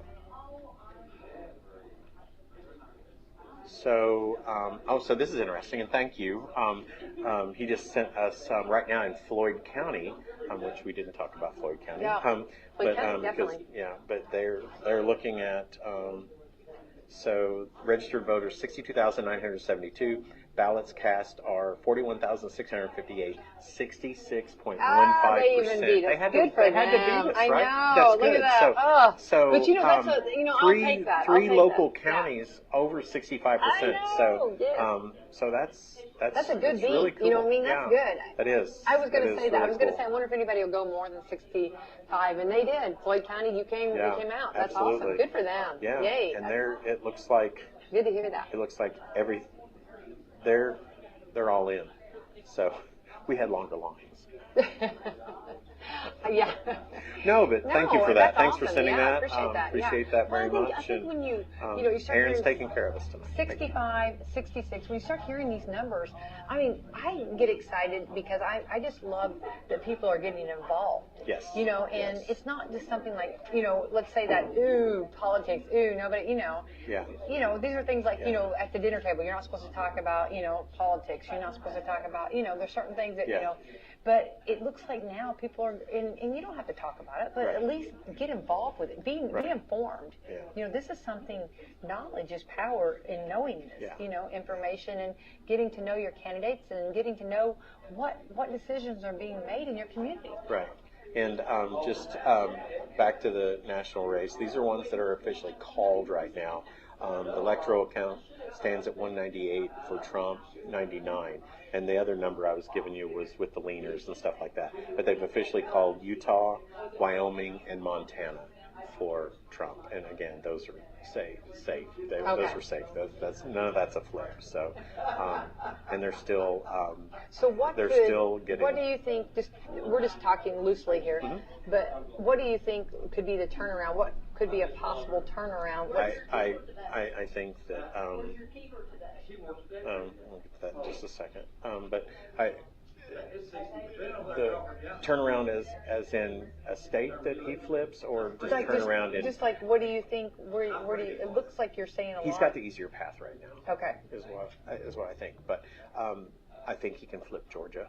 Okay. That's very possible, and he'll probably flip Arizona. Okay. Probably, but I think what's made the difference is in the two things. And just looking at different numbers, the enthusiasm has been more for Republicans up and down the ballot, not just at the top, just all the way up. And we're looking at Southern Indiana that votes conservative normally, and when you've got it shows the enthusiasm gap, and that higher percentage of voters is shows it gauges the enthusiasm. And I think the other thing too is one thing that was driving everything from a national level, and that trickles down, is people's concern for the country in the wrong direction, and it's just got the excitement.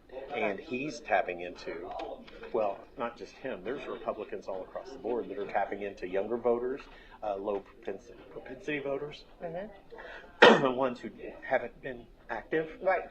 But that all goes back to the excitement of it. People are excited, and I wish 100% people would vote.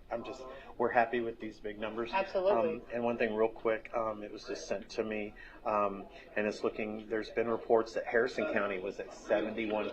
Oh, go Harrison County. Yeah, Yay. so good job down there. Okay, we'll start with United States Representative, Congress, District 9.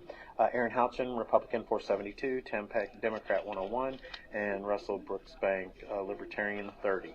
And I think the AP is getting ready to call that race for Congresswoman Houchin. State Representative, District 70, Karen Engelman, Republican, 461. Sarah Blessing, the Democrat, 135. Stephanie Rocky, Clerk of Circuit Court, 515. Nancy Coates, County Treasurer, 512. And County Coroner, Shonda Keltner, Republican, 514. Those three races were unopposed. County Surveyor, Emily Rodman, Republican, 432. Max Green, Libertarian, 118. County Commissioner, Phil Marshall, Republican, 464. David Norton, Democrat, 121. County Commissioner, District 3, Tony Cardwell Jr., Republican, 421. Ernie Tuttle, Democrat, 136. And Rhonda Green, Libertarian, 45. County Council Member at Large, Mark Abbott, Republican, 266. Todd Armstrong, 287. Bradley Gilbert, 148. And West Washington School Board Member Carrie Cameron, 381. Brian Farmer, Posey Township, West Washington School Board, 402. Justice Supreme Court, Loretta is still a yes. Same thing with Massa, Moulter, Foley, and Pyle. Judges? So the judges are still, we're winning. They're going. So They're going I think somebody gave me some totals. So all right, let's love just that. see what those totals look like. Okay. So we're looking at public question, yes, is 2862 to no, 3112. County Surveyor is Emily Rodman, 5557 to Max Green, 1272. County Commissioner Phil Marshall, 5671 to Democrat David Norton, 1486. County Commissioner Tony Cardwell, 5047. Ernie Tuttle, 1579. Rhonda Green, 604. We're looking at, and we gave the totals: County School, Salem School Board, Ty Sweeney, 1890, Becky Humphrey, 1369, Allison Azell, 1072, Jason Cockrell, 1013. So we're looking at that. All right, So onward how we go. Onward how we go. Yep. Awesome. Trying to see if I missed any messages. And again, thank you to all the folks. There's been 4, 5, 6 Oh, yeah, people they've that been have just texting really me. been Yeah, it's sending really good. information Yeah, I and getting appreciate out of that. county. Yeah. So, and we kind of mentioned that quickly. I hope we didn't mean to phase over, but it's being reported that Harrison County voted at 71% Yeah. of their voters. So we're looking at Floyd County with over 66%. Look at them giving thumbs up. That's Yeah, right. Yeah.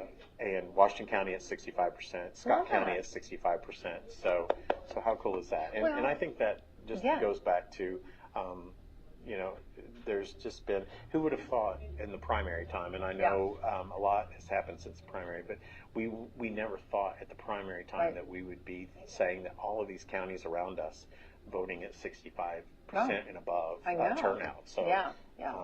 you know, hats off. Well, and So- I think, it's a win for everybody. When everybody comes out to vote, of course, the clerk's, office, they work hard. They've got, Yeah. And they're going to do that job if it's, one person that comes out. They're going to be doing the same job.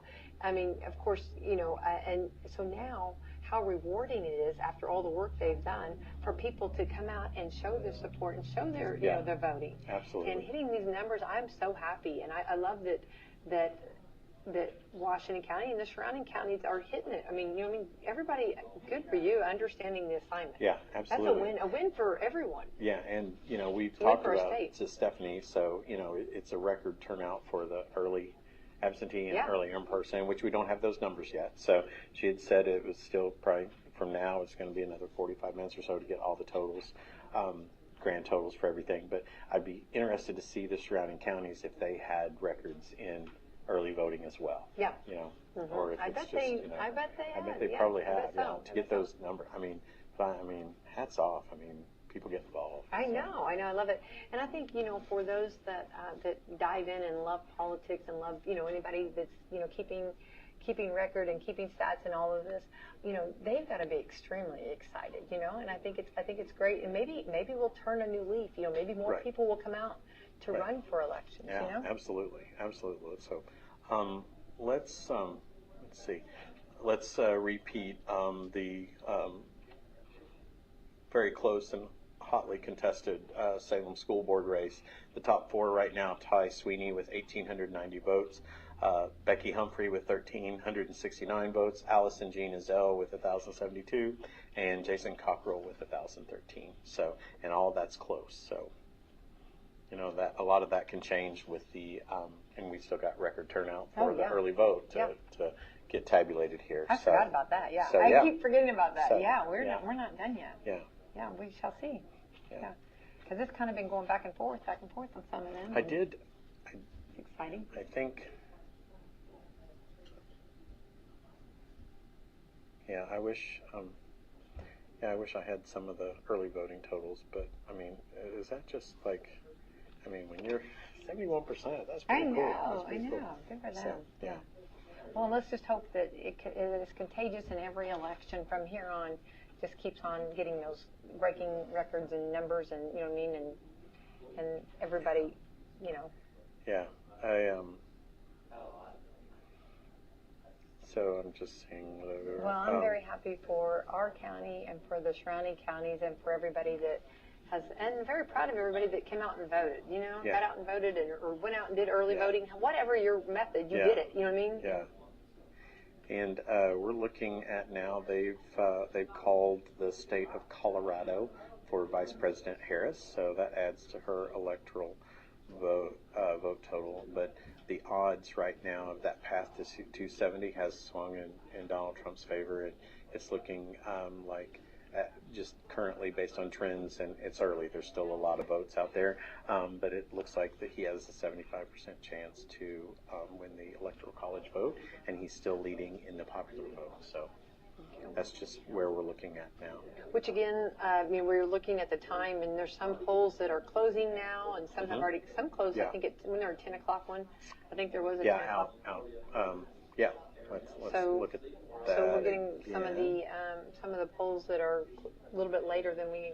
10 p.m. is Montana, Nevada, and Utah, and Nevada is one of those states that he's looking to flip. The Republicans are looking to flip, and then still at 11 p.m. California, Oregon, and Washington, and those are normally considered safe blue states. Right. you know. Yeah.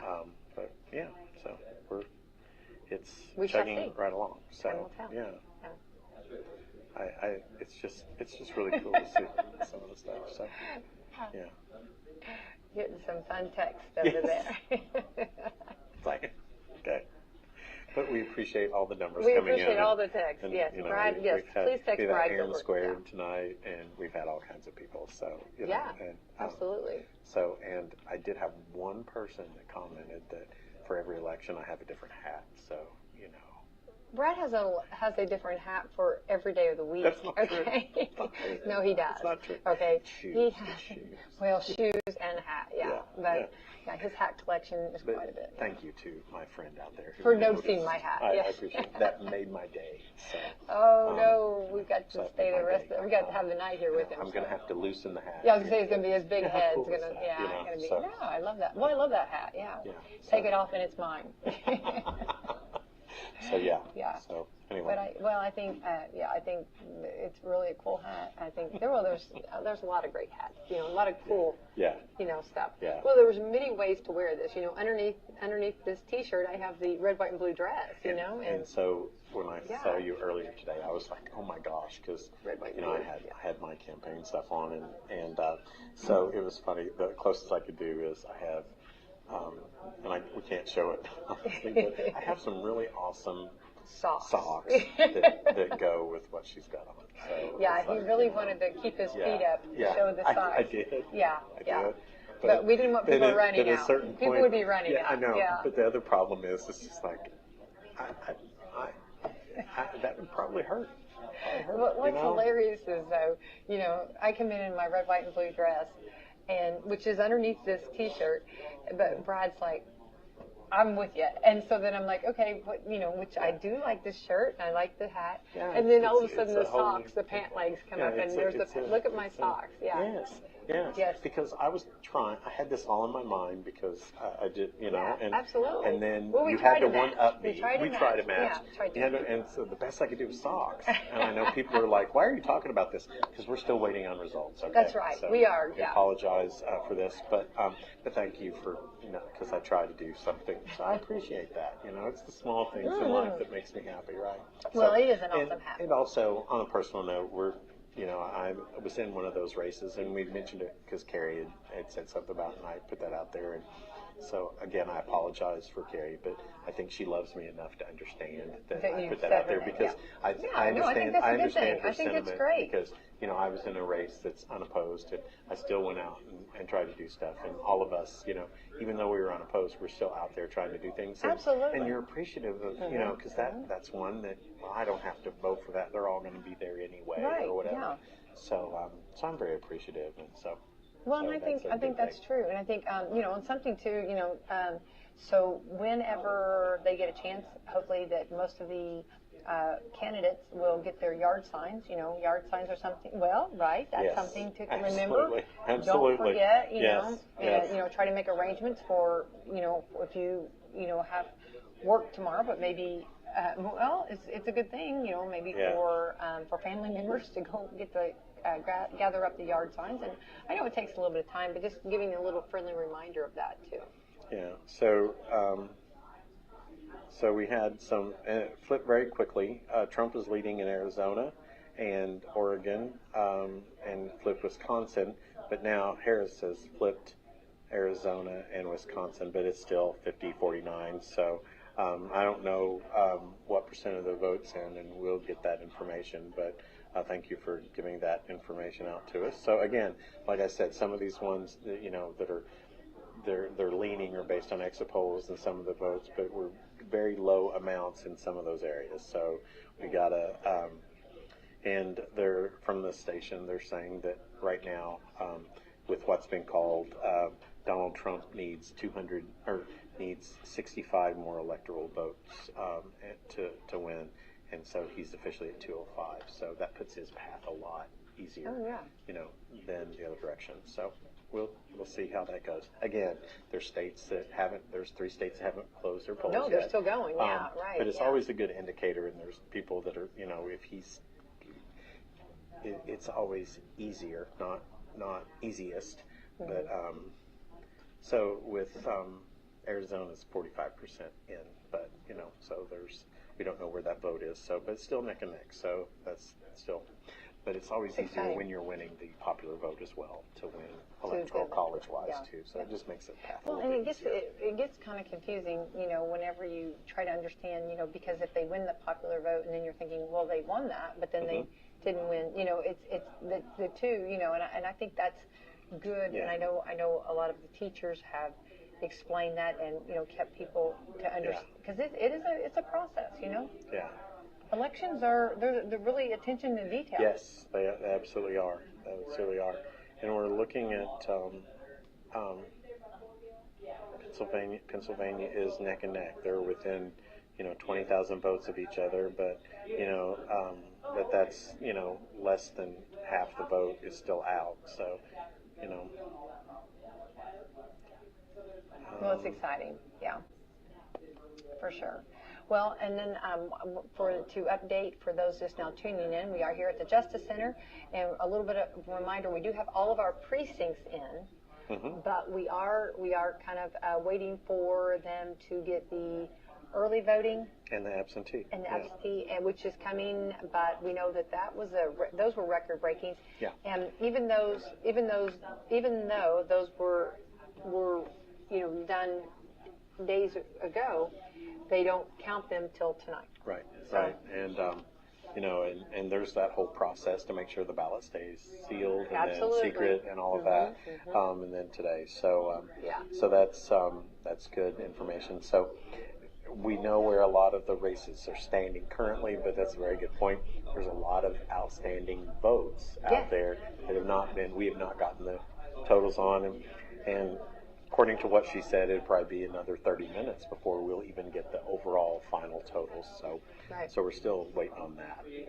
So that's where we are at. Just a reminder of that. And what we do, I want to thank the Justice Center for allowing us to come up here and broadcast live here on Wslm AM 1220, FM 97.9. We're also on Facebook, YouTube, and Twitter. So we try to keep it all, keeping everybody informed. Yeah, absolutely. And and thanks to everybody sticking with us in all this process. And and I think those of you who've been with us, and we were talking about the counting is not always easy when you have record turnout. So no, right, I would have to say that this is probably, and all the surrounding counties are having the same good problems. So we're always glad to see that. So. And a little bit of reminders, it just goes to show how much every vote counts. When we see this on a local level, how some of these races can be very close. Yeah. And and that's why it's important, to get out. And of course we've talked the talk, and I know people are kind of tired of that, but not only did they put their money where their mouth is. Right. And everybody understood the assignment and they did it. Yeah, and and I think that it's one of those things that I would love to see at the local level. Not and they always dissect stuff at the state and federal level, but I would like to see the percentage of, because I noticed just being out there today, I'd like to see how many of the younger voters are energized and stuff like that. I feel like, and obviously it's not scientific or whatever, but I feel like I saw a lot more younger voters than even I saw in the primary. I love that. This year in Washington County. So I would be interested to see that. I don't know if that'd be possible, but at the same time, I just a visual thing. It's like, and love that so much. So, I can actually remember, my senior year going up and going to the courthouse and going to the election and trying to explain the process. And I can remember that first time voting. Yeah. Oh, absolutely. Very nervous. I was so nervous. You know what I mean? And I like now you can request a mock ballot. Just to show you how it's going to be, because you kind of you don't check the boxes, you don't X the box, you have to fill the box in, and just it's the one time that you need to be in the lines. No, which is so hard for us. I know. Very difficult for us to color inside the the box. I know, we do. So, I and maybe we're from a different time, but I think there's young people now that remember that one person that said, this is why voting is important. Yeah. And I think 99.9% of the time it's a teacher, Oh. And a family member. But Right. there's, sometimes I think we listen to those role models in school before we listen to our family, even though family and expose you to that. But I think it's I think that it's one of those things that I can remember it, and I think that's your civic duty is. I mean, we have a good time and we love to be for our candidate and stuff, but I think at the same time you've got to put into perspective that our civic duty it's a somber but exciting thing. So right. I hope there's a younger generation. Too. Yeah, I mean, absolutely. you see a lot of families that I remember. When the girls their first time voting, that was exciting. To go, to come, and you see a lot of families doing it. And I think when it comes to education, I think that if we have so many great teachers and so many great men and women that are in education. And if one of them can get someone excited about getting and encourage them to get out and vote, you know what I mean? Yeah. I think that's just so exciting. You never know when that one person might say something that might inspire you to do that, And I think even though we've talked about this and about my mom and dad, that voting was very important to them. I was raised in that. But also I had a teacher too that really emphasized how important it was to get out and vote. Yeah. So I think you bring it all together and everybody encouraging. I think it's a great thing. Right, absolutely, and thank you to Aaron for sending neighbor Aaron over here. So he's got some totals for us through the precincts, not the other stuff. A county surveyor. We've got Max Green at 1,390 votes. I am struggling with all of this here. So we've got Emily Rodman at 5,989, so she leads that. County Commissioner, District 1, Philip Marshall, 6,135. David Norton at 1,607. County Commissioner, District 3, Tony Cardwell, 5,468. Earning total 1,715. And Rhonda Green, 649. And the school board race, it's top to bottom here. So Ty Sweeney with 1,890. Becky Humphrey with 1,369, Allison Azell with 1,072, Jason Cockrell with 1,013, Brent Mitten 1,007. So that's tight margins there. Well, that is really close. 745, Michael Gettelfinger 725, Ozzie Troy Spears 562, Tony Strait 285. So that's really tight together there. Really thank close, you. Thank you for sending this to me. So this is just so we really shall awesome see. stuff. I mean, it might change it whenever you never know. Whenever you when they start bringing in that early voting. Yeah. Which is due to come in pretty soon. Actually, with record turnouts, that could change a lot. There's a lot that could be changed there. So we'll see. It was the night of the election, and all through the Justice Center.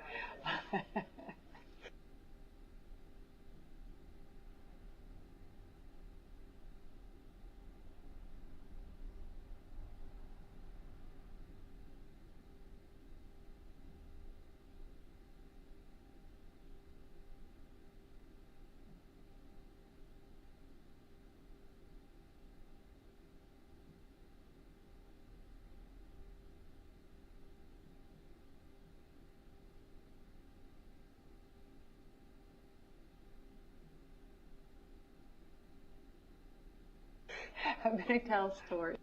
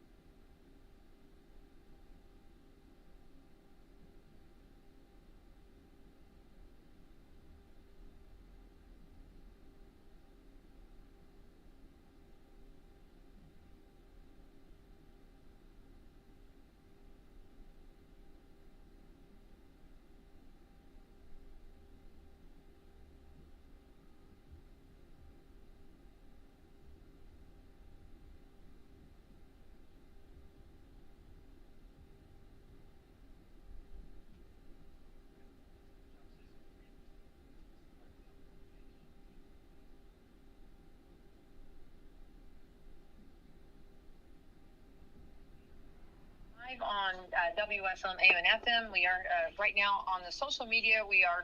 It's on the struggle bus to get a little bit of we need more power, Captain.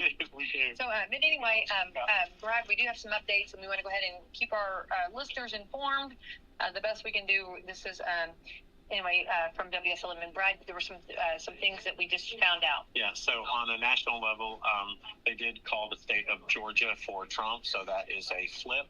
And he's got a slight lead in Pennsylvania right now, so that could be a flip as well. Arizona is back and forth, and Wisconsin's back and forth. So, but we're looking at one flip one pickup for the Republicans tonight. So that makes the path to 270 a lot easier. Right. We do have some good news. We do have all the precincts in, and we actually are waiting for the results, and they've not come in yet. So our listeners have not missed anything yet on as far as the updates. Yeah. So we're still probably about half an hour away from having the final totals according to Stephanie Rocky, the clerk. So we're going to just do the broadcast right here, right on WSLM. But as soon as we get a little more power, we will join in with social media too. So we do apologize, but this is probably one of the longest, actually, broadcasts that we've done, Brad. Yes, yes, we're over 4 hours right now. So. Who's counting, so we have record turnout and a record broadcast, right? Yeah, but who's counting? Yeah, I think every person listening is watching is counting. I like to see the production managers and the engineers. I like to see them struggle a little bit. Both are struggling. Struggling a little bit, yeah. And I think they're a little. The show is going to go on. I think they're frustrated with the on-air people right now. I know. Everybody. We thought it was 40%. We thought it was. As God is my witness, I thought turkeys could fly. I thought it was 41%. Yeah, right? Absolutely. And thank you to those who are still listening and those who have not ran out of the Justice Center up here. We're down screaming. To like 7 people now. We started out with a full pack. We had 100. Yeah, we had 100. We're 100. And 2 of those happened to work. I know. So, with us, and hopefully they picked up the radio. And I know people are already blasting on social media. I know, but we're doing our best. We're doing our best. I promise you. How are you doing today? We are doing our best. Yes, and we knew this was going to be a long night. So So there we go. Didn't realize how long it was going to be, and my, I actually had it on the charger. It was ready. It was 100% ready to rock and roll. Yeah. But of course, it happens. Yeah. To us. In broadcasting, what can and will go always does. Yeah, that's okay. So anyway, but thank you to everyone who's staying with us. It's technical difficulty. I mean, exactly. We're so there's some national races out in Wyoming in the Wyoming Senate race. The Republican John Durasso defeated Democrat Scott Morrow there. So we have that information. So, like I said, they've called Georgia for President Trump, and so that was a flip for him, and so it makes the path to 270 a lot easier for him. So we're looking, and the odds now are looking at they're giving him, since he's got the easier path, 85% chance of winning the presidency. But again, we've still got states out there counting votes, a lot going on. So, but we do know that he has secured the Republicans have secured one flip for the night, and Democrats have still just held on to the states that they have. So there's not been any flips as rare. So compared to the 2020 electoral. And we are still here at the Justice Center, and it's an exciting night, and we are waiting for the voter turnout for early voting, and or anybody that voted early, and the and what the absentee and then the early in person and the absentee ballots. Yeah. So that's what we're waiting on. So again, and those of you we had talked about. Waiting for that one overseas. Yeah, that one. That's it. We're here for the long haul. We're committed. I'm going to need a bigger bag. No. We're going to need new phones. But he or she, whoever that person deserved it. Yeah, I'm very appreciative. I love that so much. You know what I mean? So I'm not making light of it. No. I'm only stating. I'm just not prepared. No, I know. It's like it's raining outside, and I don't have 42. We promise we won't. But some of the things. So yeah. Not so we were prepared to begin it for the long haul, but I think those of you who heard earlier, but if you're just now finding us and making sure that we're still here, so we had 65% voter turnout here in the Washington County. We might be 65% voter turnout. Finding us. You found us. You stumbled across us. I mean, the people helping us from a technical standpoint feel like they've stumbled across us too, so we apologize. We apologize. Well, we're not going to be mad at us. Anyway, so Washington County voted at 65%. It's electronic. Sorry. And they had to do some math. Well, they had to get from their chair. The Candy Crush had to go on home. I know. And you've got to put down my game. I know. Over here, please. We're dying over here. 65% turnout for Washington County, 65% for Scott County. Right. It's being reported 71% for Harrison County. Yeah. And over 66%, almost 70%, almost 67% for Floyd County. So hats off. I mean, we absolutely, talk about doing something. You did something. I mean, everybody, you guys all came out. Yeah. And I love that. So, yeah. And I'm happy, we talked about too, some of those actually, there was, after the voter registration, closed, you have to have rules, that you have guidelines. There has to be, limits of when you can, say, this is whenever, after this, you cannot, something's coming. Okay. I mean, we've got power strips. I know. Power strips. I'm looking. We got the sheriff in here. The sheriff, he can do it. I'm telling you right now. We're still dark. I know. I don't know. When I see the sheriff come in, I know something's going to be good. So, because that is the cavalry has arrived. I play every time. So, definitely. Yeah, wait. Yeah, a little too split on that. Yeah. We're trying to figure out if it's going to actually come on. See if it goes on. Maybe hold it. I don't know. It's not getting juice or something there. I don't know why it's not. It couldn't be overheated. It gave up on us. Yeah. Let's forget this, right? Yeah. See what you got there. But I do think it. I do want to say that. Okay. Look. Now we're gonna. Okay. We got some serious technical fixes going on here. I know. So yeah. But again, it's not our fault. It is it's actually the electronics fault. Yes. We want a disclaimer that. Well, they're going all out too. Appreciate that. Yeah. So word out of just some national stuff is the word out of Milwaukee, Wisconsin. They're going to have to recount 100,000 of the absentee ballots because the locking mechanism of the voting machines were not closed properly. So there's some voting machine issues there. Well, I hate that for them. I hate at that. least they're going to have to redo that. So that's the problem was found. So that's good there. We're all human. Yeah. We make mistakes. Yeah. Human error. But I hate that for them because that's going to be a lot more, for them to have to. Yeah. To do. So yeah. So we're looking at. Are we getting a charge? Okay, not doing it. Okay. It's done. Yeah. It's not going to work anymore, is it? Yeah. So so the decision desk is saying that tomorrow, WSLM needs a new phone. You're going to tell me something. I thought you were going to say something election related. Technical guy over here go. Yes. Are we still on speaker here? I should have. Yeah. Okay. Yeah, I You know, this is our one only job. I had one job. No, I just want to make Yeah, sure. Okay, so, mine, no, mine we are. I just want to make sure. Yeah, so, But, no, I thought. we're broadcasting loud. I haven't turned it up. Okay, appreciate Because that. we're quiet. Yeah, silent.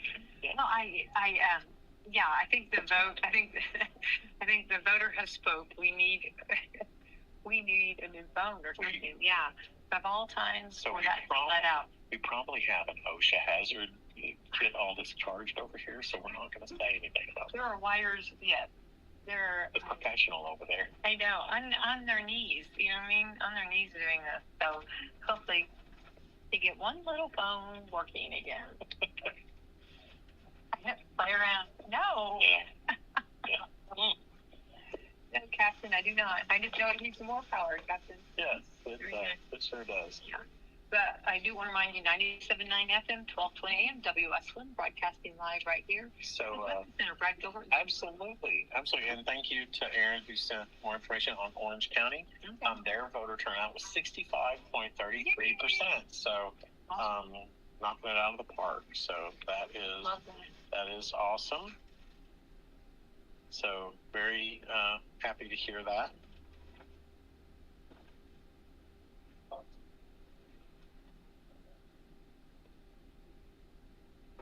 And you have the technical people that start mumbling to themselves. I know. They're just going to pretend that no one. There are so many wires going to my phone right now. There's actually more Like charges. Frankenstein. No, I mean, Over. no, I know. And the lights dimmed. That's just better. The light's flickering because he's using all electricity. I know. Yeah. So back there, in the clerk's office, they're probably wondering why the power. It's because Wslm is using all of the power out here, trying to get. Yes. But it's funny because we're looking at the phone, we're staring at it. Staring at a phone does not make it come on, right? No, it does not. Does it make a what is it? A boiling pot or a hot pot boil, fast grow, paint dry? A pot Boil. won't boil if you stand there and watch it, something like that. What does Yeah. that say? I would refer garbage on Facebook, but they hung I up on it. They contacted Please someone. don't be mean. Yeah, I promise. Please have a little bit of yeah. grace. Yes. We are trying. Yeah. Yeah. We'll see. Yeah. Okay. Well, Here we let's go. see how that This is goes. good. Yeah. This is But the good news is, for all of our listeners out there, there has not been anything else brought in. So you have heard everything we know you know, right? Yeah. They have, all of our precincts are in. So actually we made it to the precincts, Yeah. Starting at 6 p.m., and going till, about a 4-hour straight. That's quite a bit. And so, we're trying to get national results as we go. And North Carolina and Georgia have been called for former President Trump, but he's now taken the lead back in Arizona, Michigan, Pennsylvania, and Wisconsin. So he just needs Arizona and one of those other three. So he needs 2 of the 4 to put him over the 270 electoral college. So right now, the trend is it's looking. He's got the easier path right now. Okay. That's So yeah. now, and then And the flip of Georgia helped a lot. I was going to ask. Okay, that's that's a flip state. Yeah, we talked about that, and that was kind of and we saw that kind of going back and forth. Yeah. So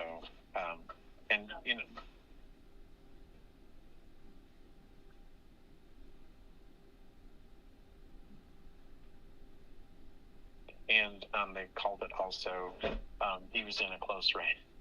He was in a close race, but Senator Ted Cruz of Texas did win his re-election race. So he was in a tight race down in Texas. So he did win. So and they're reporting that Trump's lead in Michigan, he has that lead, and there's 24% of the vote counted in Michigan. So, and a lot of these states have been back and forth. So, so yeah, we're looking at that. And one thing that may be to look at for an upset in Minnesota in the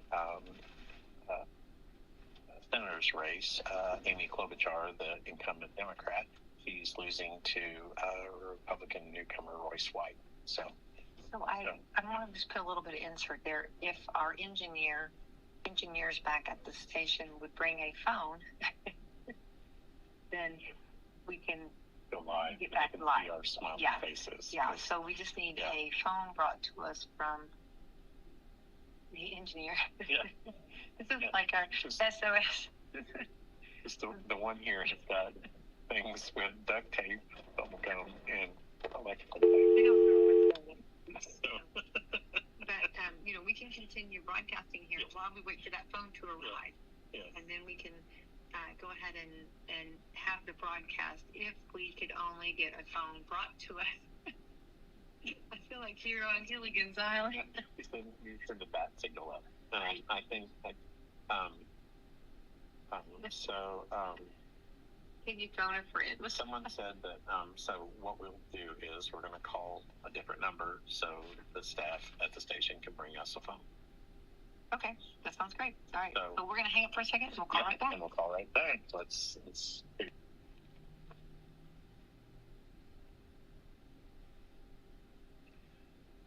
Stay with us, folks. We'll be right back with modern technology and the final election results for Washington County just in a minute.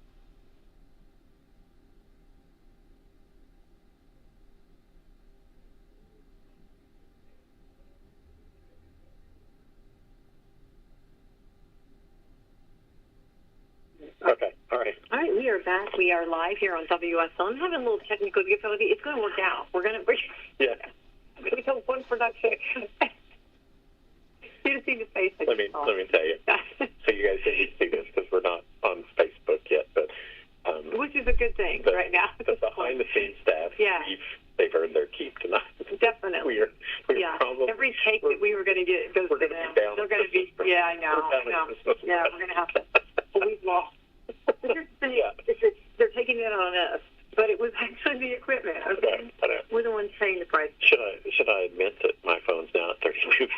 I don't even know. I don't even know if you should say that out loud because we were going at 40 a second ago, but we're going to be okay. And we do appreciate the hard work that's being put on here.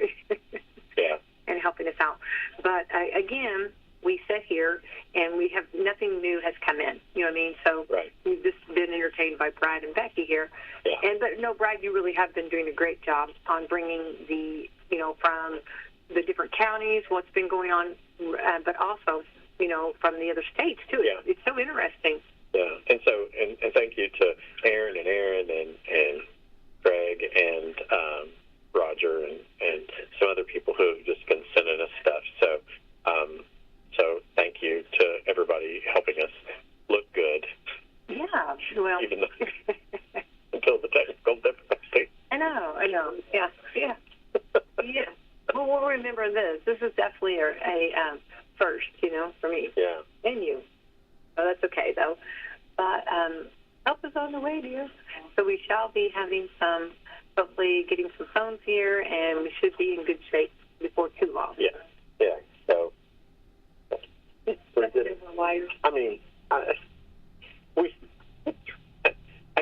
we need a picture of the Frankenstein job here. And we appreciate Doug over here. Doug is digging for sure over there. Yeah, definitely. So we're looking forward to getting this fixed. So anyway, I appreciate that. To recap right now, just a little bit. We're waiting on all the precincts are in. So we're waiting on the in-person early voting and the mail-in ballots, and so we're waiting on that. And so and then we'll have right after that we'll have our total for everything. So we were committed to a long night, and I think by the time it's all over, it's it's going to be me and you and our production team. I think so, yeah. Who's mad? It might be a rough night. I'll get you home. Try beer, yeah. No, if you remember, our Honorable Judge Medlock said that we could stay all night, and he would give us a roast, so we might just do that, okay? Yeah, absolutely. Yeah, we might just have to. And again, do we feel safe in here? Yes, we do. Absolutely. And Dustin Houchin for being so gracious and for letting us be in here, and Sheriff Brent Miller and bailing us out, and bailing us out. Yeah, look at that. Yeah. He's so you've been well taken care of. This is true. We needed that extra care. Yes. Well, so they're back there working their getting the counting, getting all the counting, and again we broke records. We had high voter turnout, which is a great thing and great, but it also with that brings where there's more counting to be done. Yeah, so, makes sense. Yeah, and so just an update. There's 58% of the count in Pennsylvania, which we know there was those 5 counties that we talked about that had to extend it because of voting machine issues, but they were given an extra hour and a half in one county and 2 hours in 4 counties. But in the U.S. Senate race in Pennsylvania, the Republican, the challenger, is leading Bob Casey, the incumbent Democrat, 50.7% to 49.3%. So he's got almost a 2 percentage point lead there, and that race has been back and forth. So I'm sure before everything is said and done, that will stay tight all the way up until the end. So, and again, we had talked about it. U.S. Senator Ted Cruz did win re-election in a very, I think they were saying that was the most expensive Senate race in the country. Oh, wow. So that is done that. And so we're looking at in early results in Minnesota. Again, this is early, only 9% reporting. Former President Trump leads in Minnesota 61.2% to 36.5%. Again, we don't know where those votes are coming from. It's only 9% reporting. So again, he's over the 200 mark for Electoral College. So right now he's got the easier path. But there's still a lot of counting, and we do know for the night also already he has the Republicans have flipped the state of Georgia, so that's a pickup for them and a subtraction from the Democrats. So we're looking at that, and that's another reason to, and she has not flipped anything from the Republicans into the Democrats. So that just makes your path easier. Yeah, right, exactly, yeah. It's very interesting, and of course, how some of these states have really hustled, from the time that they've closed, to having some of these results already. That's exciting. So here we come with maybe we'll get back, we'll go ahead and stay on this. We're going to use this until we can use both while we wait for engineer to get back. And but that's okay. We're all right. And it's exciting night. You know what I mean? Right? It's a learning curve for all of us, right? Isn't that the way we say it, right? We killed the phone. Yes. Thank you to the wonderful folks that are helping us out. Helping us out over here. Yeah. So I believe we are ready to go back live here, and we'll get our volume on here, and all systems go. We are back, and I want to remind everybody, for those that we did lose, we stayed here on the radio. We're doing radio right here, and we will continue doing that until yeah.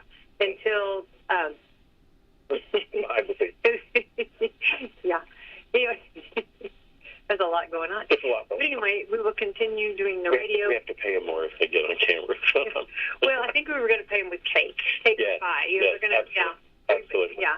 But anyway, I do want to remind everybody, we did go off for a little bit due to a battery problem, but we didn't anticipate that we were going to be on this broadcast for 4 hours. No, correct.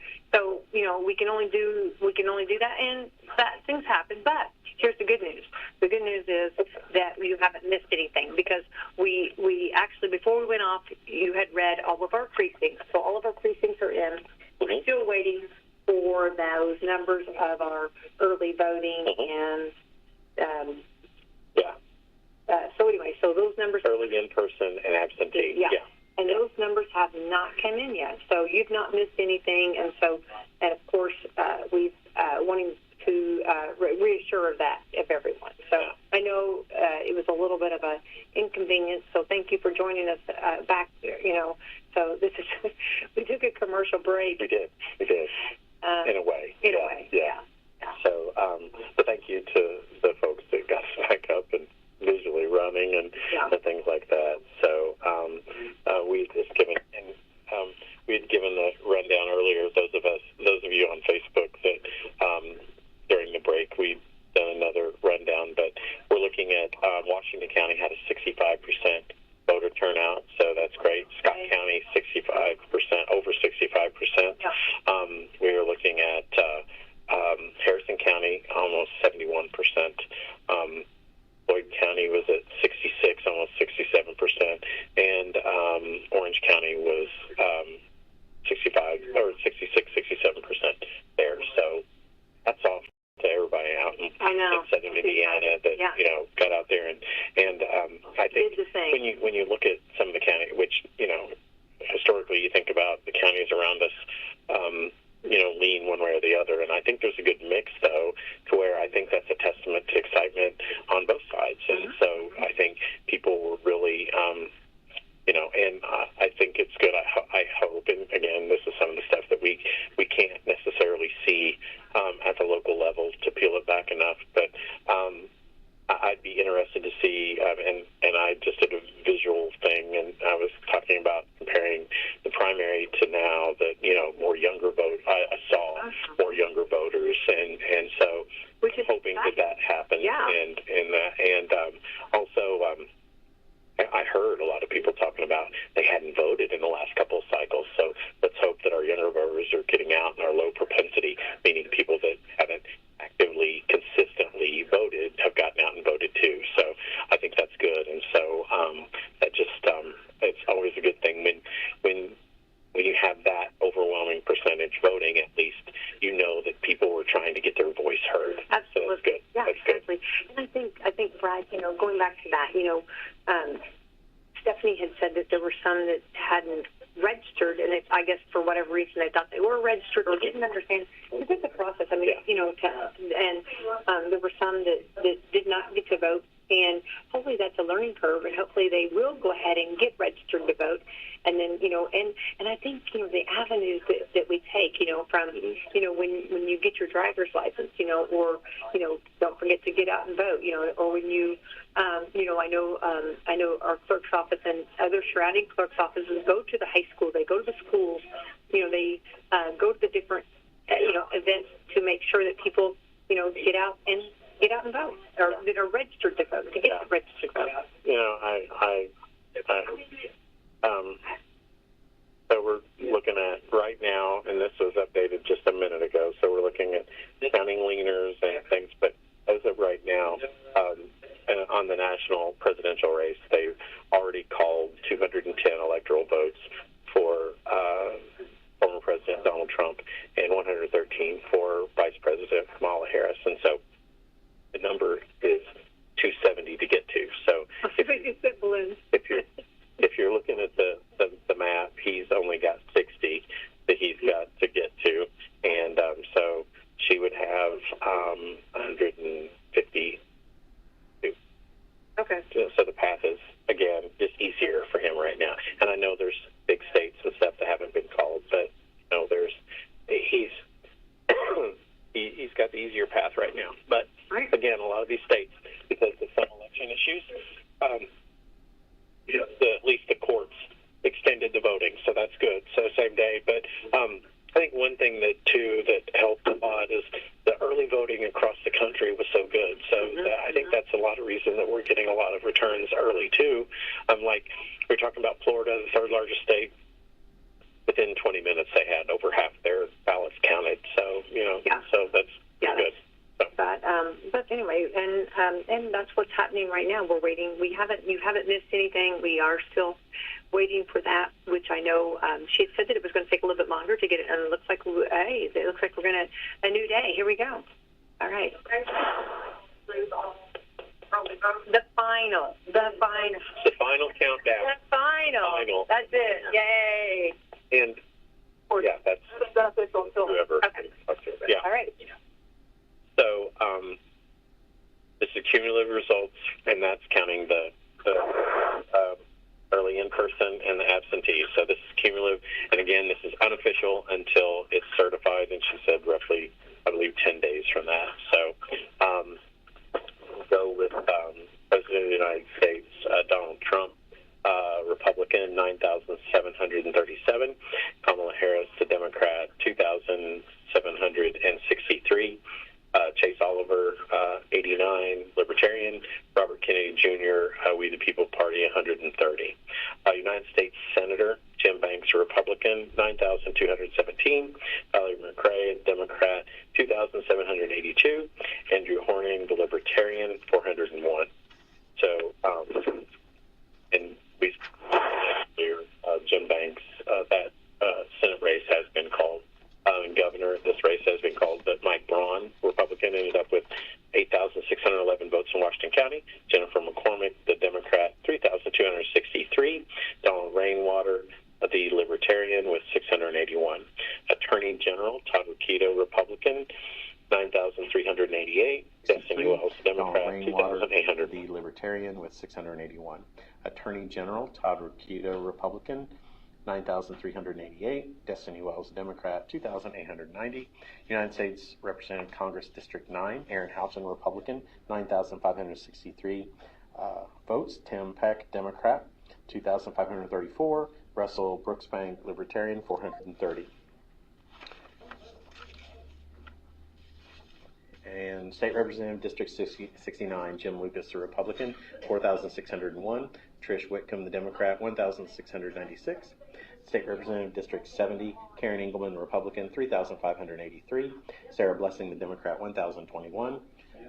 Clerk of Circuit Court, Stephanie Rocky, unopposed, 10,559. County Treasurer Nancy Coates, Republican, unopposed, 10,341. County Coroner Shonda Keltner, Republican, unopposed, 10,365. County Surveyor Emily Rodman, Republican, 9,314. Max Green, Libertarian, 1,981.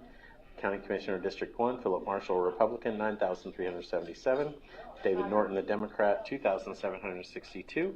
County Commissioner District 3, Tony Cardwell Jr., Republican, 8,435. Ernie Tunnell, the Democrat, 2,934. Rhonda Green, Libertarian, 913. County Council at Large, Mark Abbott, 5,955. Todd Armstrong, 5,489. Bradley Gilbert, 3,967. Town Council Member at Large, 2. Arland Altick, 68. Jennifer Stahl, 118. Town Council Member at Large, Town of New Pekin, Darlene Anderson Hall, 250. Anthony Mosby, 170. And that's no more than 2, so both go through there. East Washington School Board Member, Town of Pekin, Jamie Mosby, 2,543. East Washington School Board Member, Polk Township, Aaron Lee, 2,563, unopposed in that race. Salem School Board Member at Large, Jason Cockrell, 1,765. Allison Marie Duff, 1,209. Allison Gina Zell, 1,827. Michael Gettelfinger, 1,251. Becky Humphrey, 2,200. Brent Minton, 1,627. Troy Ozzie Spears, Jr., 901. Tony Strait, 466. Ty Sweeney, 3,063. So the top 4 in that race were Ty Sweeney. Going through there. Becky Humphrey, Allison Gina Zell, and Jason Cockrell. So West Washington School Board Member, Madison Township, Carrie Cambron, unopposed, 1,578. West Washington School Board, Posey Township, Brian Farmer, unopposed, 1,651. And we said yes to all of the judges, to retain the judges. So there we go. So final cumulative results. So all right, grab that chair, run on over here. And we got, we're going to grab Tony, or real quick, grab Tony Caldwell real quick. And our new commissioner, and speak with him real quick, and I think he actually, Tony, and there's no shame in that. I love to see that passion, and I think you got some tears of joy, right? Oh, I scraped my nose. Oh, okay. Is that what we're calling? Okay, Right. that's fine. Right. You know what I mean? Brad, here's Tony coming closer to me Get so over, we can get closer up there. Yeah, come over here this way so that come Yeah. over this way so we can Yeah. get Brad in here. So Tony, Congratulations. how does it feel? Congratulations. It feels great. All the hard work paid off. So. Yeah. Yeah. So, all of his family out Yeah. there. So, Yeah, there we are. That's awesome. So, make a little Yeah. noise there. Yeah. Yeah, that's awesome. So how did your day go today? I pulled up at Pierce Polk this morning at Pekin, and if I was guessing, there was about 150 people lined up. And I'm like, holy smoke! It was kind of intimidating. It was dark and wanted to campaign, but you couldn't see who was who or whatnot. But that's how it started. Yeah. And then, of course, then you kind of just went to different area polling No, I locations? left because my wife ran out of ink pens and Okay. candy and stuff, and took her. Jeannie was there, stayed there for me. And You're a then, smart man. Yeah, and came back and campaigned for a little while, and then the guy that had that armory ran out of stuff, so I had to go take him stuff, and then I came back, finished the day out at Pierce Polk. Yeah, and so how excited were you to see 6 o'clock come? 6 p.m. 6 p.m. Ecstatic. Yeah. This has been a long road. Yes, it has. And, yeah, and so you've got, so then tomorrow, I guess you will be able to maybe sleep in a little bit and get A some little rest. bit, but then I'll hit the floor running, got plenty to do. That's right. And I think we talked with you about that, you said that you haven't had as much, I guess, talking, but we said that when you get in the seat, there'll be a lot of people that'll be bending in your ear, right? Right. Yeah, which is exciting, and you look forward to that, and you welcome that. Yeah, I sure do. Yeah. Well, congratulations, and all your hard work and your family and everything paid off. And I know you did, how many door knocking did you do approximately? I'd say it was a little over 2,000 doors I knocked on altogether, from the primary through the general. So. Putting in the work. That's good. That's right. Yeah. I'm thinking how many people are seeing you tonight going, oh, yeah, that man was at my door. Yeah. Had several days that I come to their doors. So. That's awesome. Well, congratulations. Get some rest and tell your family, too. You need to, you talk about a team. Yeah. That's right there. It's got to mean a lot, right? I had somebody at every poll except for Gibson today. Okay. So, Well, that's awesome, and I'm very proud of your team too. That's got to speak volume. Yeah. I'd be scratching my nose crying. Yeah, so I think those were tears of joy, which should be, you know what I mean, by all rights. So, congratulations, get some rest, and thanks. And we can't wait to see what you got in store for us. Yeah. I'll do Commissioner. my best. And Work hard. all of them, you owe them dinner, like That's right. 3 or 4 dinners, right? They probably Yeah, and you got have me to over cook. the Don't years, make her cook, okay? So she gets a night off. She That's gets right. a night off. That's so right. yeah. Well, go celebrate. Yeah, go. I think Yeah. they're planning some kind of bash coming up towards the end of the month. Well, there you go. You need a There you good go. celebration. Always a good time. Good time to celebrate. And right? if it's on Thanksgiving Day, we're available. That's right. So 2 extra plates for us. Yeah. That's wonderful. Yeah. Yeah. But Yeah. anyway, again, have a good night and congratulations. Can't wait to see. So we have our 3 commissioners now, and we'll be anxious to see what you got. Anybody got any questions? And you're very transparent. You got your number out there. If anybody got any things that they'd like to talk to you about. Yeah, There if you you go to my Facebook page, Tony Cardwell Jr. for District 3 Washington County Commissioner. My phone number's posted on there, so anytime anybody got a question. There we go. Okay, Don't good. hesitate. All right. Right. Thank you, Tony. Congratulations. Congratulations. Thank you. Awesome. Thank you. Congratulations on your Thank hard you. work. Thank you so Appreciate it. much. That's awesome.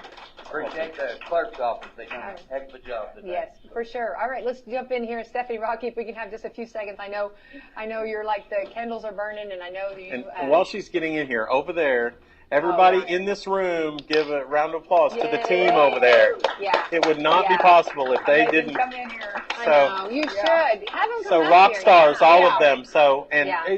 come stand behind us. Come on, let's Yes. let people see y'all. Yeah, it makes for a great photo. And, County election board. and she's buying y'all dinner. Tony Moranto and Mark Marshall, they just took off. They are our election mechanics. I love that though. That's awesome. And we have our county election board that's out there as well. They are sitting in the. So you guys did it. Yeah, all of you did. You did the whole team, and I want to say, congratulations to everyone. And Everybody can see everybody's how smiling exciting! face. I mean, every one of you guys. We talk about this all the time. If there was one person that voted, you would still have to do all that you do.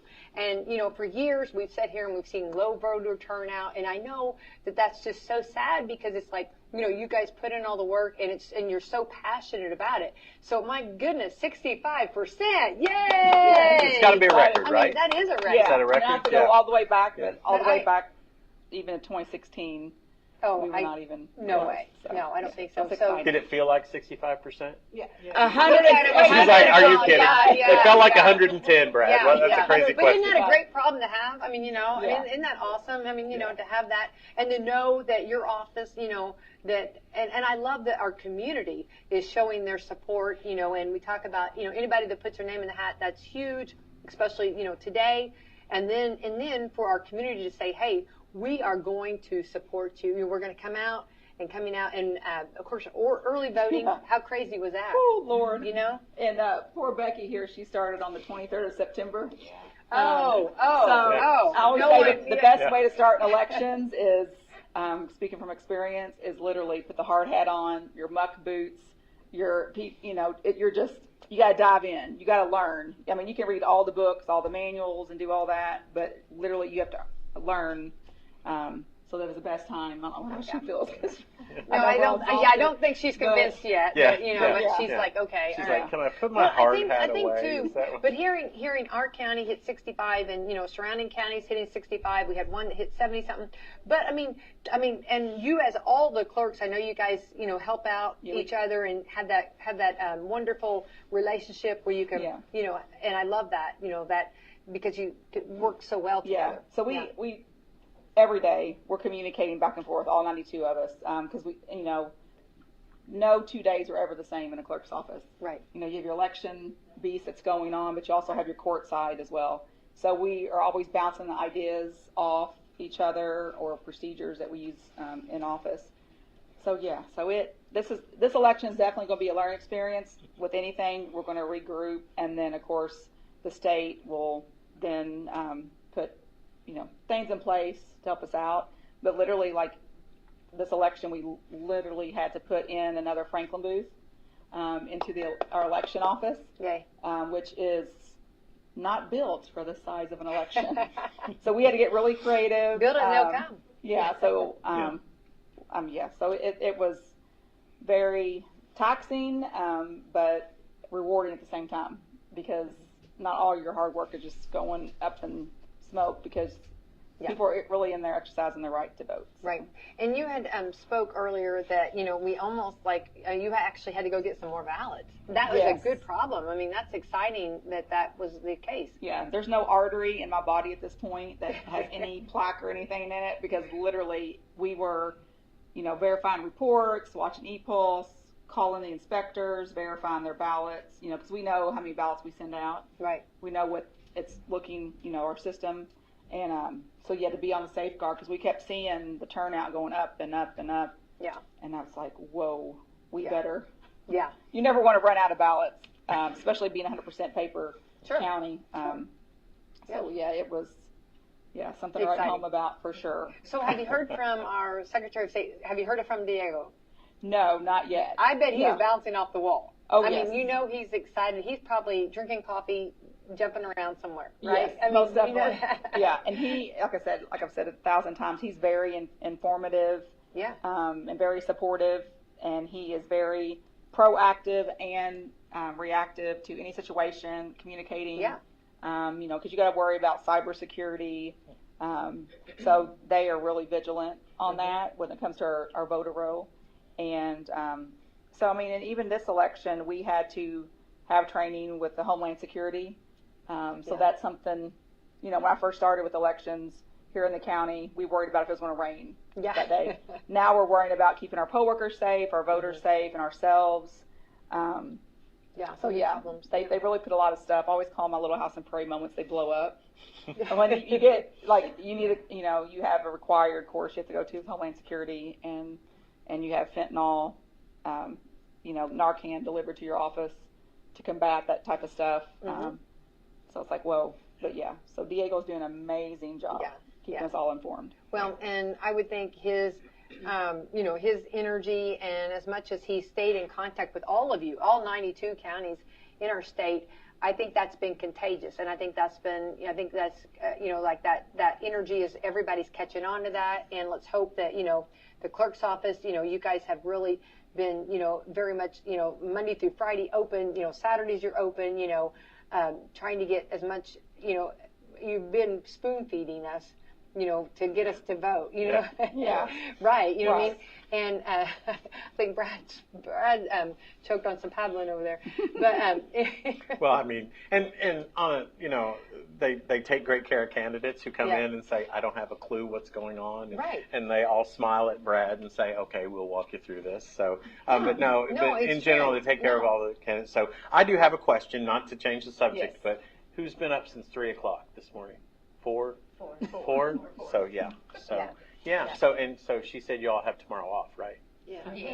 Look at him. That's our plan, is just to stay and work through the night and then go home and just have the rest of the day off. I love that. Hey. Yeah, there you go. Love that. Can I do that? I don't know if she's going to approve it, but that was our Well, she can't say no on air, so that's she's right. like, that's smart. I like how she went. That's good. Yeah, that's you got good. some good. Well, we do have 2 judges and an executive body that would, Mike. be like, hey guys, Yeah, we have some stuff that has to be coming through. Right. Well, I think hats off to you and the whole team, and thank you guys for coming behind us here because we have heard nothing. Of course, I know you guys, and I know you guys are rock stars, but we've heard nothing. And every time Stephanie, every time I talk to her, she talks about her, but she talks about her team. Yes. You know what I mean? So it's not just it's all of you guys together. And I love our clerk's office, and I think the surrounding sister clerk's offices that have come out and showed their stuff or showed their support and got the voters out there, and it's exciting. Let's hope it just continues, right? Most definitely. I mean, I have a good working relationship with all of our clerks, but even especially our surrounding county. Like literally, we were running low on, and we're always with the economy fighting for suppliers.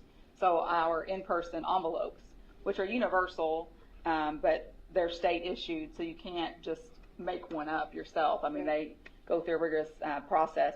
So literally I called our Sherry Brown, our Harrison County clerk. I was like, do you have a spare box?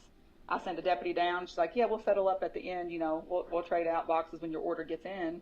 So it's just that type of, sisterhood we have. We work well together, and we know that only a sitting clerk knows what we go through on a daily basis. And so we just support each other. And I think it's very valuable to let our listeners know, because I know that's only a little bit, but you're letting us see a little bit behind the curtain there, because there is so much that goes involved. And 28 days ago, girls, well, actually started before that, right? Yeah, they're like, 28 days, Becky, come on. You know what I mean? Right. But officially 28 days was when this of in-person voting, and that's we know when that kicks off, that midnight deadline, and October 8th starts.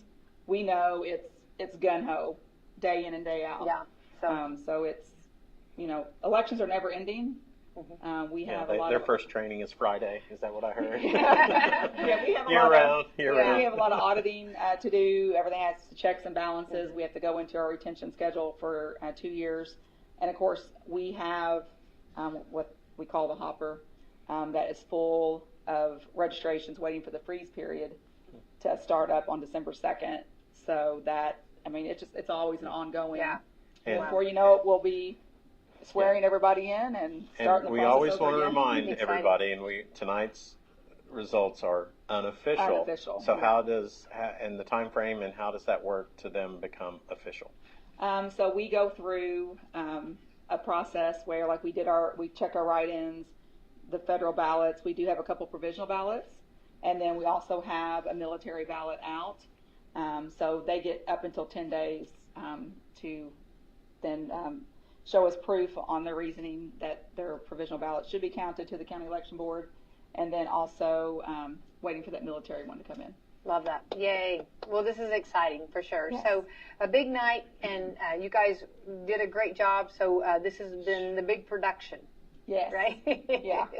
And now it's the cleanup period. Now we gotta. That's always, yes, there's always the cleanup. So poor Tony Moranto.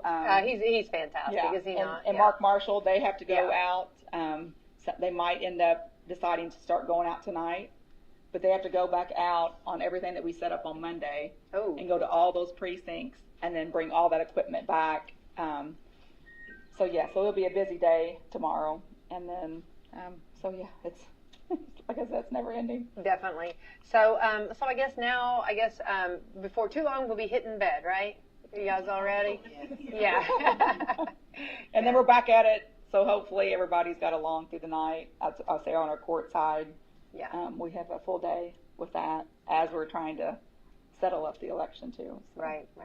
Well, congratulations on the huge voter turnout. And I said 50%. Brad, what did you say? 44. 44. Yeah. So he's got to buy the cake, but I think you guys deserve the cake. Yeah. But I'm very proud of that. I mean, it went above and beyond. Yeah, that's a competition. Yeah. I'm excited to lose because 65 is great. Yeah, so, that's fantastic. Most definitely. Yeah. And that beat out 2020 too. So. Yeah. Very good. Very good. Yeah. All right. Well, we will let you guys get some shut eye. We'll probably get a photo, so don't leave yet. Yeah, don't leave yet. Don't run. Got to get a photo. So I guess we'll go ahead and end our broadcast, send it back to the station. Brad, if you'll take the finger and hit that little corner button there, and there you go. Everybody wave real quick. Yeah. Everyone have a good night.